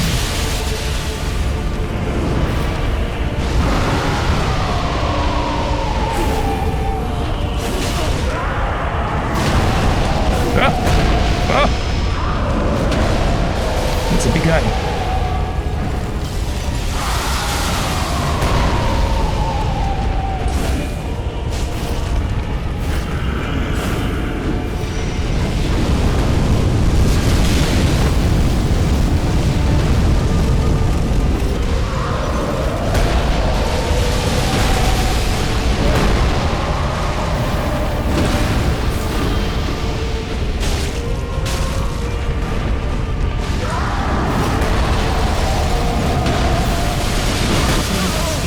I rolled into the dice. Okay, but that was better. I mean, you can nitpick, but that's an acceptable name for the genre. No, I'm not nitpicking. It's more like I'm actually curious why it's called an immersive sim. Like what is considered to be like why is it called like immersive sim and not an RPG? Like what is the actual differences to make it an immersive sim and not an RPG? What defines an immersive sim, I guess, is the question. Because from what we said, I think immersive sim is basically an RPG, right?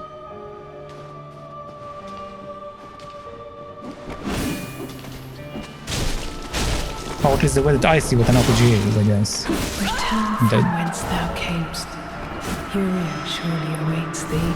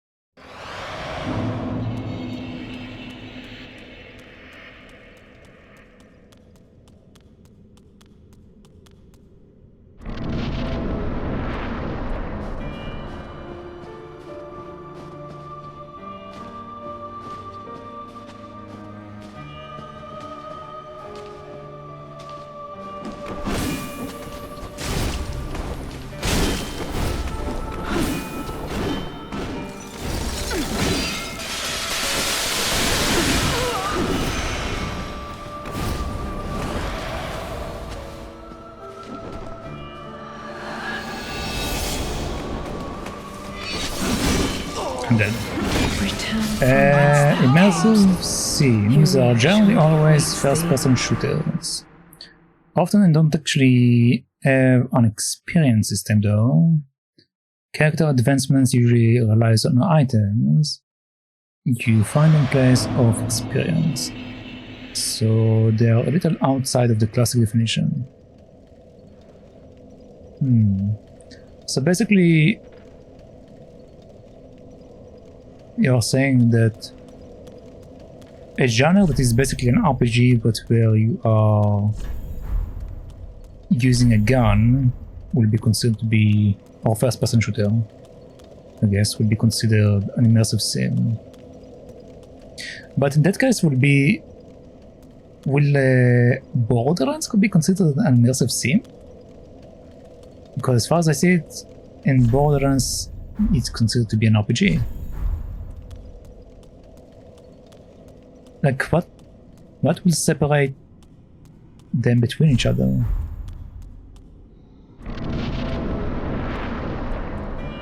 Well, I guess there is character advancement in Borderlands. And there is like an experience. Borderlands.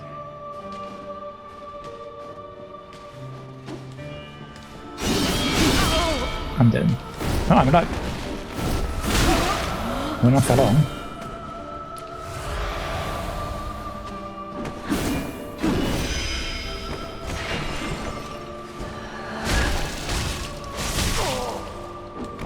Interesting, you can actually mess up her invisible phase by chasing her. I didn't realize you could do that. But yeah, Borderlands basically do that, but Borderlands does have character advancements and experience and stuff.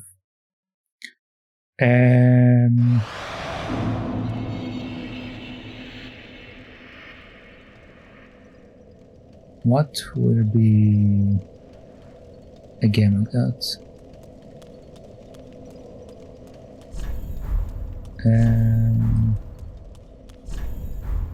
Isn't that most horror games? Yeah, isn't most horror games fit what you just described? Like Silent Hill. Yeah, Silent Hill is basically that. It's a first-person shooter. Well, some of them are not first-person. But it's basically a first-person shooter. But... and you don't really level up. You can heal. You can get new weapons.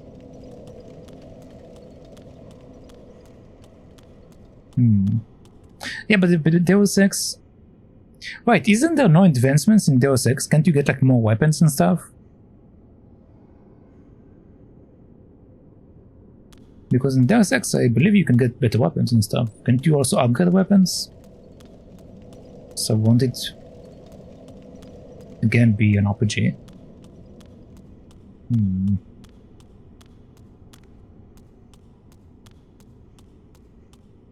I guess I need to look up like what is immersive sim in the first place. Because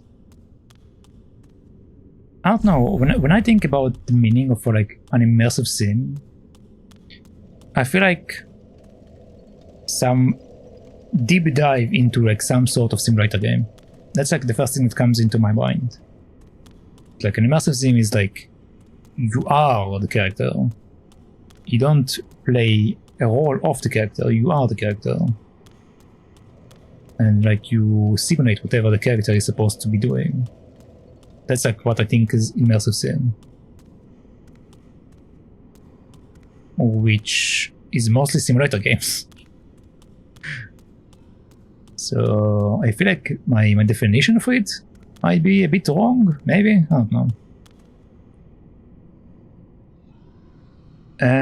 It's a bit where it comes down to marketing and publisher dev choice.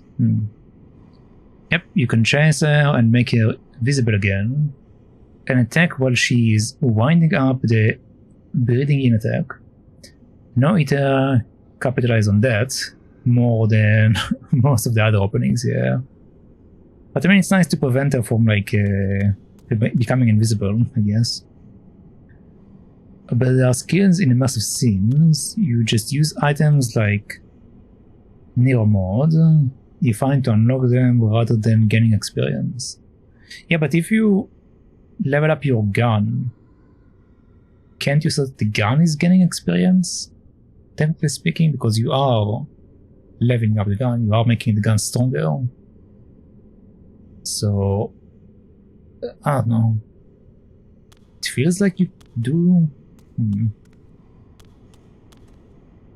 Yeah, that would be more like what God of War is. An immersive fantasy sim.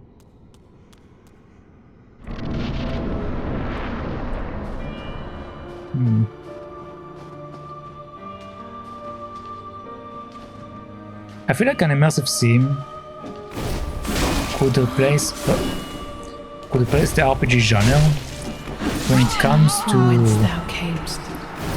a story when you don't have the character. So like, for example, in all of these mechanic simulator and all of that, you don't actually, in most of them at least, in most of them you don't have a name, you don't have a character, you don't have anything, you are literally the screen. Like the way that you play the game is a screen. You are a camera with certain options to do certain stuff here and there, but you don't speak, you don't interact with anything as far as like communication. You only simulate what it is you need to do. That's like the way that I see what an immersive sim is.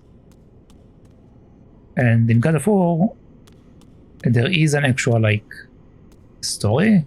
Like you actually like interact with stuff. You actually like speak. Like you're not speaking yourself. You are basically joining the ride with Kratos while he speaks and you listen in as the player. But you do fight as Kratos, you do take action as Kratos. There are some choices you make as Kratos. They don't necessarily mean anything, but you do have choices. I feel like the entire trying to fit a game in the specific genre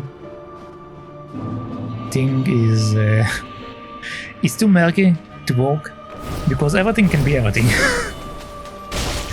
Like that's why I said that basically almost any game is an RPG. It's because basically almost any game fit into it. Because if you break it into parts, these parts existed. Return from whence thou camest. Like this specific element existed, which makes it into an RPG, which makes it into an immersive sim to some degree.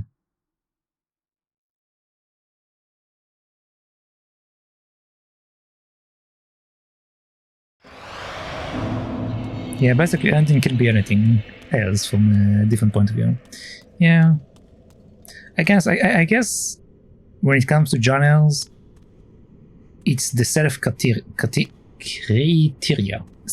for each person. Like what Carlos said earlier, like that an RPG needs to have all of this stuff for it to be considered an RPG for him.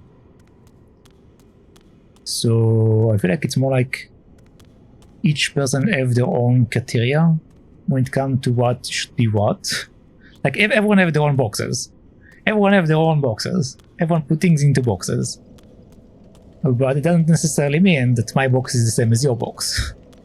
My box might be slightly different than your box. I might see this box slightly different than yours. Which basically comes back to that, I guess. I'm not really arguing that idea that most games are RPG. I'm just trying to describe the definition that... Oh no, I don't think you are arguing. I'm trying to like see in this case like what is an immersive sim, because I don't really understand what an immersive sim is in games that are not a simulator.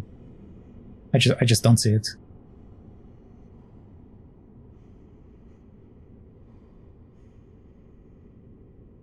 Also water. Because my definition, again, my box of immersive sim is basically a simulator. But it might be that my box is wrong. It might be that the way that I boxed immersive sim into is incorrect. But that's just like the way that I see it, I guess. I don't know. But you know, I don't see it as an argument.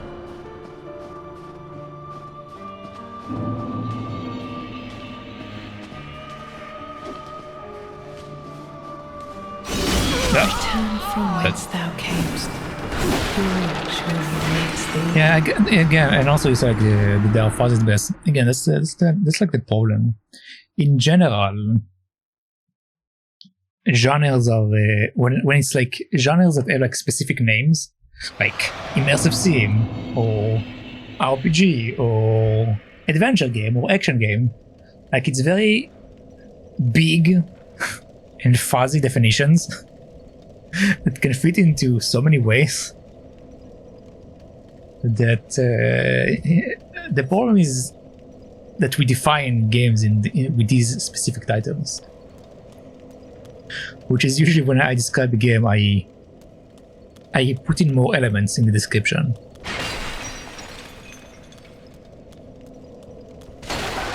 Because I feel like the big encompassing genres are too confusing.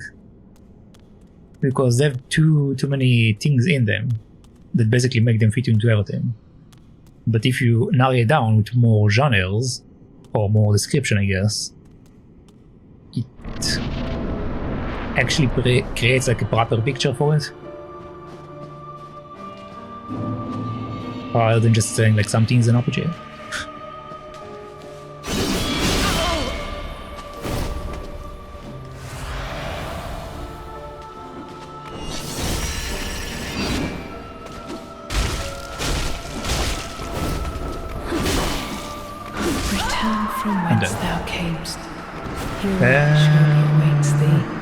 Basically, immersive sims are a style of game that descends from system shock, FPSs, where you are a specific character. There is involved story, usually some kind of skill system. I think the immersive term comes from you looking through the character's eyes, and the level of choices you have in most of them. Okay, so the immersive part is more the viewpoint. But what is the simulator part? That's the part I'm having difficulty with. After all, sim means simulator, right? It stands for simulator, it doesn't stand for something else. So like, what is the simulator aspect in it? The fact that like you simulate shooting?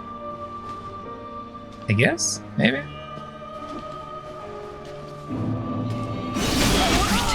I guess it's possible, if you simulate shooting. Fury surely awaits thee. That you're simulating being that character. It doesn't fit the usual definition of sim, no. So you are saying you are simulating the character. But you don't have exact control on the character. You might have choices, but you don't simulate the character. Like, you can't like make whatever move you want to make. You can't like take whatever action you want to take unless it's like within the narrative.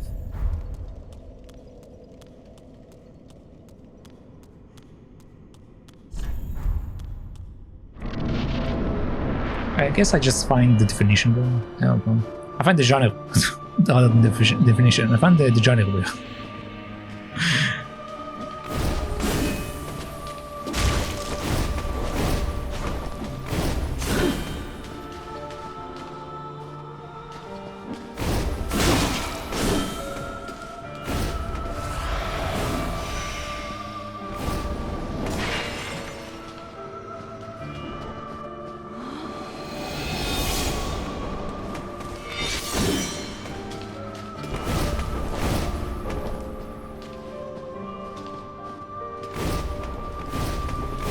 Because for example, right now in Dark Souls, if we could change the view to be a first-person view, would that be an immersive sim? Because I don't know. That's I don't know if I would call it an immersive sim. I don't feel like Return from whence thou it will be an immersive sim. Fury surely awaits thee.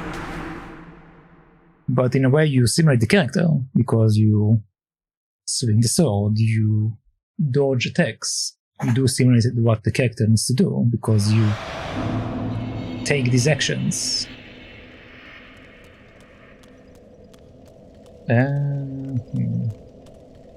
It's not a big genre really. Arkane Studios is usually the one making them these days, like Prey and Dishonored. Maybe the problem is that I didn't play these games, that I don't entirely understand it. Because I didn't play Dishonored, I didn't play Prey, I didn't play Deus Ex.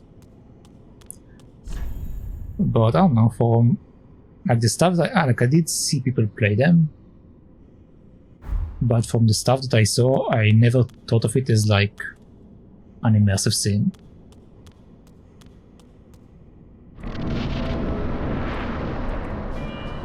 Like without, like if you don't know the genres of the game, and you just like straight up look at the game up, like if you like see playthrough of it or something, like I don't think you get like an immersive sim feeling from it, but I might be wrong. Like a lot of times I will put in the game like genres that sometimes aren't even written on Steam or whatever, because these are the genres that I feel from the game. These are like certain elements that I see the game have. Return from whence thou camest. Immersive sim is not a genre I've ever encountered or thought about, except again normal simulator games, because that's the only thing I can think about as immersive sim.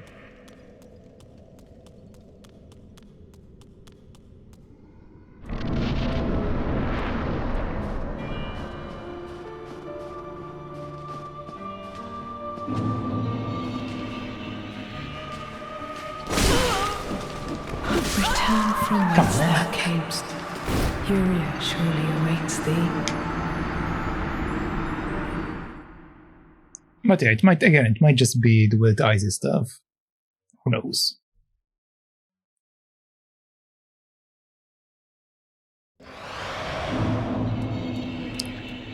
Who knows?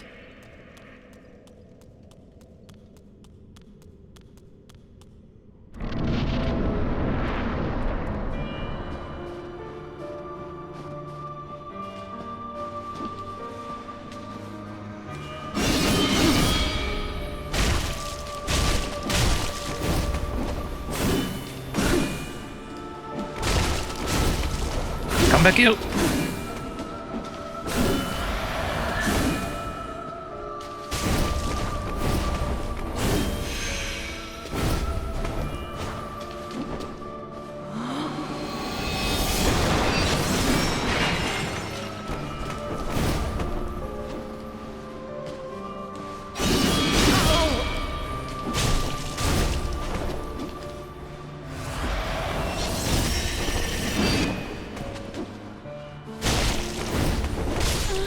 Okay.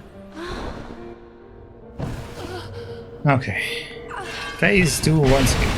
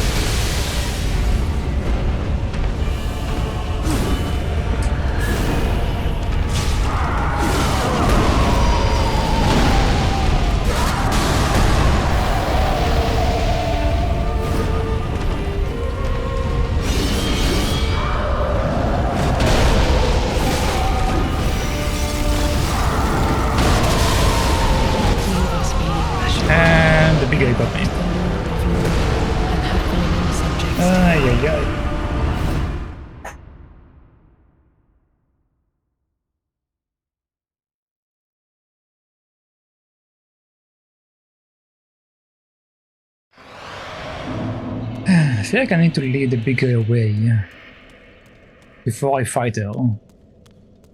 Because they keep getting me from the corner.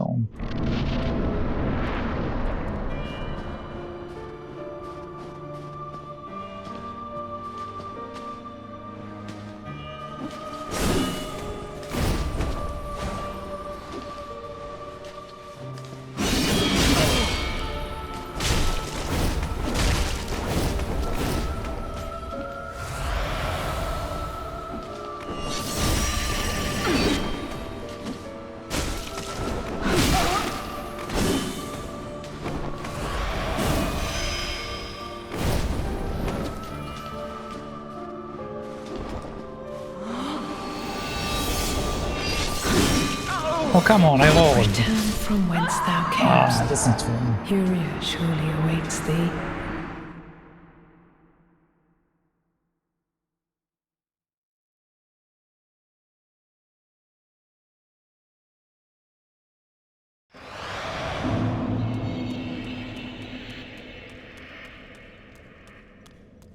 As I've said, if you're thinking about the rest of the simulator genre, then you won't get it. Immersive sims are much closer to RPGs than simulators. Just call it one of those weird historical worlds and choices that stuck even though it's confusing. Yeah, I guess so. Same for CRPG. I don't really get the term CRPG because like computer RPG. And I'm like, aren't most of them are computer RPGs?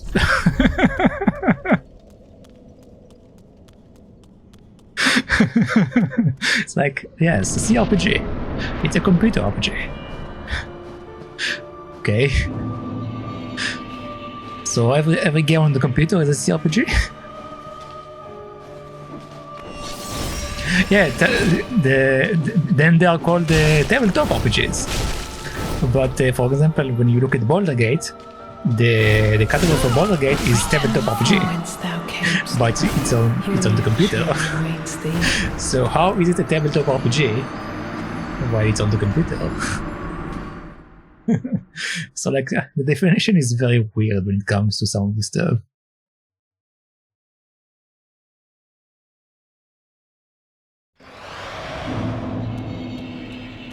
Like it has similar rules as tabletop RPG, but you play it on the computer. So it's still a computer RPG, but it's also a tabletop RPG. So, once again, the definition is very weird.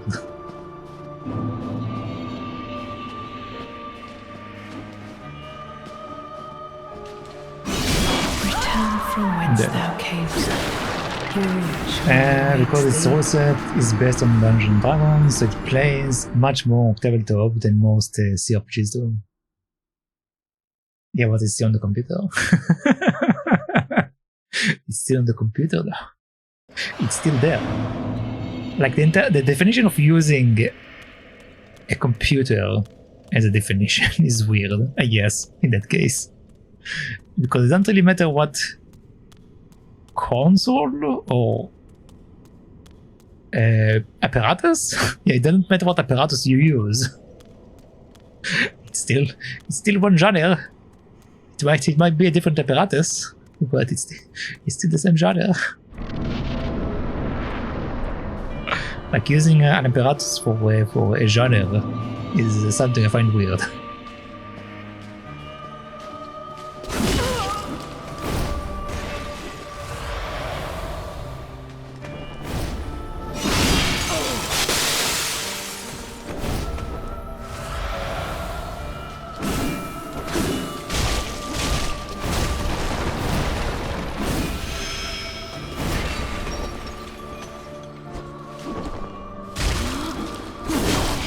Return from whence thou camest.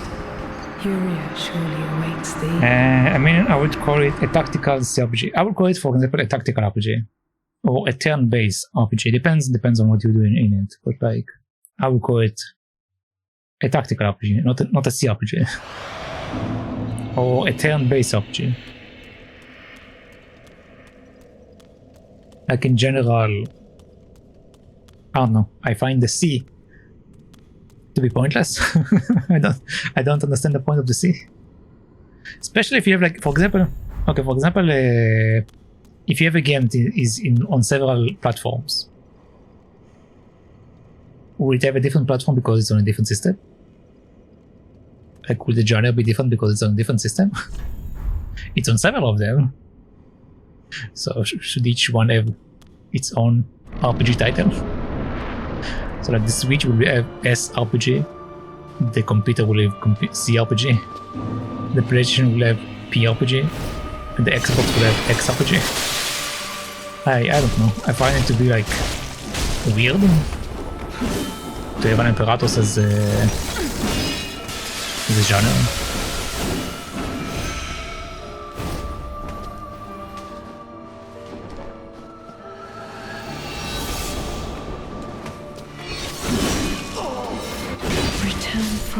I only created the C because I was saying I don't consider Baldur's Gate 3 to be a tabletop RPG itself. Yeah. But I don't know. Adding the form of operation. Sure, adding the form of operation into the genre is weird to me. Like personally, for example, Baldur's Gate, even thought they consider it as a tabletop RPG because like based on the tabletop original D&D stuff, I would consider it to be a turn-based RPG. That's the definition I give it in my box. Or tactical, but I consider tactical and turn-based to be the same. If both of them are like turn-based stuff. So yeah, I can't know again. Some genres are weird. Also, hello there, Andy. How are you doing?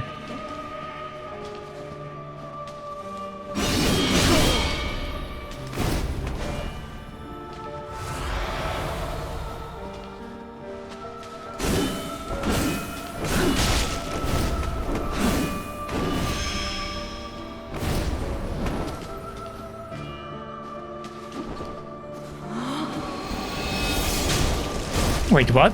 she was just standing there? Huh? I'm dead. Return from whence thou camest. Furia surely awaits thee. I put it as a tactical because not all turn-based RPGs have movement on the battlefield. Most Final Fantasies are turn-based, but not tactical.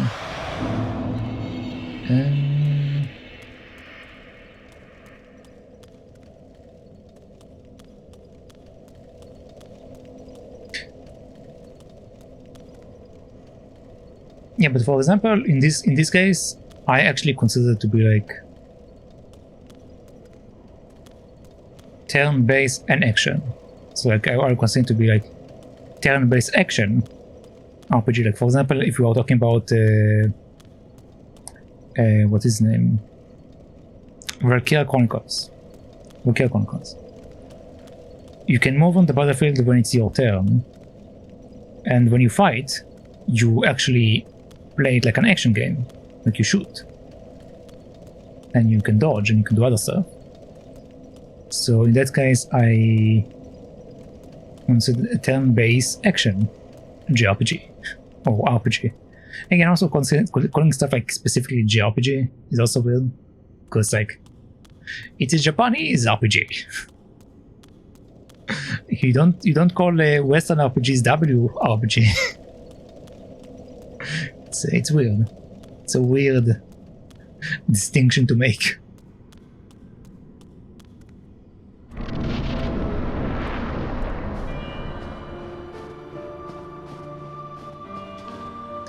Excluding more recent Final Fantasies, and which are more actiony. Yeah, for example, the newer Final Fantasy, I consider these to be action RPGs.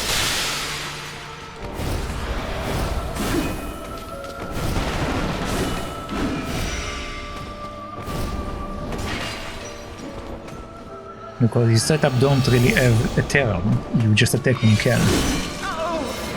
Return from whence thou camest. Furia surely awaits thee.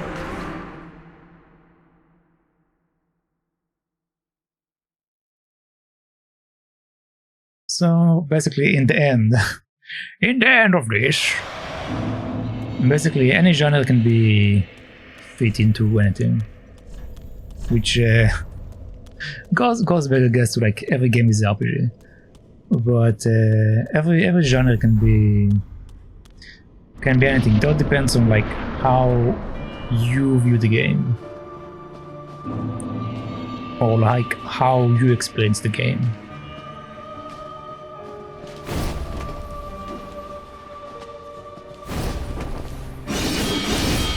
And some of the genres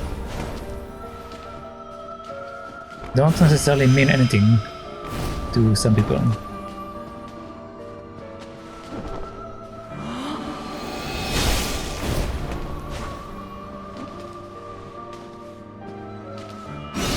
Return from whence thou camest. Like for example, originally Furia surely awaits when thee. I saw the genre CRPG, I had no idea what it means. I mean, I still find the definition of it extremely weird. Because it's like, it's a computer RPG. Like, I don't know. Seems like a weird definition to make.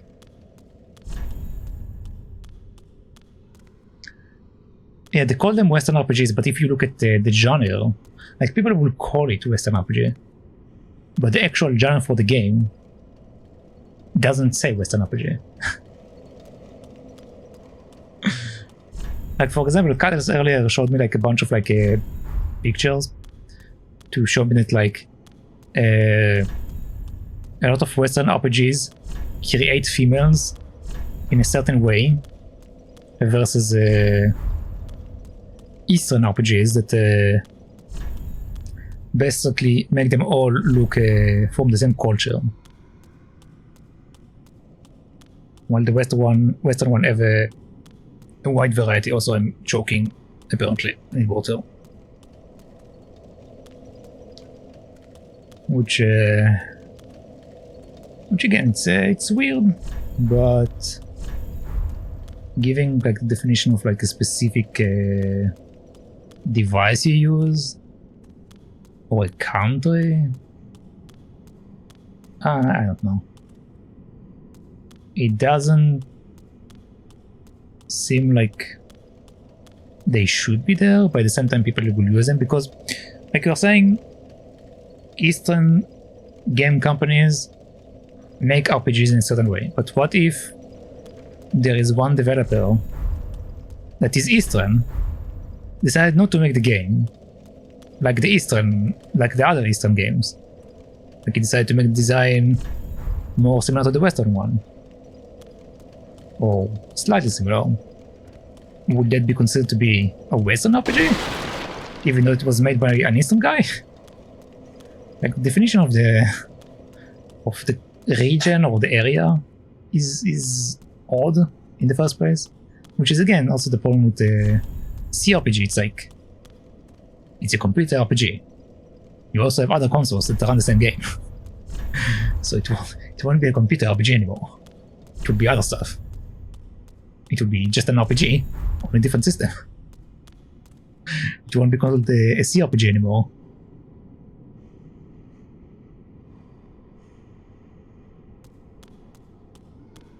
But actually, many do call them Western RPG. JRPGs tend to be a different style, usually having characters created for you, while Western RPGs tend to rely more on character you create, among other stylistic differences. Can't say I've seen too many JRPGs labeled specifically as being in a JRPG genre either. Both tend to be used as just better description. Yeah, but the thing is, a lot of Japanese developers, and there was actually an article about it that I feel like I think Yoshi P mentioned that the definition of JRPG, the Japanese people actually found it extremely offensive, because you basically label a game based on the country, while the game is an RPG. It's not a JRPG. It's not a Japanese game. Like, it's made by Japanese people. They might have like Japanese voices and stuff, but the game is not Japanese. They just make a game with an RPG as its genre. So, yeah. Which I agree, because again, calling something JRPG, it's dumb. It's just straight up dumb. Or calling something CRPG is dumb.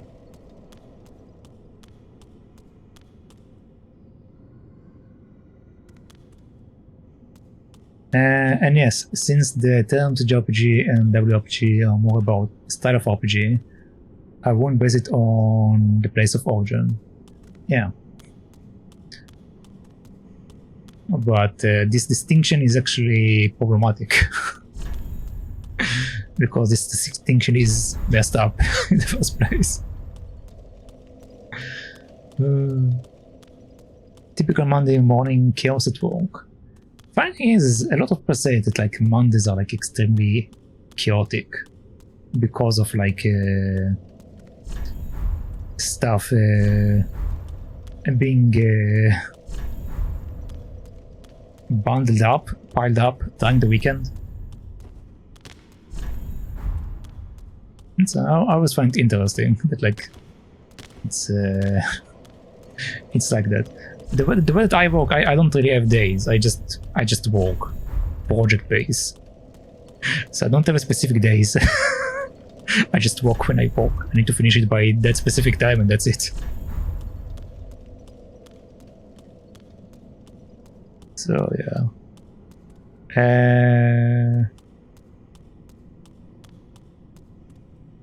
But if talking about tabletop and computer RPGs at the same time, then it's useful to use this term CRPG, which is where I used to say to use. If you are talking about tabletop and computer RPGs at the same time. But the thing is, they don't have differences. Like, the only differences is the way that you operate them. Rather it's on the computer or through information cards. But it's basically the same thing. The only difference is the way that you are being represented that information. How's my dance with Freda? We're dancing flamenco, and she seems to be leading. I've been stepping her legs a few times. But behind the second phase of our dance, I didn't progress far.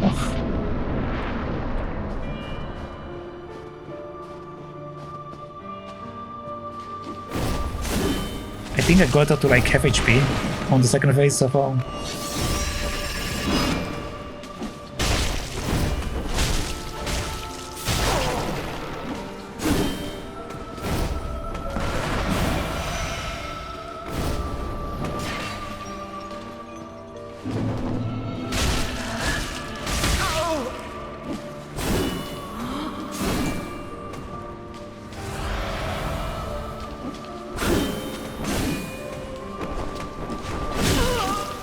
No.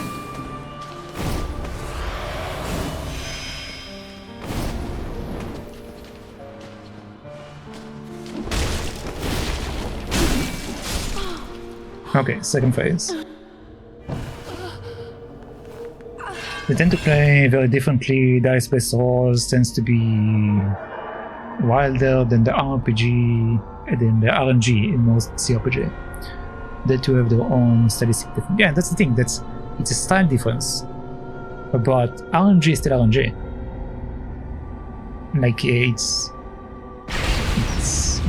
the way that it's being shown is different, but the mechanic is the same. It's the same mechanic. It's still RNG. Oh, boy.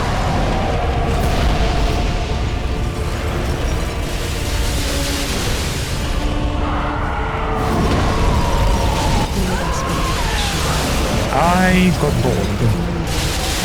I don't know. But yeah, that's why I personally find that like the distinction between them to be like weird.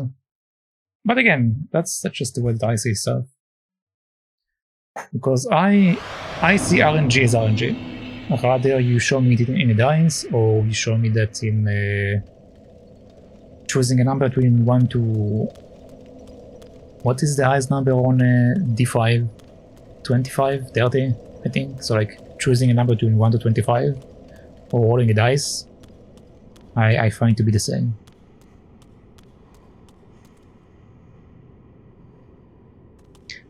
Yeah, it means the terms are useful, rather you consider them different genres is less important, that they convey useful information. I guess that's like why specifically they mention in Baldur's Gate it's a TTRPG. Because the representation is a dice. While normally you don't have the dice representation, but it is the same mechanic.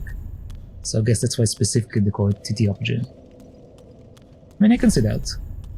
I still don't find it to be meaningful to me, I guess. Because as far as I'm concerned, it doesn't matter. You can give me whatever mechanic you want. It can be... there are so many weird games I played on Steam. Especially if you ever go to the free games on Steam, there are so many weird mechanics in games. So many weird mechanics. And like so many buttons sometimes. Like I played a game. I played a game where you had 8 different buttons to do 8 different stuff. And I had to do a puzzle with all the 8 different buttons in a repeated pattern several times in different orders in order to solve a specific stuff. It was such a weird and oddly difficult game. But I don't like consider to be like a different genre. I would still consider to be the same genre. But the controls are the controls are challenging. Which I guess maybe like that's where like some people really want the definition. If like they're saying like the dice mechanic is more confusing, maybe, I don't know. Return from whence thou camest. Union surely awaits thee. Try tabletop RPG sometimes, see the difference in how random the results are compared to typical CRPG. It strongly influences how they play. Well, I tried tabletop RPG before. That's why I said that I personally don't see a difference. Like, you may dress it differently. It might have a different dress on. But it's still the same game. It's still the same genre in my perspective.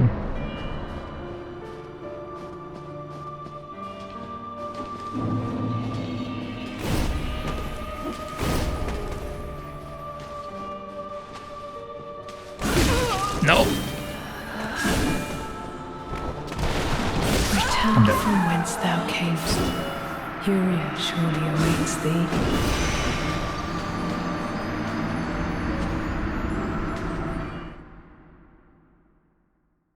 But yeah, sometimes they do... Well, I mean, it depends on the game. Sometimes also some tabletop RPGs will limit the stuff. Like, if you ever played a D&D game, like an actual D&D game, like here you can choose like to do whatever you want, but sometimes your DM will say you can't do that. And the reason why he says you can't do that is because he doesn't have a scenario for that happening, so he doesn't like know how to continue the story. So he just say that can't happen. It's impossible. The force blocks you, or some bullshit. Which games do the same thing by limiting you. They're saying this is an invisible wall, you can't go to it. This is the edge of the map, you can't go past it. So I basically see this is the same thing. It's limitations that exist, but they are being represented in a different way, but they are still the same limits.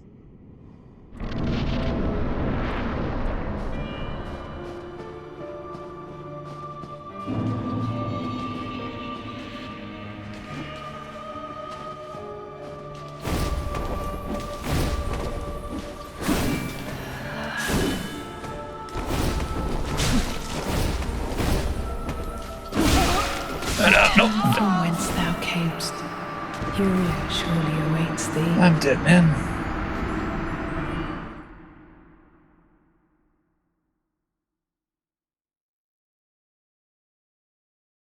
Might need to get more water, so I'm starting to run out. Dear Sister Frida has been beating me up for 3 hours?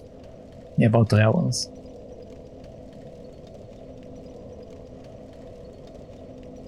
But for the first 2 hours, for the first 2 hours I was just messing around.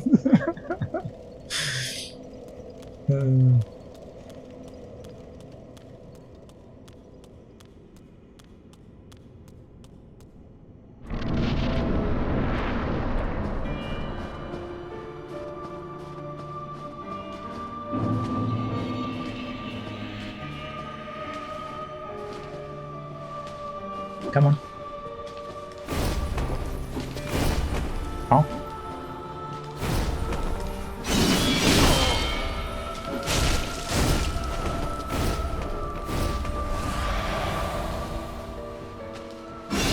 Return from whence thou camest.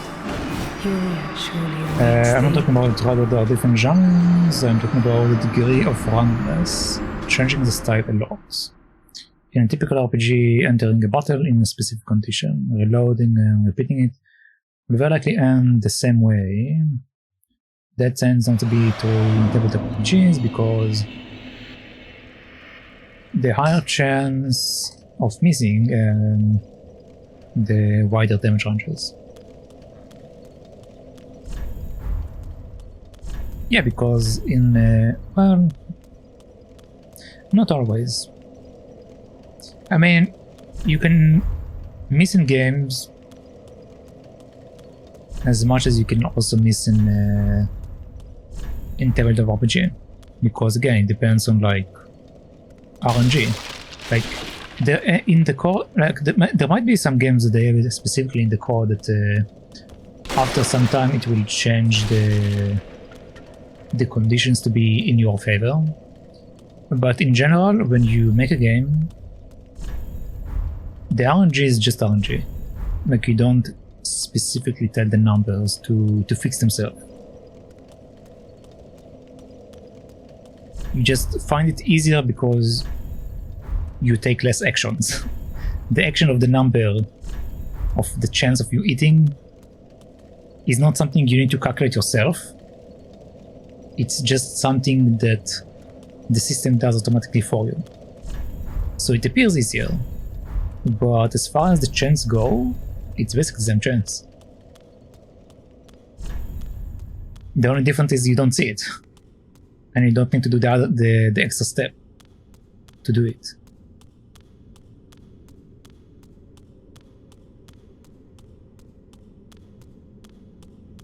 Like I'm also like not talking about the fact there are different genres in this case.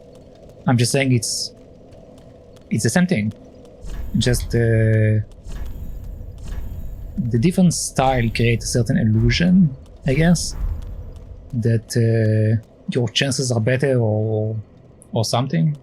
Obviously, but the difference is about the other thing you said. Like there are certain battle conditions that don't apply in games, and they do in tabletop.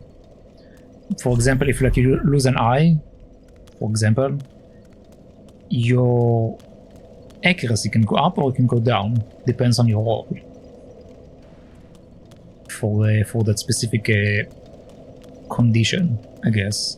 Usually it will decrease it, usually. But in games, it's harder to do something like that unless you script it. Because you can't really make your character lose an eye unless you script an option for it to lose an eye. And then you will script an option for if you lose an eye to have a certain chance of rather is accuracy will go up or down. But it is still something into script, and it's still something that can exist in game, but it will take more work than on tabletop RPG, which you can just make it on the fly. If the DM wants to do it. Some DMs will be like, you are dead. you are just dead. Make a new character.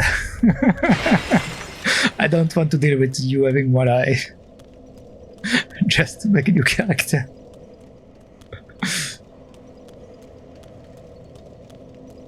So yeah.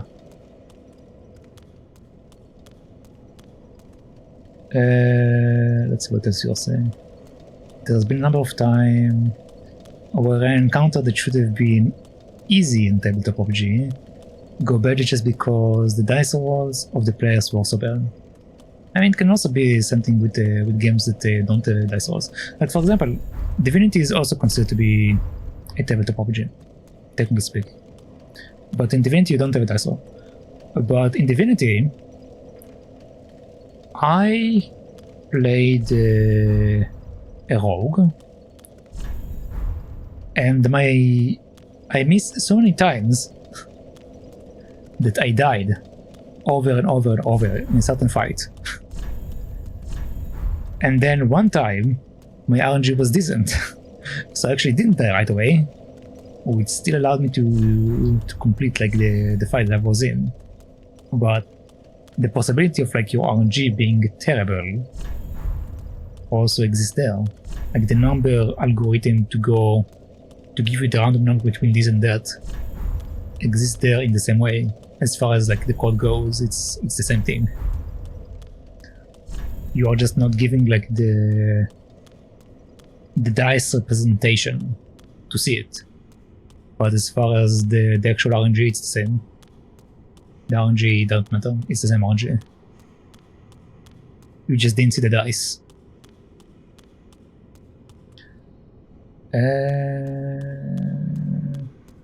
You must play very different CRPGs than I have. Then, because most attack rolls in CRPGs I have played Heat, that's a lot less likely in tabletop. I mean, again, it depends on the RNG. Like even when I played, like I think Valkyria Chronicles. I think Valkyria Chronicles is considered to be a CRPG, right? To some degree. Yeah, in Valkyria Chronicles there were like battles I missed over and over and over again. I had my snipers die so many times, and I had to go pick them up, revive them, bring them back, do it again. That's part of the reason why some of the missions I had in Valkyria Chronicles take me like 2 to 3 hours or even more, because I kept failing it over and over. I kept having bad RNG. So if a game usually has 80% chance to hit on average roll, and another has 50%, that's the same. I mean, if the percentage is different, then no, it will be different. If the stuff they actually put in the code makes that you have 80% chance more, then yeah, it will be different. But as far as what they code into the game, that depends what they chose to do. But as far as like what it can be exactly the same as a tabletop RPG. It just like choose a default, like if you, unless you create a line of code specifically to adjust the rating is exactly the same as tabletop RPG. Like normally game developers don't go out of their way to adjust the setting. Some games do, because they are going with like the idea of like they don't want people to be frustrated from the game. So they have that specific fixed rate. And technically your rate can go up as your stats go up. While, well, in tabletop RPG is also the same thing, in a way, because if you have a higher accuracy rate, your dice roll can start from lower. You can start from a lower dice roll in order to achieve the success of you shooting something. So again, it's the same thing. You have stuff in the game that can adjust the points. Like you can have a code that adjusts based on your stats. You can have in tabletop traits that adjust your stuff.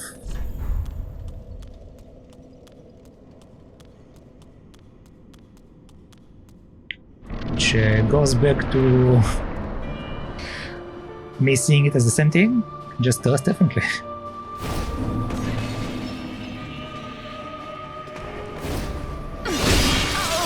I'm dead. I'm alive. Okay.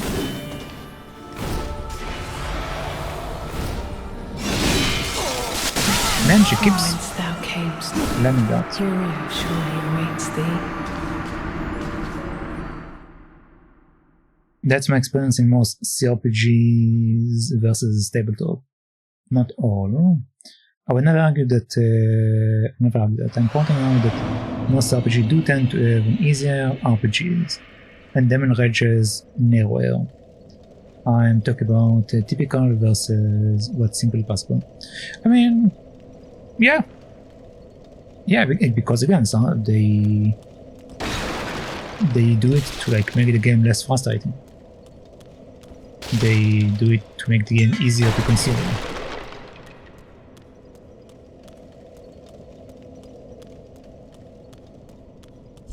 But the same thing can also work in tabletop RPGs.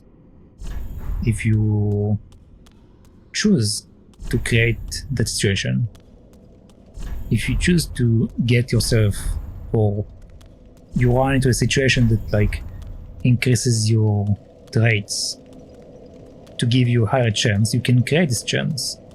The only difference is that games that are made by code, all of that is automatic. It's all automatic. While in tabletop RPG it's not automatic.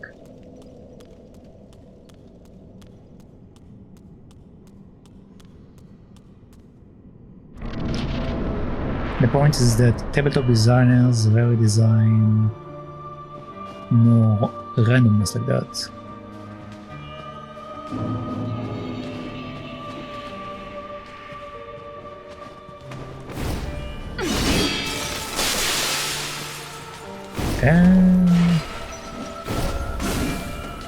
I mean, by default, no, I guess. But it's not something that is not possible to create within the game. Like, for example, if you find I don't know, an item in the game that increases your accuracy, which is perfectly possible to get, or if you get a trait that will do that, which is exactly the same as like finding in a computer game, like something that increases your accuracy. Same thing will increases your chance, like the randomness will be smaller. You can also decrease the randomness in tabletop RPG by doing that, because you found an item or you got a trait. Again, in the end of the day, it's the same design. It's not a different design.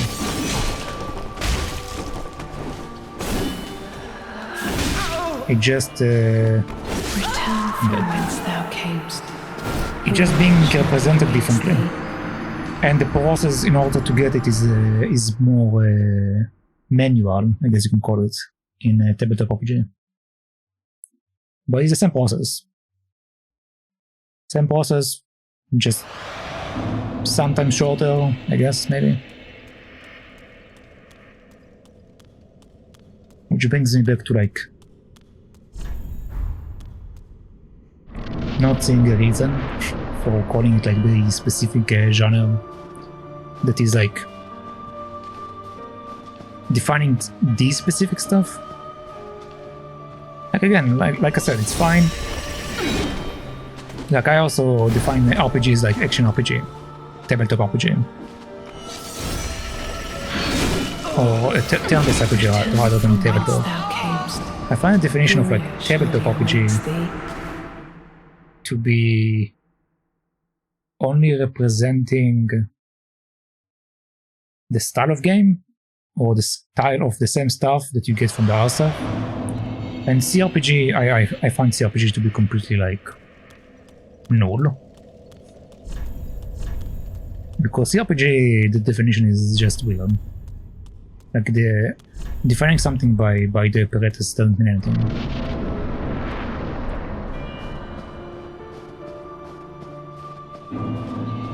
Like you might say that like they seem easier, but and they might be, some of them might be easier.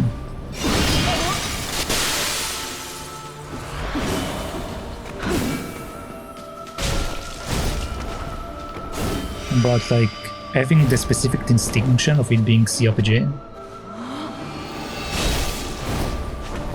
I don't see the CRPG distinction to be meaningful in any way. You can call it an RPG and it will be the same thing. Return from whence thou camest. How do you call it a CRPG or RPG?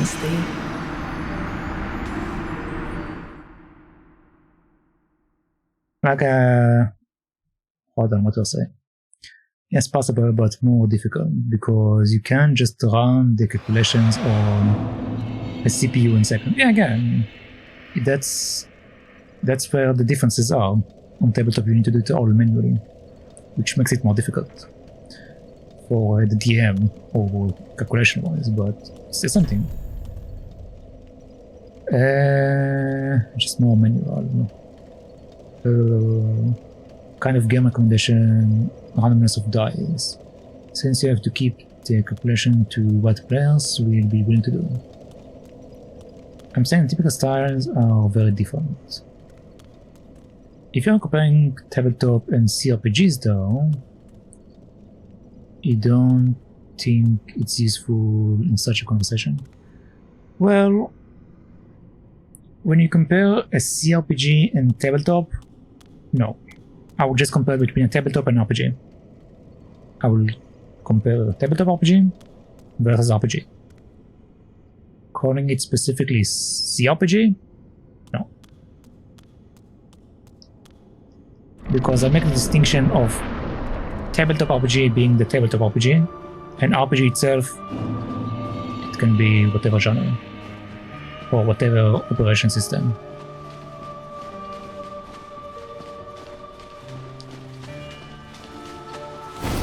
And the only reason why I would make the distinction for tabletop RPG is just for like saying there is a dice there. Because some people don't like rolling dice. So that's the only reason I would say like tabletop RPG. Return from whence thou camest. Fury surely awaits thee. But as far as the mechanic go, it's the same mechanic. It's the same dress, or it's the same thing, just a different dress.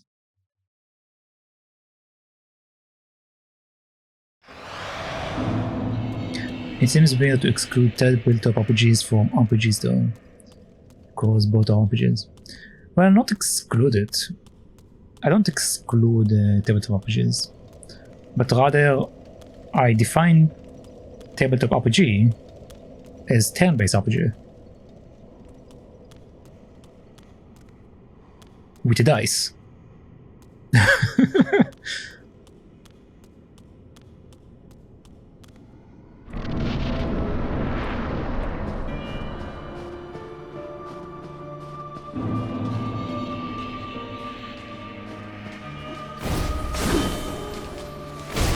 Like if I was like talking to someone and describing Baldur's Gate, for example, again, I would say it's a TTRPG. So they know they have the dice and all of that.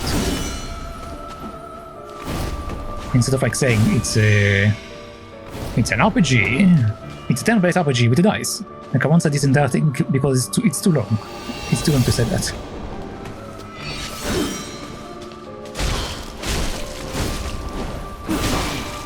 But From whence thou when camest, when I talk about awaits thee. just RPG games, or like, for example, JRPG versus CRPG, I would just say this is an action RPG, or this is turn-based RPG. This is, again, either a turn-based RPG, this is action RPG, this is tactical RPG, or whatever. Like, I don't make the distinction of like, it's a CRPG, it's a computer RPG. Like, the computer doesn't mean anything. The J doesn't mean anything. This specific definition for RPG, C, J, W. I don't, these specific ones mean absolutely nothing.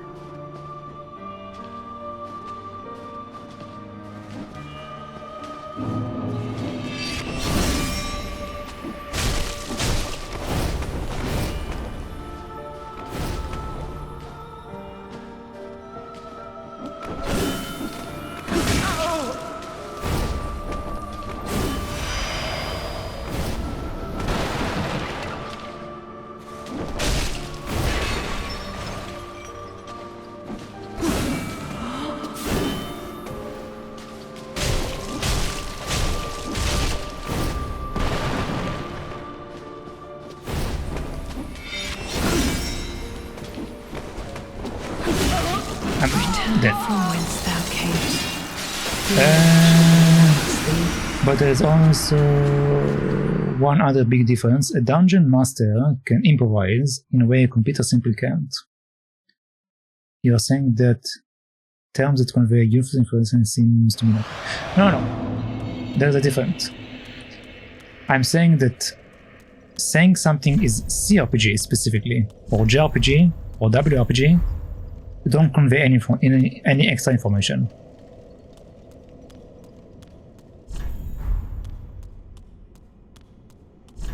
That information is straight up bogus to some degree, because there isn't such a thing as JRPG. There isn't such a thing as Western RPG.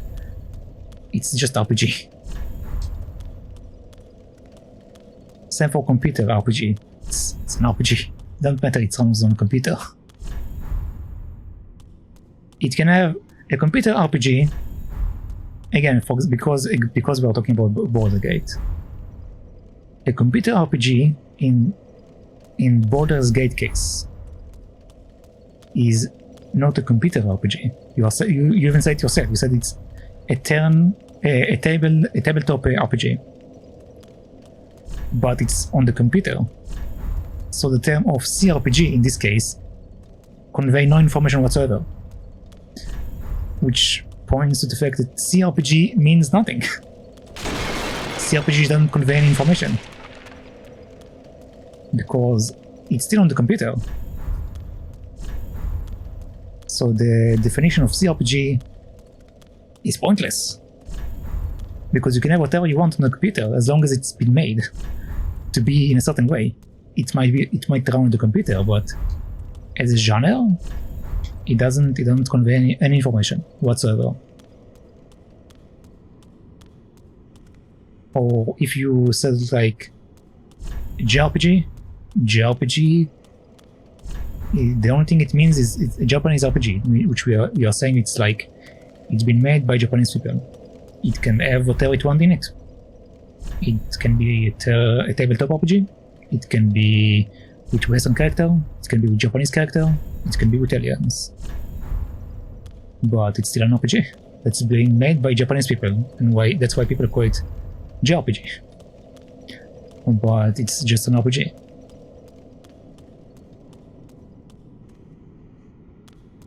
Baldur's Gate is a CRPG. It runs on a computer, and it has limitations of a pre-programmed game, the way a Game Master does not. The fact that it's based on a tabletop RPG rule set doesn't change that.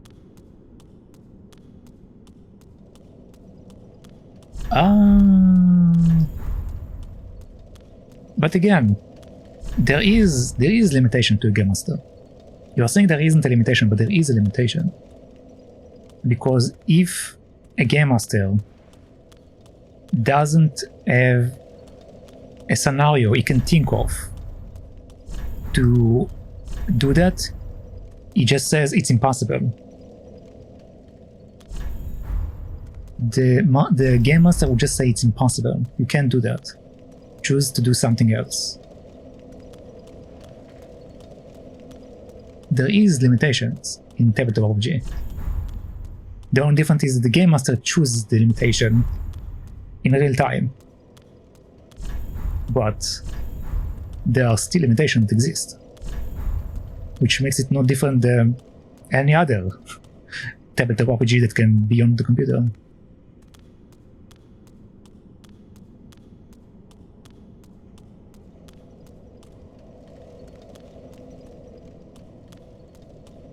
I disagree slightly with that. Technically, then Dark Souls and all FromSoftware games are JRPG, but they are not, exactly. They are just RPG. Because they are made in the style of the typical Japanese animated art form. Exactly. Like a lot of this stuff are actually... Well, some of this stuff are Western art. But a lot of the monsters in Dark Souls are from Japanese origin. But it have a mix of Western stuff and Japanese stuff. Therefore, it's not a JRPG and not WRPG or whatever you want to call it. It's just RPG. The definition of RPG is RPG. Like the distinction of like CRPG, JRPG, or WRPG are pointless.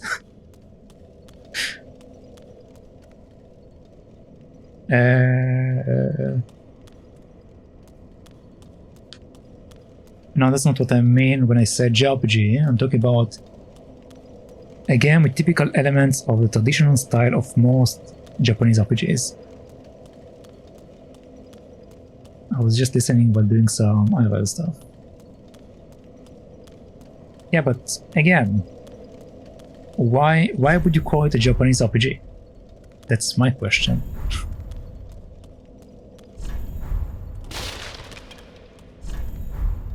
Like, they can have Japanese elements in it, they can have character designs that are maybe Japanese in essence, but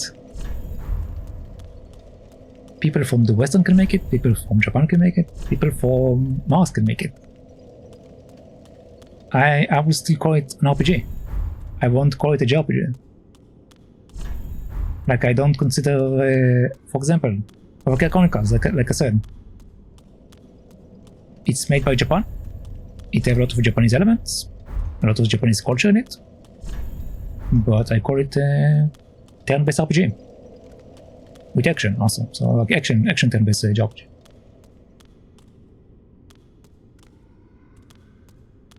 Because I'm using the term to describe the style, not where it comes from. But the style in this case is incorrect.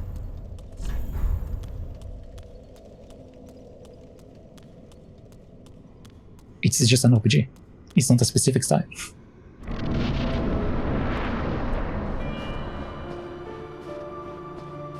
What if I go even further than that? What if I told you that, like, the first quote-unquote JRPG wasn't made to represent Japan, it was to represent Korea, but it was called JRPG. That's incorrect, because it's not a Japanese style, it's a Korean style. Return from whence thou camest. But the term JRPG came because a Japanese person made it. That's incorrect. That's incorrect information. Because you actually have Korean style game based on Korean culture, but a Japanese person made it. So it was called the JRPG.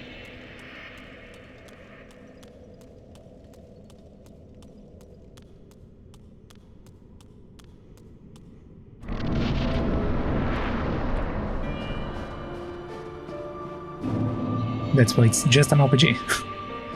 And then add whatever type of style you have in it, I guess. Rather it's turn-based, action, or whatever else. But calling it like a specifically Japanese RPG, that's incorrect. Just the term is just straight up incorrect to make. I'm dead. Return from whence thou camest. At least the way that I see it again. Furia surely awaits thee. That's just how I see it.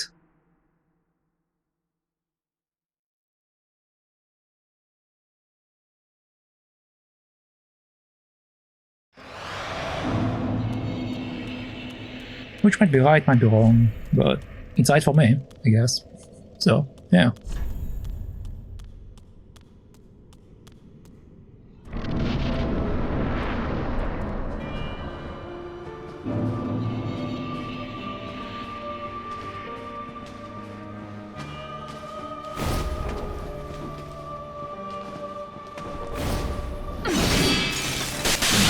From whence thou camest.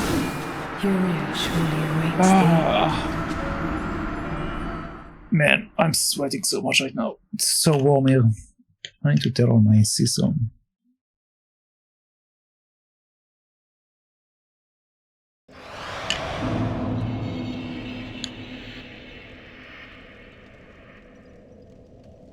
Yeah. We often get stuck with inaccurate terms, but which are still widely understood. Sometimes it's worth the fight to change them, sometimes not so much. Yeah, maybe. I mean, also you need to think about it like a lot of old terms. A lot of people find them to be offensive, and that's why they aren't being used anymore. Like that's why we have like a lot of like stuff that are not allowed to say on Twitch or other places.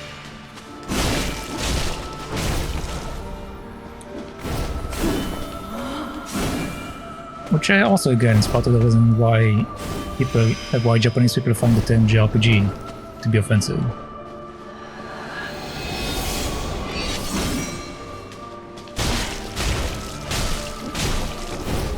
Because it's like limiting the country to be like that specific thing. Because that's the way that like people decide to coin it. But yeah, I just see it as I mean, even before I was reading about that, I just was also always viewing RPGs as RPGs. I never saw it as JRPG. I never saw it as like CRPG. I call it, this is an RPG game with turn-based combat. This is an RPG game with action-based combat. This is an RPG game with visual novel aspects. I don't know. You can call it whatever you want. But I never call it by the specific CRPG, JRPG, WRPG, or whatever else.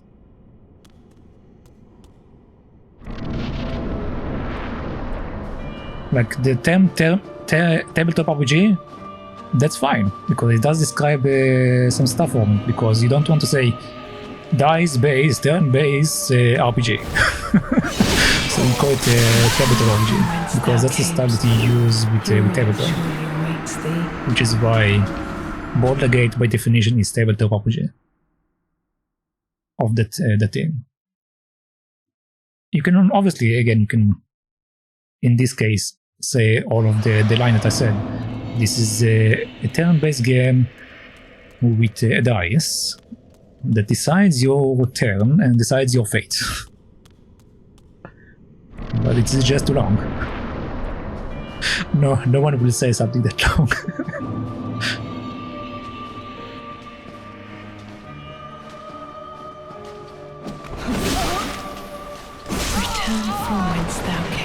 I'm kinda with you not calling things JRPG so much, since some find it offensive. I would say that's a term worth fighting against you, though. Yeah, for example that. But the thing is about JRPG, for example, people stopped calling it JRPGs just because someone said something about it. But like, why use it initially? Like that's why the reason why I never said, why I never called something JRPG. Like if someone says to me JRPG, I know like what he's talking about, sure, but I don't use the term JRPG. I never used the term JRPG, even before I knew about this thing.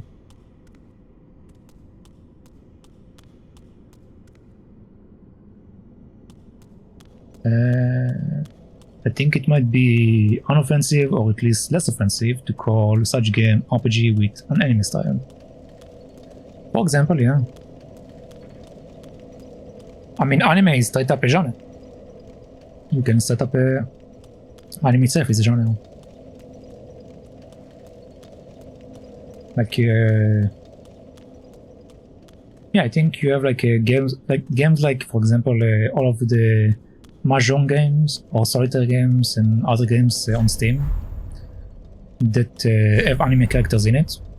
They don't have RPG in it, but they do have the genre anime because they have anime characters in it.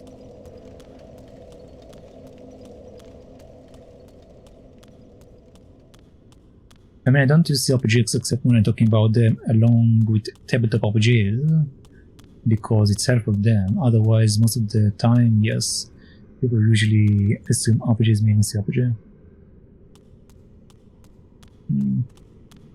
Yeah, but to see, the thing is, when you tell me CRPG, to me, it means nothing. It just means RPG. When you tell me CRPG, it's just an RPG.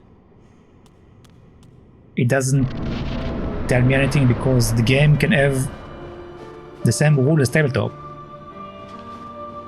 But it was made on the computer. For example, Baldur's Gate.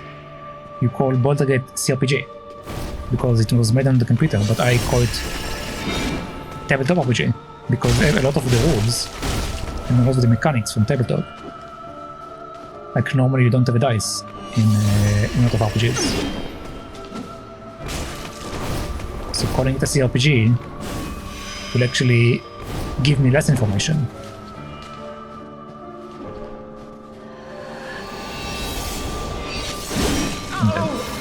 Return from whence thou camest. Because I wouldn't know if, for example, if you told me about Baldur's Gate and I didn't like know that you have a dice in it, I wouldn't know it have a dice if you just told me it's a CRPG.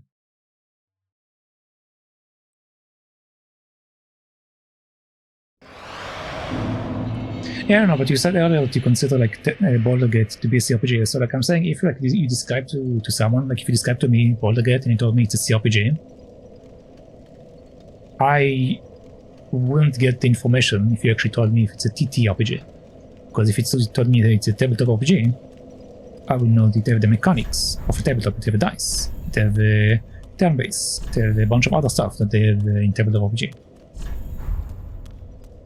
That's what I'm saying, like, having the specific term of CRPG, in this case, is giving me less information. It's more confusing. It doesn't actually help you with anything other than telling you it's running on a computer. Which you can just say it's running on a computer and it's a TTRPG.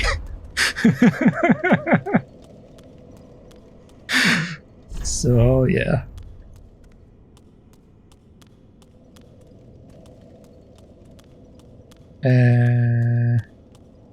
But then, you know, I'm not talking about a tabletop game.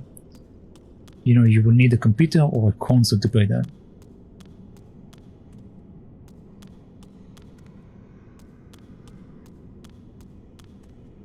So it's a CTTP RPG.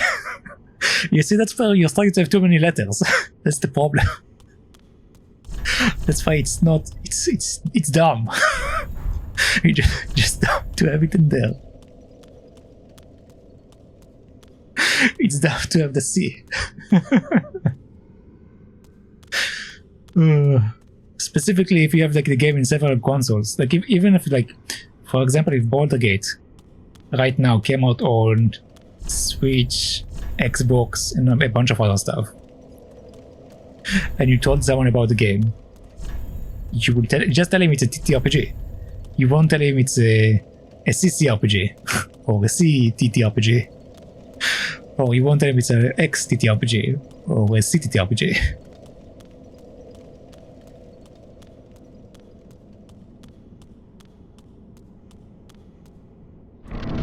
It will just be a lot of letters and more confusing.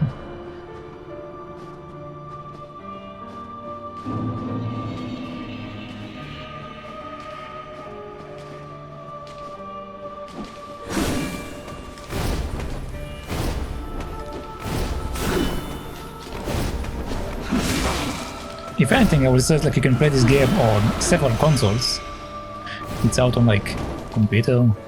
It's out, or I would suggest this PC, Switch, Xbox. From whence thou camest. Like I would mention the actual Surely awaits consoles rather than like saying it's a CRPG. Now I disagree with that. It plays somewhere similar to a TTRPG, but still very different than any tabletop RPG sessions I've been in. It's a much more CRPG than TTRPG. Yeah, but again, then it's...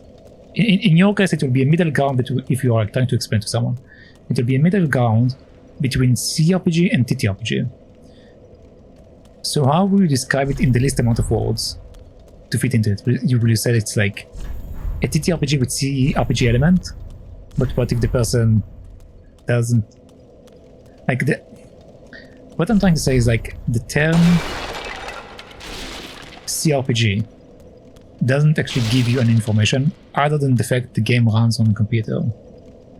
It adds no information. It's CRPG based on tabletop process. And what if the person doesn't know what a CRPG is? The only thing he knows that a CRPG is, it means that it runs on a computer. How is he supposed to understand that? Because you just said like it doesn't have all the info, all the stuff that like a formal TTRPG have. So like I'm saying, calling it a CRPG is more confusing than anything. Because it doesn't actually give you any information.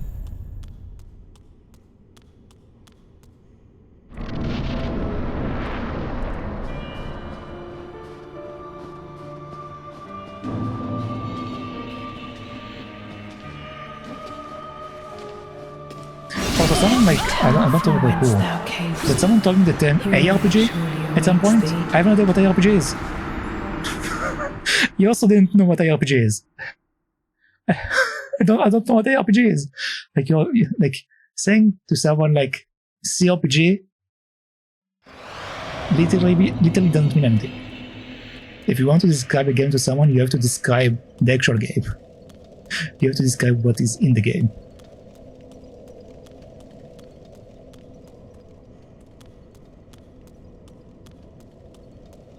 If the person doesn't know CRPG, they probably won't have much clue what a TTRPG is like either. Because again, the term CRPG is usually used to distinguish between these type of games. Actually no. A lot of people actually are not familiar with the term CRPG. So that's actually incorrect. People do know what tabletop RPG is, but they actually don't know what a computer RPG is. Or a CRPG. Unless you tell them it's a computer. They will say, oh okay, it runs on a computer. But as a term, as CRPG, they have no idea what it means. Because it doesn't have a meaning. It's literally like the definition you give right now to CRPG is just a TTRPG. A CRPG is a TTRPG with less elements. That's the definition you give to CRPG. You basically define one thing with the other, which doesn't tell anything. Other than the fact it runs on a computer.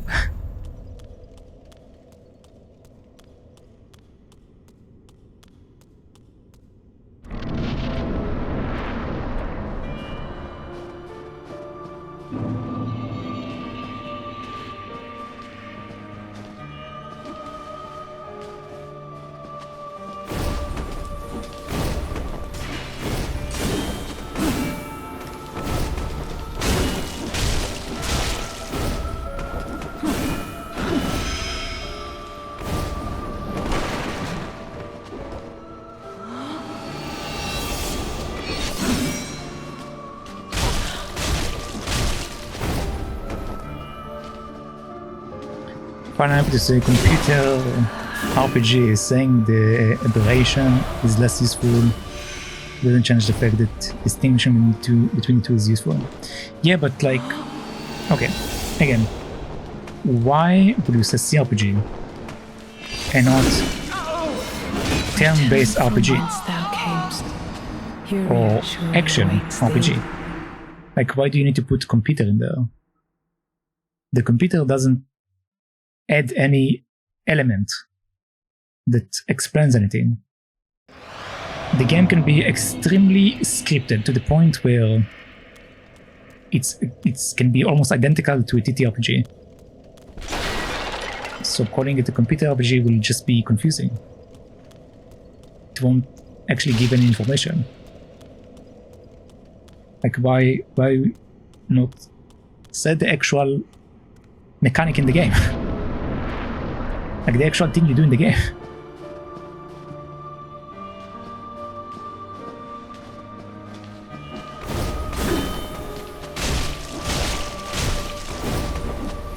Rather than saying like what it runs on.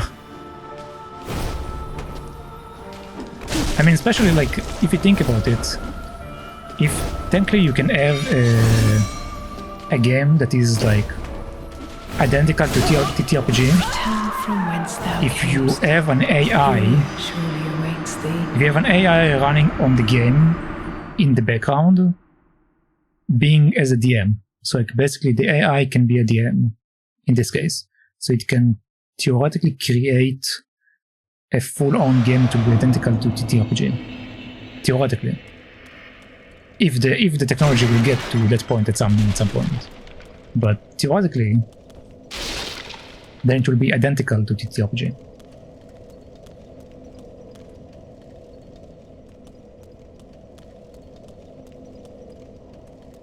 I once told my chat about how this isn't a stealth game because it has no stealth element in it, denying bold-face that the spells Spook, Hidden Body, and Chameleon, and White Branches consist stealth elements. It was very entertaining hour and a half, and I feel like we are having a similar discussion a bit. Sans, a bit, wait, what? A bit sans trolling? Sans? I don't think I'm familiar with the term sans. Sans? Yeah, I have no idea what that means. But it does, even implementing... Oh, without, okay.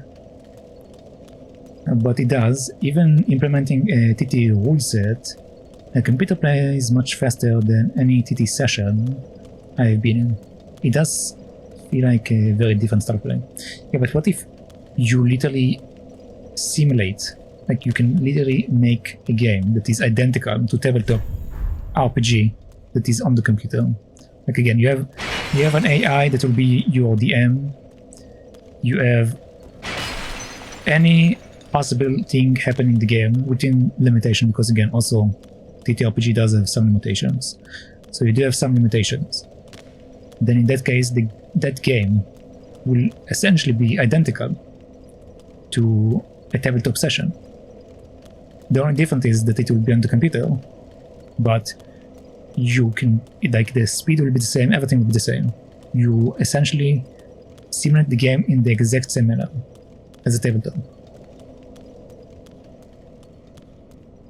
Then it's a tabletop RPG that is on the computer.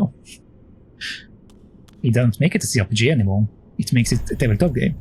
The only difference is that it's on a computer, and it can also be not on a computer, it may be on other stuff. Which again brings the term CRPG to be meaningless.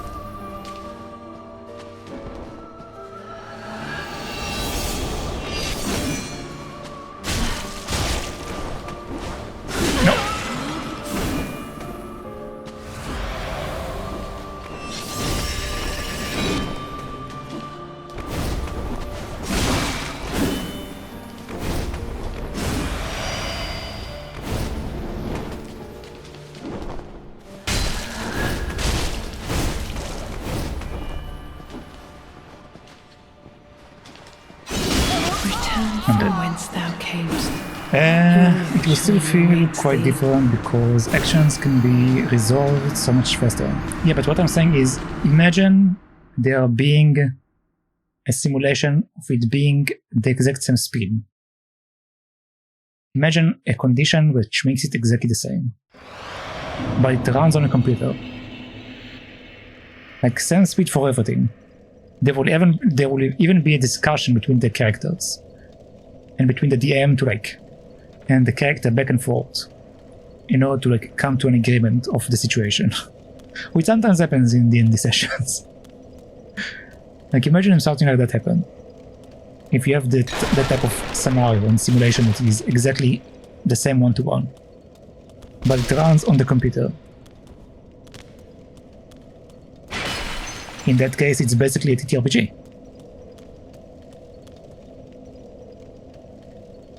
It's only TTRPG-like in that case, because I feel the literal definitions are useful there.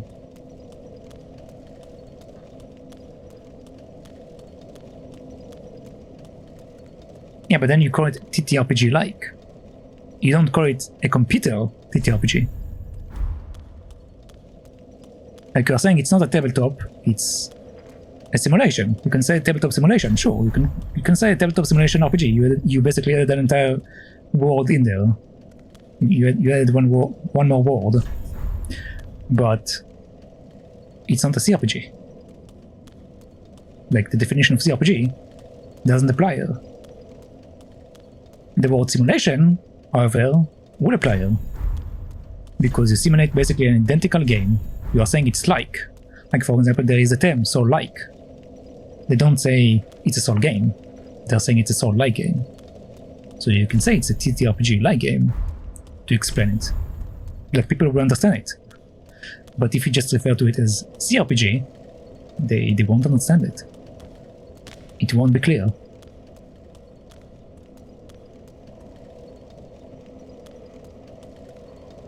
I can imagine a time in the not-so-distant future where the computer games DM leverages AI such as ChatGPT to argue for against point A with the player for a bit until an agreement can be reached. Then whatever rules are agreed upon actually get implemented in the game from that point forward. Yeah, that's basically the scenario that I think about. And you basically simulate an entire TTRPG team with using an AI. So this way there isn't a single pattern, it can be basically on the fly.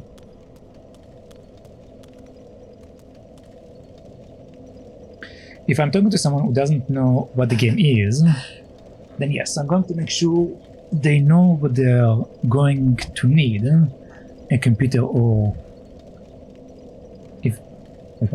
I'm going to make sure they know they are going to need a computer or a console. Yeah. I mean, you can say, it runs on a computer, but if it runs on several consoles, on several systems, just saying it's a computer thing, it's not correct. You're not giving them the full information.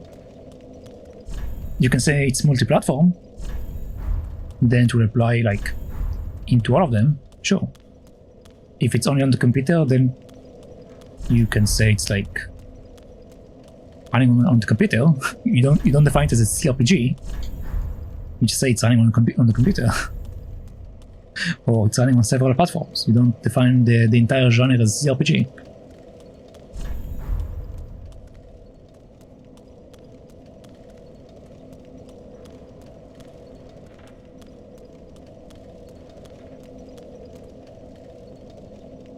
I wonder what would be a different term to will fit if it's a multi-platform.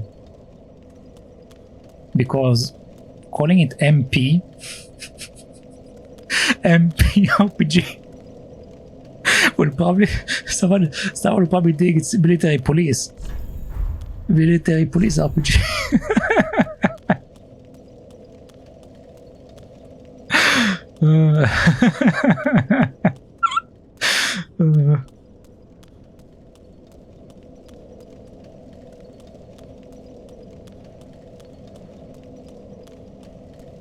Or maybe mana potion, mana power RPG. There are so many definitions using that.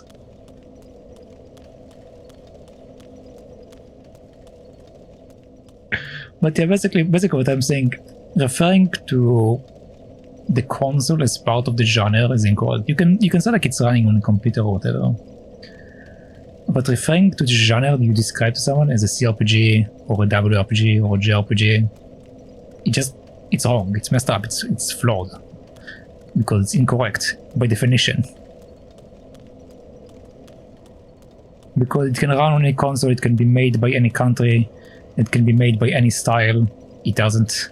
The style isn't being defined by being it JRPG, CRPG, WRPG, ZRPG, I don't know. Whatever else letter you want to put there. It's just RPG. With action elements, with turn-based elements, that's running on a computer, that's running on the Switch, that's running on the Xbox. Like calling it as a CRPG as an entire genre, it's just wrong. It just doesn't describe anything. ZRPG made you think of ABC RPG. It's an RPG that teaches you the English language. There's probably one like that, but I don't think the genre will be ABC RPG. It will be educational game with RPG elements. Or RPG will be one genre, and then it will be educational game, will be another genre. But you won't call it like an ERPG, which is like educational RPG. In that case.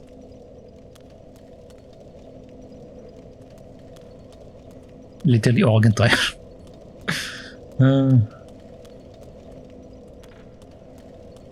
But yeah, that's basically what I'm trying to say. That using all of these terminologies for RPGs, like all of these letters, are not telling anything. If you use tabletop RPG actually describes a specific system, a specific set of rules, specific stuff.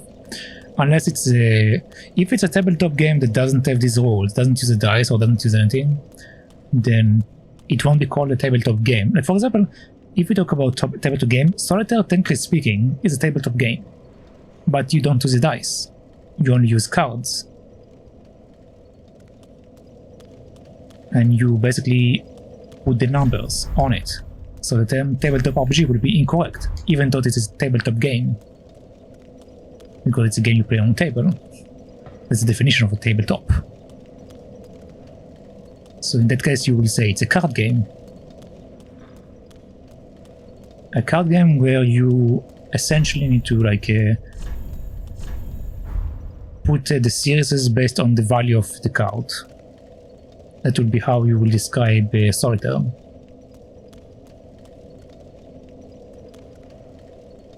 I'm not saying CRPG is a genre, it's just a way to say RPG is a video game, useful in certain discussions.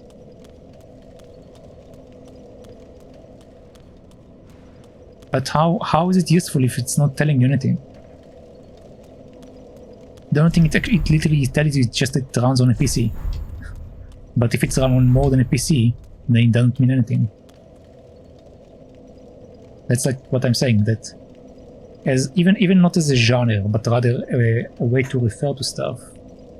Calling something a CRPG is misinformation in a way, because you don't actually give them proper information by doing that.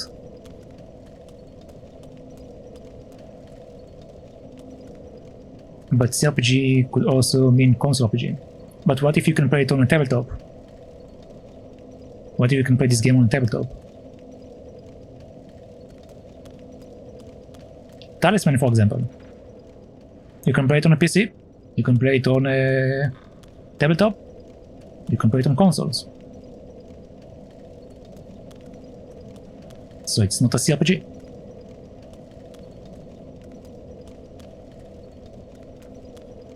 Because the game exists in more than one thing.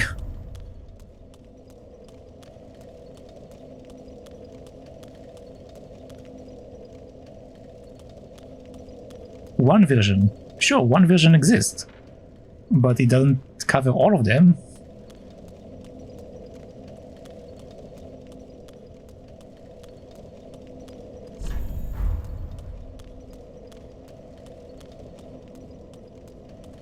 I get what you mean. It does seem a bit superfluous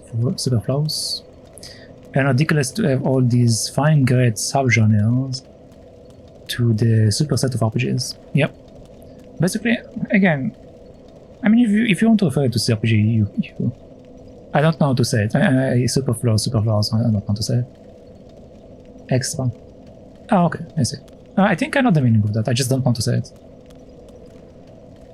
Extra necessary.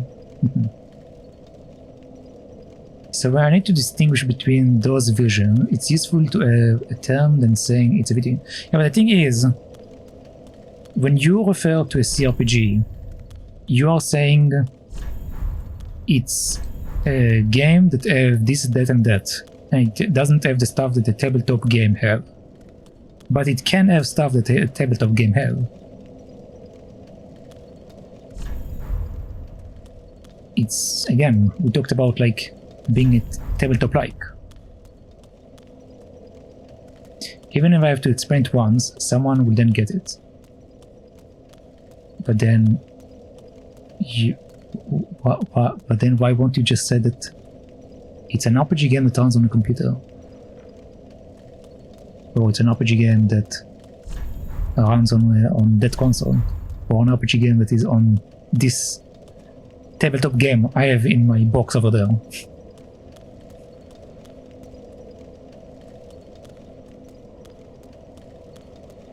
Like, the definition of it being a CRPG actually is incorrect. It gives the person the wrong information. It doesn't give, or more like it doesn't give him the entire degree of information. Because once someone understands the term, I don't have to say a mouthful every time. But the term is wrong, since the game is literally the CRPG. Again, the fact that you earlier described the CRPG as basically a tabletop RPG with limited elements. That's essentially what you described it as, if I like summarize what you said. Which is incorrect, because a CRPG, which is again a computer game, can have the wide scale of tabletop RPG set up in it. With the proper setup, with the proper technology, it can have it in it. So referring to it as a CRPG wouldn't convey anything other than it have a version on the PC. That's the only thing you say. It have a version on a PC. I mean, sure, if you want to use the term CRPG to tell someone it's on the PC, then yes, that's sure, you can call it a CRPG. But to describe it to be a certain way, or a certain setup for the game, or a certain style for the game, that's CRPG doesn't mean anything for that. It absolutely doesn't mean nothing. The only thing CRPG says, it's a game that is running on a computer.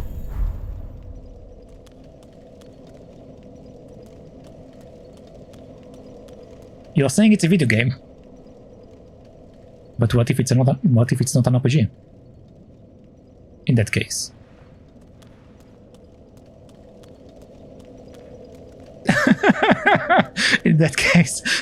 what if it's not an RPG? Will you still call it a CRPG?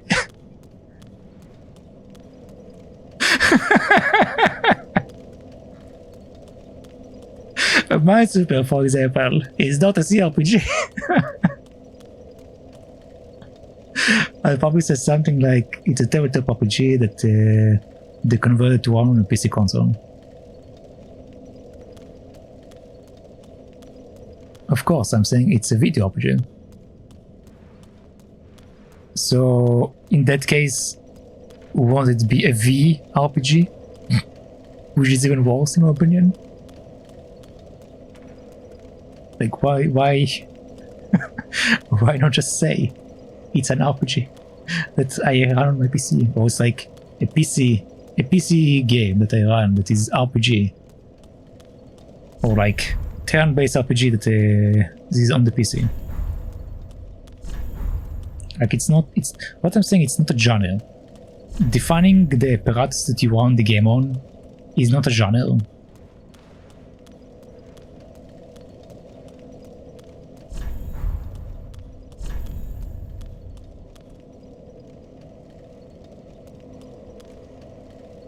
So VRPG would be better, yes, but that's not a term that's in usage.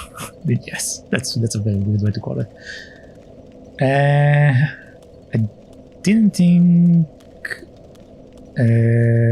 Eyes was saying CRPG is a genre per se, just a way of identifying a computerized RPGs in a quick and efficient fashion, once the general concept itself has been conveyed.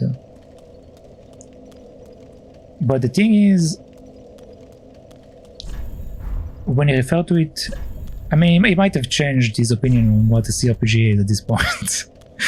But the thing is, when he referred earlier to a CRPG, he referred to it as a genre of games that are basically RPG, but limited.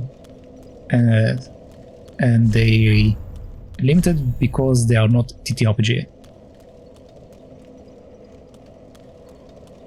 That's basically the genre that I have been like conveyed based on what he's saying, what a CRPG is. So that's why I'm saying something a CRPG give you the wrong information when you refer to it as a genre. Like when you tell someone about a game, I don't know about you, but when you tell someone about a game, I would say it's a computer game. First of all, I won't call it a CRPG, but I would say it's a computer game, and I will like describe the game. I will describe like the genres of the game, but I will initially say it's a computer game. Or like again, I would say it's like a multi-platform game. You can run it on any platform.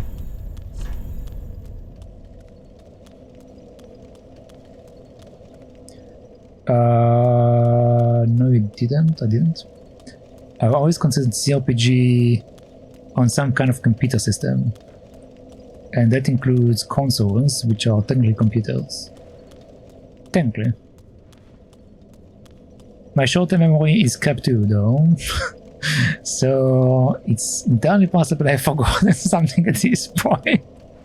Especially since this discussion has been going for a few hours now. It has, really, I haven't noticed. But wait, what I didn't? What I didn't?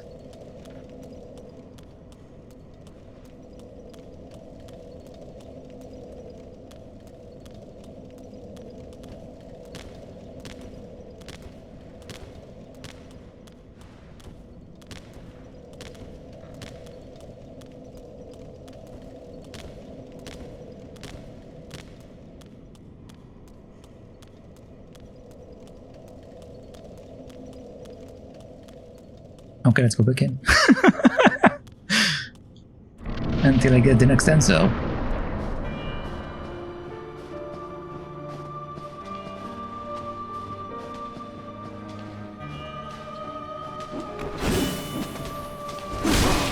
Return from whence thou camest. Never mind.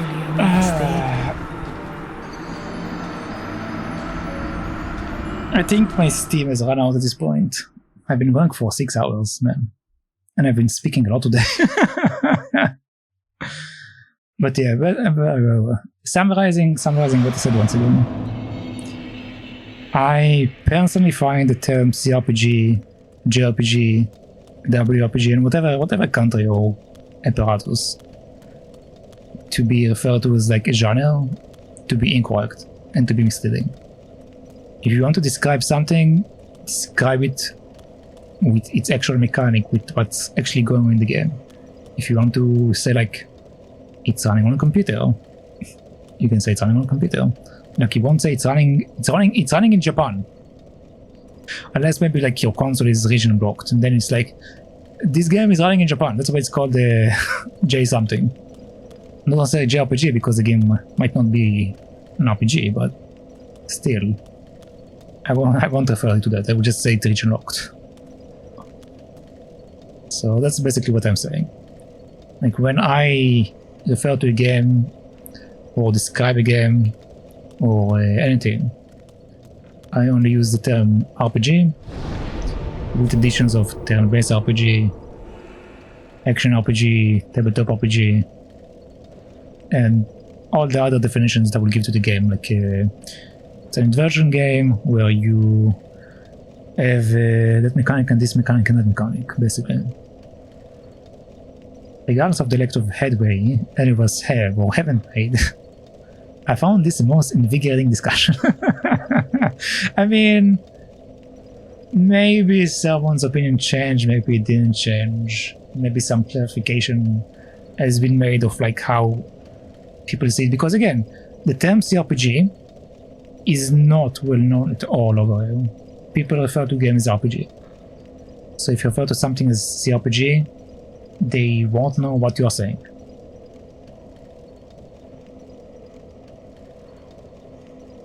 I'm not describing it as a style in this case. I did talk about difference in style earlier, but that's because it is useful.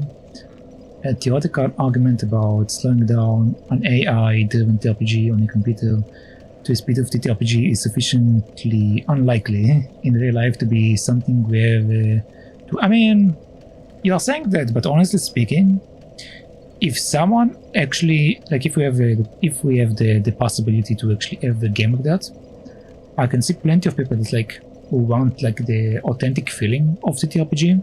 Like they don't have they can't like meet people to actually have the game, so they can only have it online.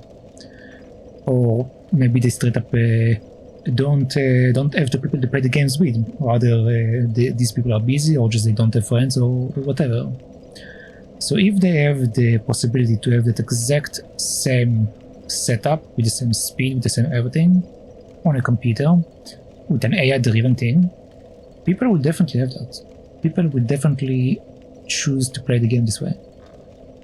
And also people will choose to speed it up sometimes if they don't want to sit through it.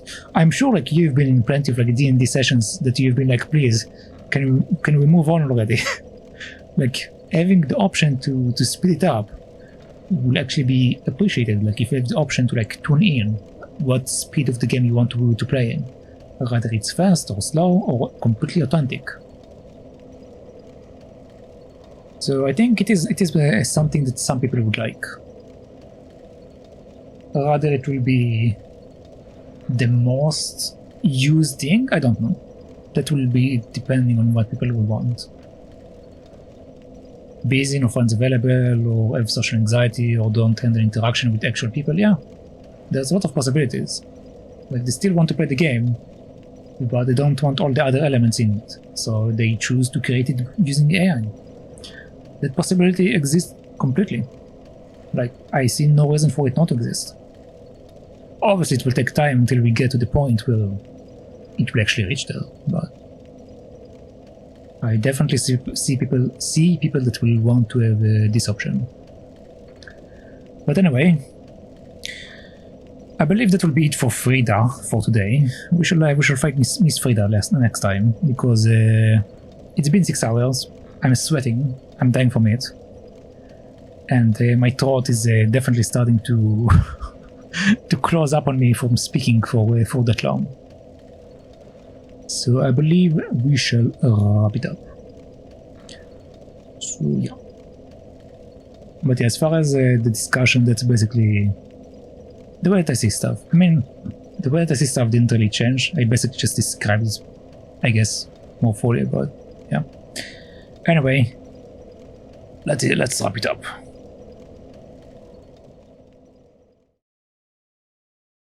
Alright, so thank you for watching, thank you for hanging out, and thank you for keeping company. But that shall be it for today. And per usual, if you liked what you've seen here, make sure to follow for on Twitch, or here there I guess, And if you are watching this VOD anywhere else that I may have uploaded into, make sure to follow, subscribe, or whatever it's called for them. But as far as today, this should be it. So once again, thank you. And bye-bye.